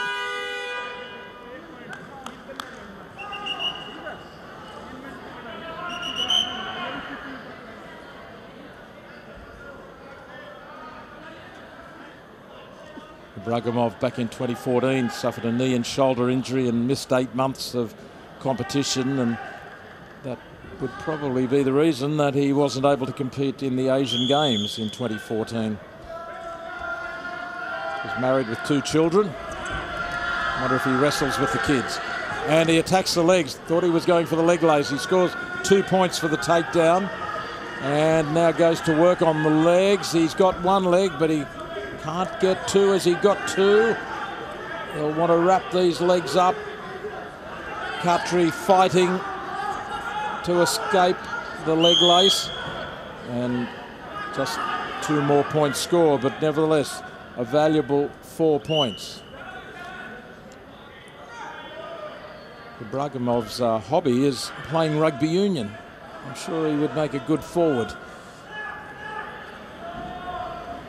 4-0 the lead for him with 2 and a bit minutes remaining.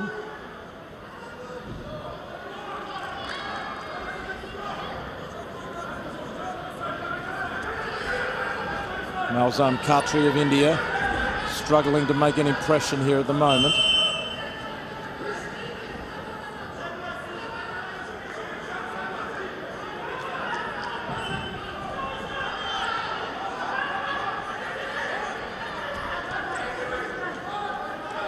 Khatri,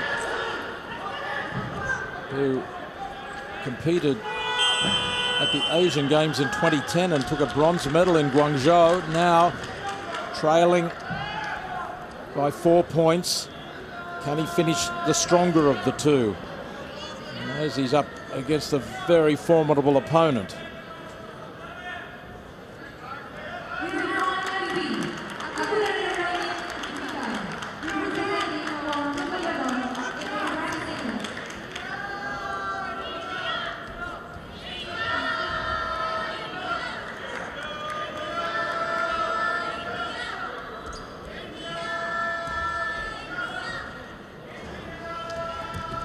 The chant is for India, but at the moment Ibragimov is doing enough to hold Khatri at bay.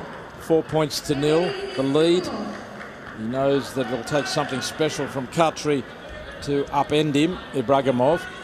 And if he can just match Khatri's strength for strength, there's a takedown. It was almost a reversal, wasn't it? It looked as if Khatri was on the attack, and then Ibragimov took him down and takes 2 points to lead 6-0. He's got the legs laced up. He gives up on that. Won't bother with that with 28 seconds remaining. Khatri comes in hard, but Ibragimov again responds. And that should be another point. It is another point to Ibragimov. He's doing everything he needs to do here. Leads now by 8 points to 0. He goes for the legs of Khatri. So Ibragimov continuing to attack. Attack is the best form of defence, he feels. But on a couple of occasions we've seen the shift of momentum as Khatri has moved to attack, but then Ibragimov almost in the twinkling of an eye responds with even more force in the opposite and equal direction. So Ibragimov is the winner of this quarter-final in the men's freestyle 97 kilogram division. And it is Magomed Ibragimov of Uzbekistan who will go through to the semi-finals now. The next match on mat A. A strong performance from him and sets him up for a good chance at a medal now. From Kyrgyzstan. And in blue singlet, Rustam Maybe even a gold medal. You see what I'm saying there was Khatri putting himself in a position to attack, but immediately it was Ibragimov with the reversal of the weight.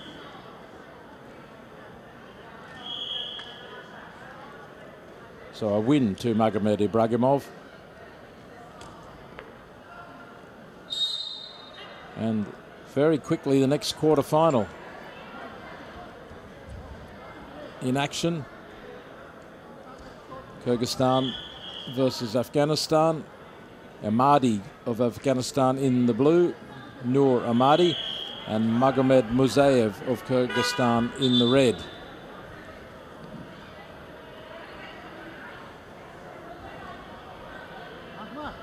The officials pushing these matches through quickly. And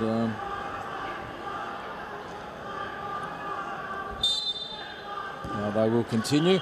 Yeah, the officials pushing these matches through quickly, possibly because earlier on there was a delay with what appeared to be a timing mechanism. But, one bout finishes and the next one begins very quickly.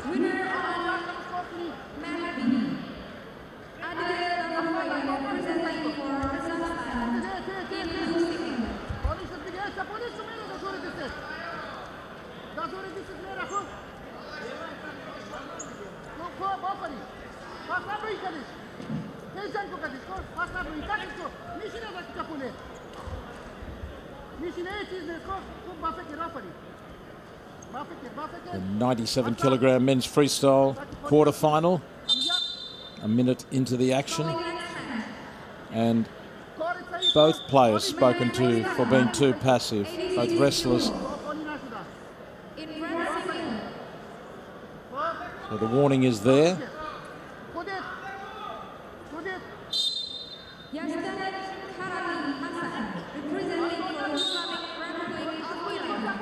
Now, both wrestlers here are risking a 30-second period where they will be judged to have to be more aggressive. And the referee's going to blow his whistle again.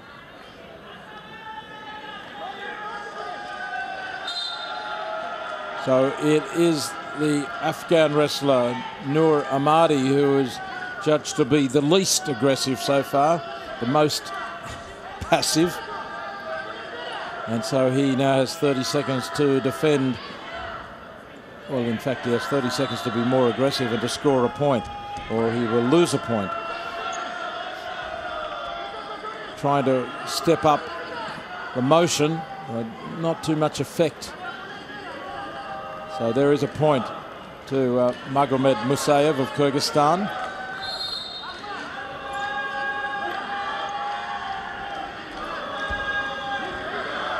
Noor Ahmadi down by 1 point, yet to show on our scoreboard, but the officials have confirmed that.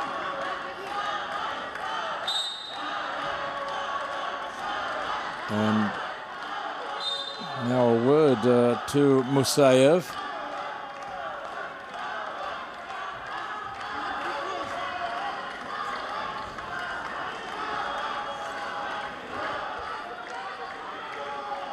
Referee not prepared to take too much inactivity in this. Magomed Musayev in the red. Well, sees it through. We've got another 30-second break between the rounds. And Musayev, just the narrowest of leads. Magomed Musayev took silver in the men's 97 kilogram division at the Asian Games in 2014. But Kyrgyzstan yet to win its first gold medal in a wrestling freestyle event at the Asian Games, maybe in 2018.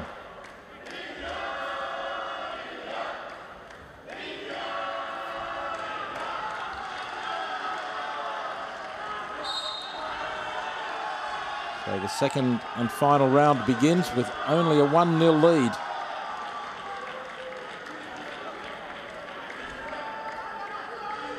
26-year-old Noor Ahmadi is still very much in this bout.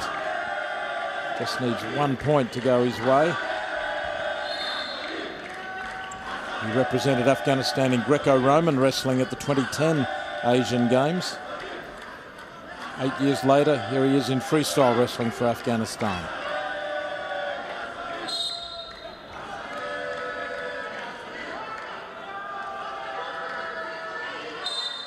And now it is Magomed Musayev in the red who is facing the 30-second period for passivity. He must score a point here or it'll be 1-1. Can he be more aggressive? Not if he steps out, but he doesn't. Ahmadi stepping it up here. You can feel Noor Ahmadi doing his best to make sure he at least gets the 1 point. There it is. So it's 1-1 now.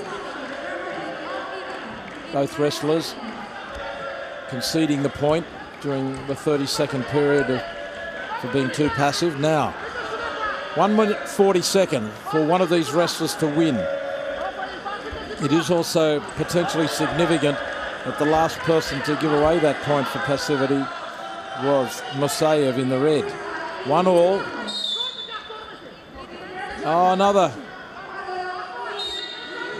another call of passivity against Noor Ahmadi this time. Only 80 seconds to go, and for 30 seconds, well, he has to be more aggressive. Can he score?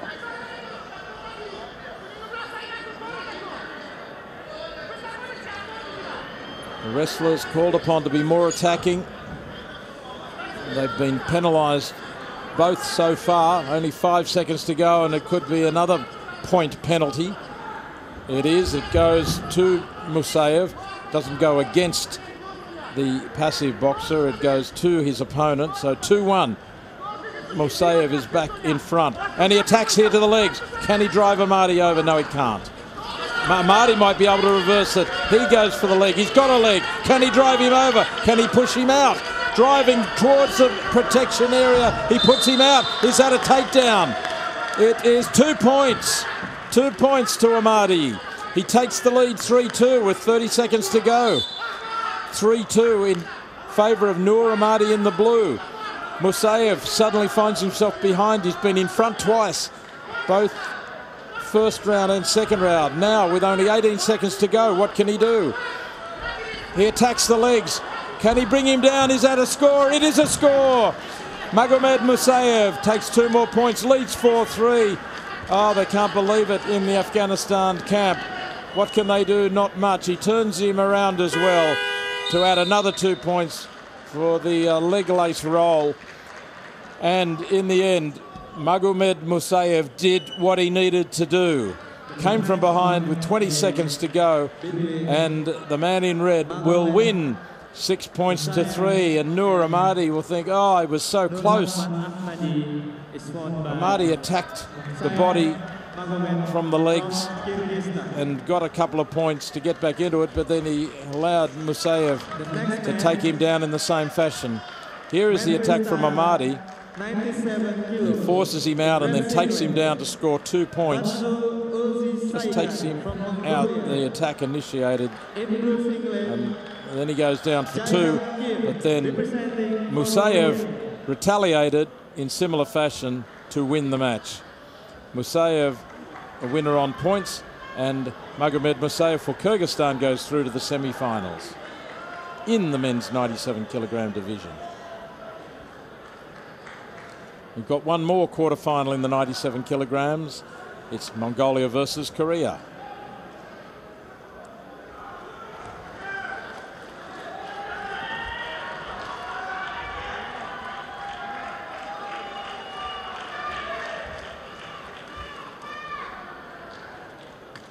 So the huge figure of Batsul Ulsayakan from Mongolia, and his opponent is Kim Jae-gang from the Republic of Korea. And referee from Kazakhstan checks both wrestlers over. And away we go in this quarter-final. 6 minutes of extreme power, strength, endurance, and technique. If it can come to the fore, the technique as well.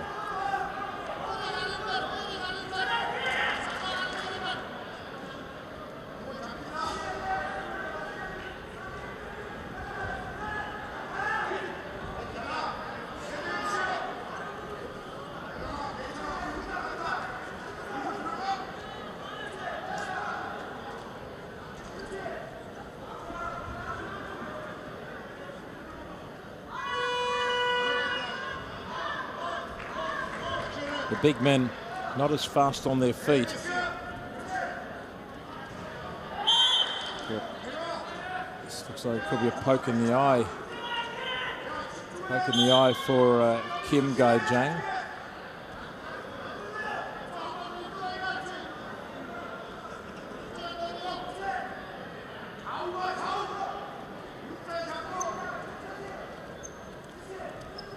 Kim normally would weigh around 101 kilograms, weighing in for this 97 kilogram division without any problems. He stands 5'10" or 178 centimeters, and it is a call of the Mongolian wrestler being too passive, and now 30 seconds for him to be more aggressive.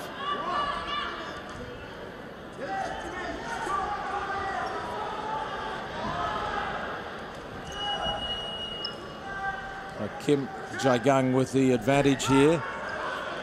With a strong attack, might bring him undone.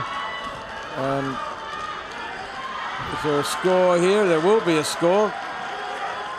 There'll definitely be a score.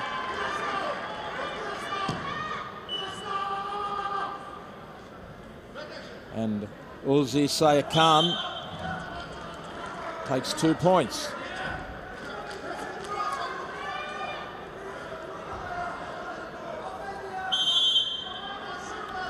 So Batsul Ulzi Sayakhan of Mongolia leading 2-0.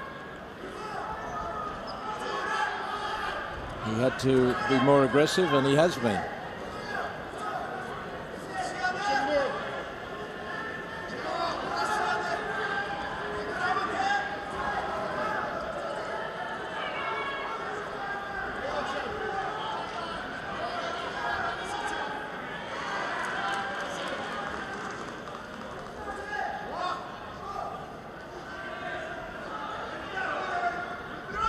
A lot of force on the back of the neck, pushing down.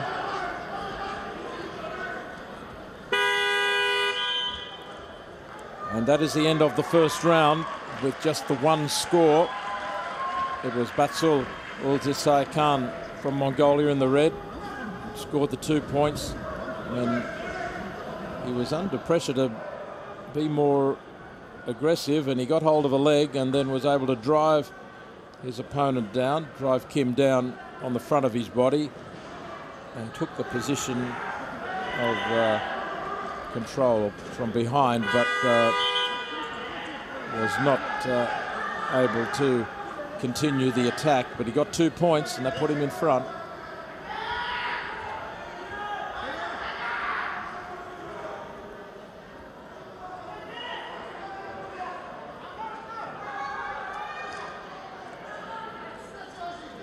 Best result for the Mongolian, 5th at the 2017 Asian Championships, and at the World Championships last year, 23rd.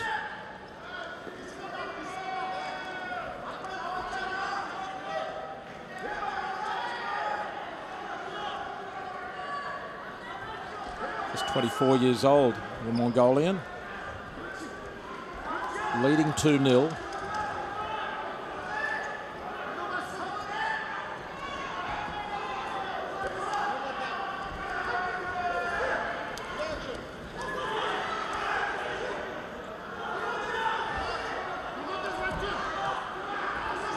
Kim going on the attack here, but with that upper body lock, unable to take control.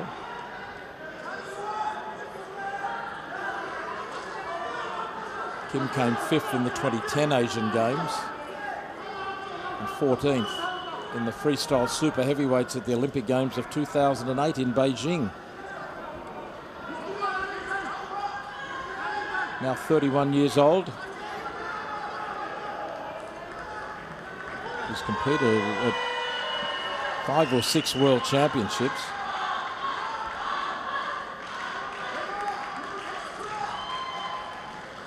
So there's no doubt that Kim knows how to win from here.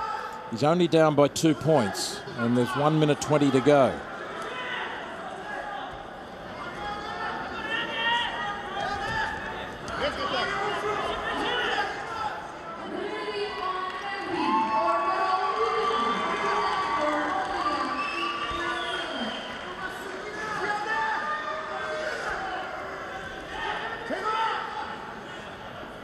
So a younger man against a very experienced older one.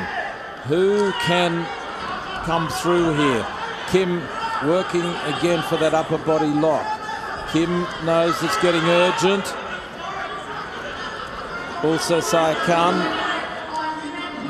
knowing he's ahead, he doesn't have to do anything silly, but wary that Kim still has something up his sleeve. Both powerful men still going strong. 2 bull elephants standing in the center of the contest area here. 20 seconds to go.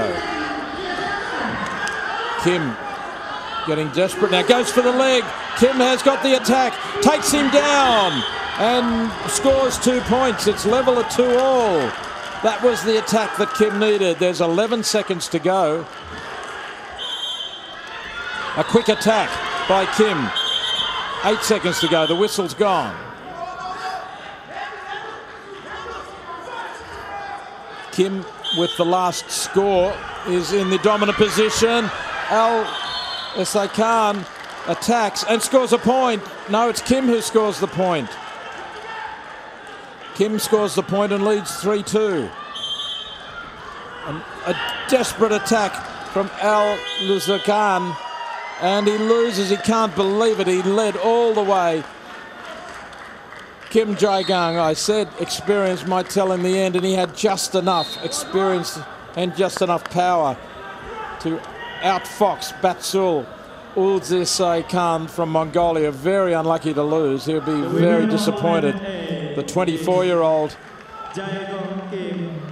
outdone by the 31-year-old, and Kim Jae-gang goes through to the semi-finals. He left it late, but he did what he had to do and came through in the end, attacked the leg and then drove his opponent towards the area and took him down. One stage, at one point wasn't enough. He needed to hook that leg and take him down to get 2, and that's what he did. So there it is, a win on points narrowly to Kim Jae-gang of Korea. And all of the semi-finalists, I think, are just about decided. Here we have, so we're going back to the 57-kilogram semi-finals now, so the 97-kilogram semi-finalists are decided.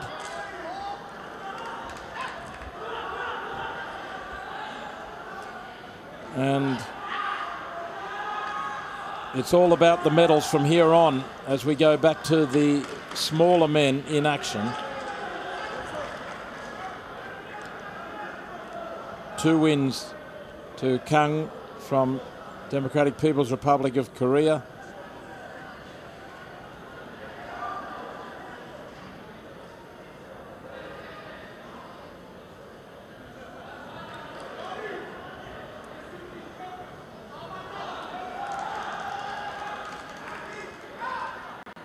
So getting ready for this semi-final now. And it is Liu Minggu of China in the red, taking on Kang Kum Song of the Democratic People's Republic of Korea in the blue. This is a semi-final of the men's freestyle 57-kilogram weight division.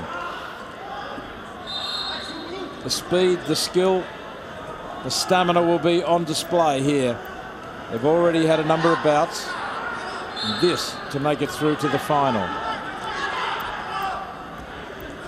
And the upper hand here with Kang on the leg attack, and Liu bending back and had the flexibility there to try and hold of his own, rolling up on the shoulder. 2 points have scored to Kang, and now he goes behind and tries to take over in the position of control.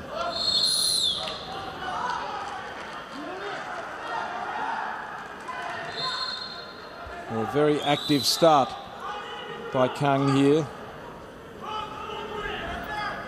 The winner of the Asian Championships 2018, gold medal in this event. Kang Kum Song leads by 2 points.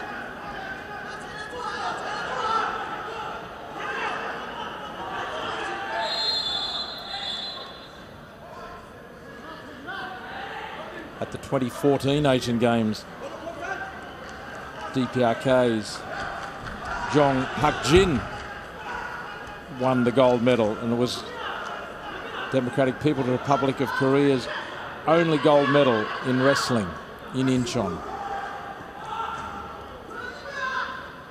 So a chance here for Kang Kum Song to win through to the final, where he would be guaranteed of gold or silver.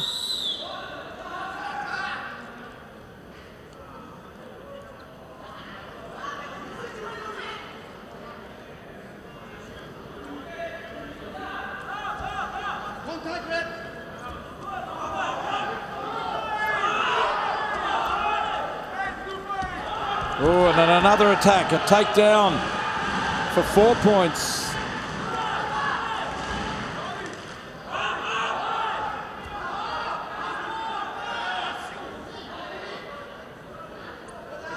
And still the attack continues from Kang as Liu tries to escape to the protection area.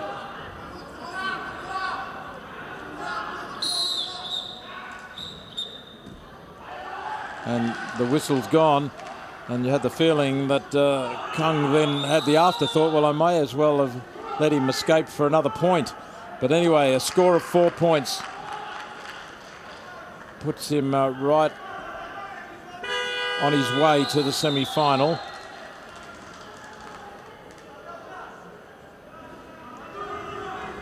And that's a good start for Kang, and not so good for his opponent, Liu Minggu of China.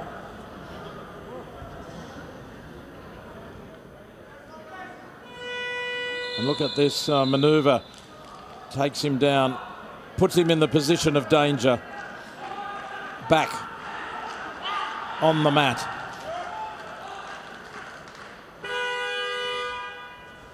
And that position of danger, where the angle between the back and the mat is less than 90 degrees, was most definitely the case there.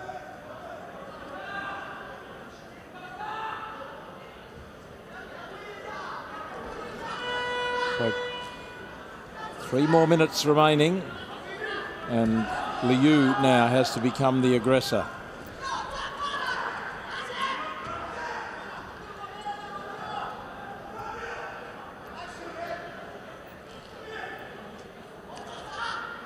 We haven't seen too many scores of 4 points for the one throw. So that was a great throw by Wang.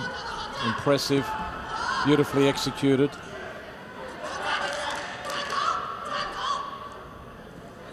Now Liu attacking the legs.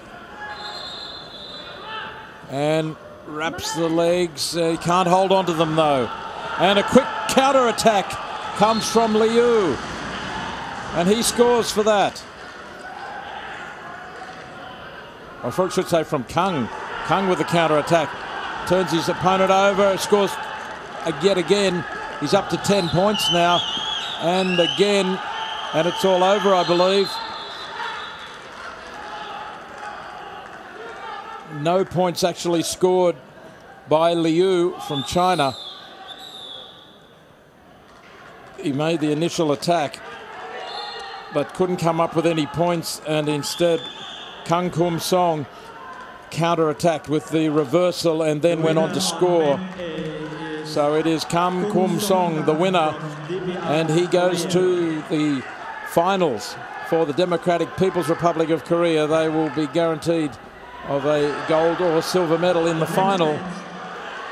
Very good performance from Kang. And there is that counter-attack. So quick and quickly into a position of control, and then with one leg secured, breaks the other leg and laces him up, rolled him over, and an excellent performance from Kang Kum Song. Very impressive. He's going to be hard to beat for the gold medal. The next semi-final, it's Iran versus Mongolia.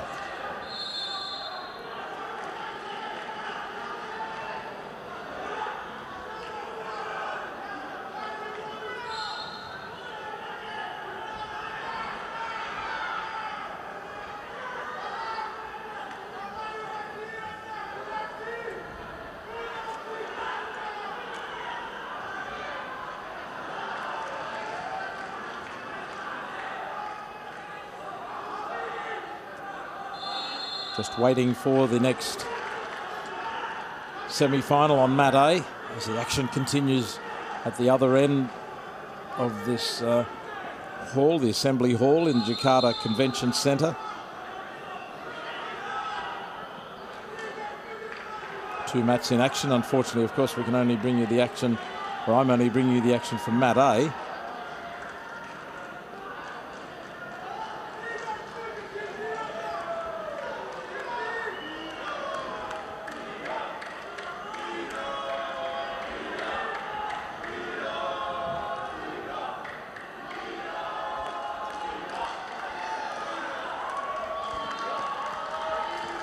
Reza Hatrajanachi about to join us, and also Bekbaya Erdenbeat. Erdenbeat with 3 wins to make it through to the semi-final, and the referee gets them underway very quickly.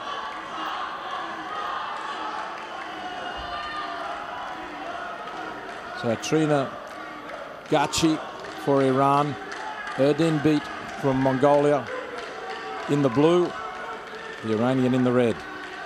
This is a semi-final of the men's freestyle 57-kilogram division. The winner goes through to the final, and the loser will contend for bronze.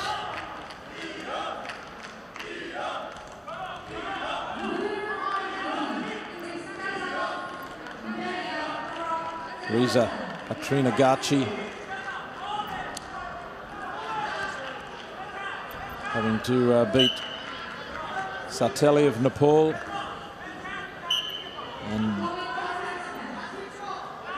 then Tomar of India, and now Erdenbeat of Mongolia if he is to make the final.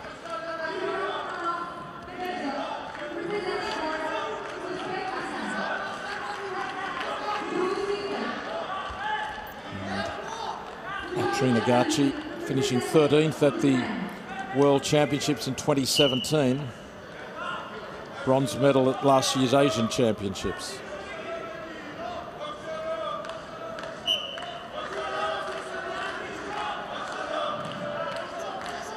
The Iranian fans are on their feet cheering.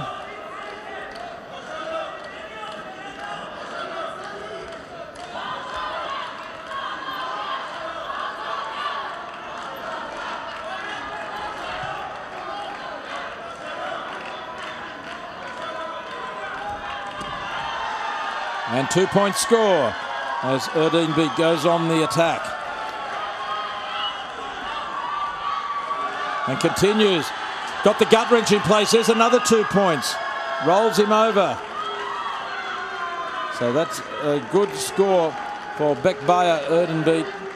Not showing any ill effects from 3 earlier matches. Had to beat Vodivov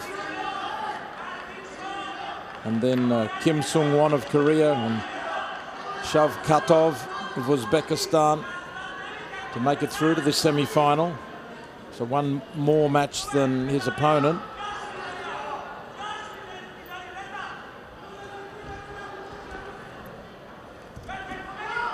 Now Erdenbeet in a bit of trouble as he's attacked and escapes. He's such a quick mover. He's just 26 years old. Only 5'4", but very quick on his feet.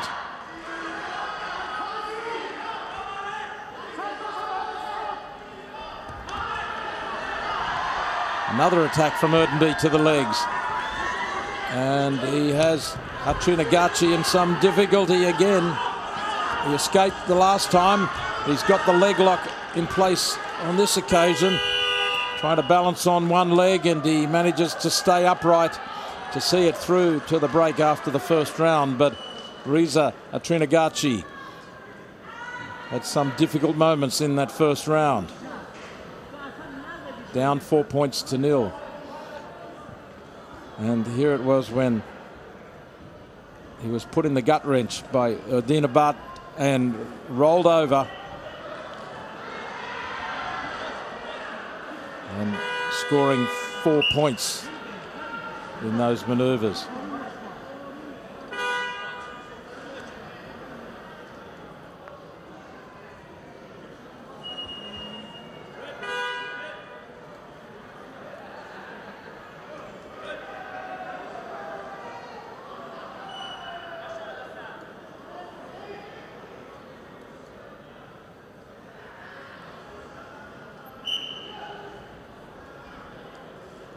So a big second round coming up here to see them through to a final, one of these wrestlers.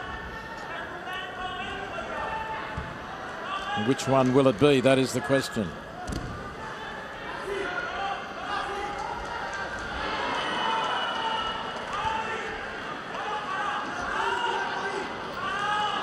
The man in red, Reza Atrinagachi from Iran,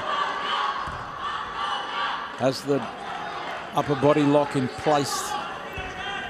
He goes for the legs and he comes around. He passed behind momentarily. He says, I should have scored then. Referee says, no points for you. He appealed for the points. It was very close to passing behind, but he really didn't have control. He didn't take control. He was just moving around. But Erdenbeet is like a mosquito. He's there one moment and gone the next, just as you're ready to slap him down.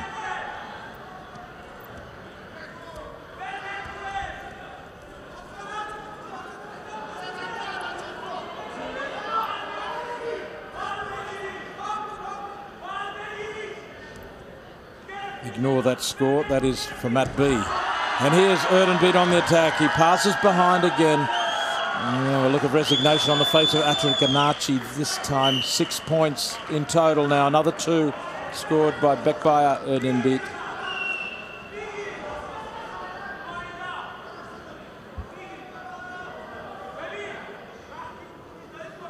And a slight injury suffered here by the Mongolian wrestler. And treatment for a little bit of blood from the nose.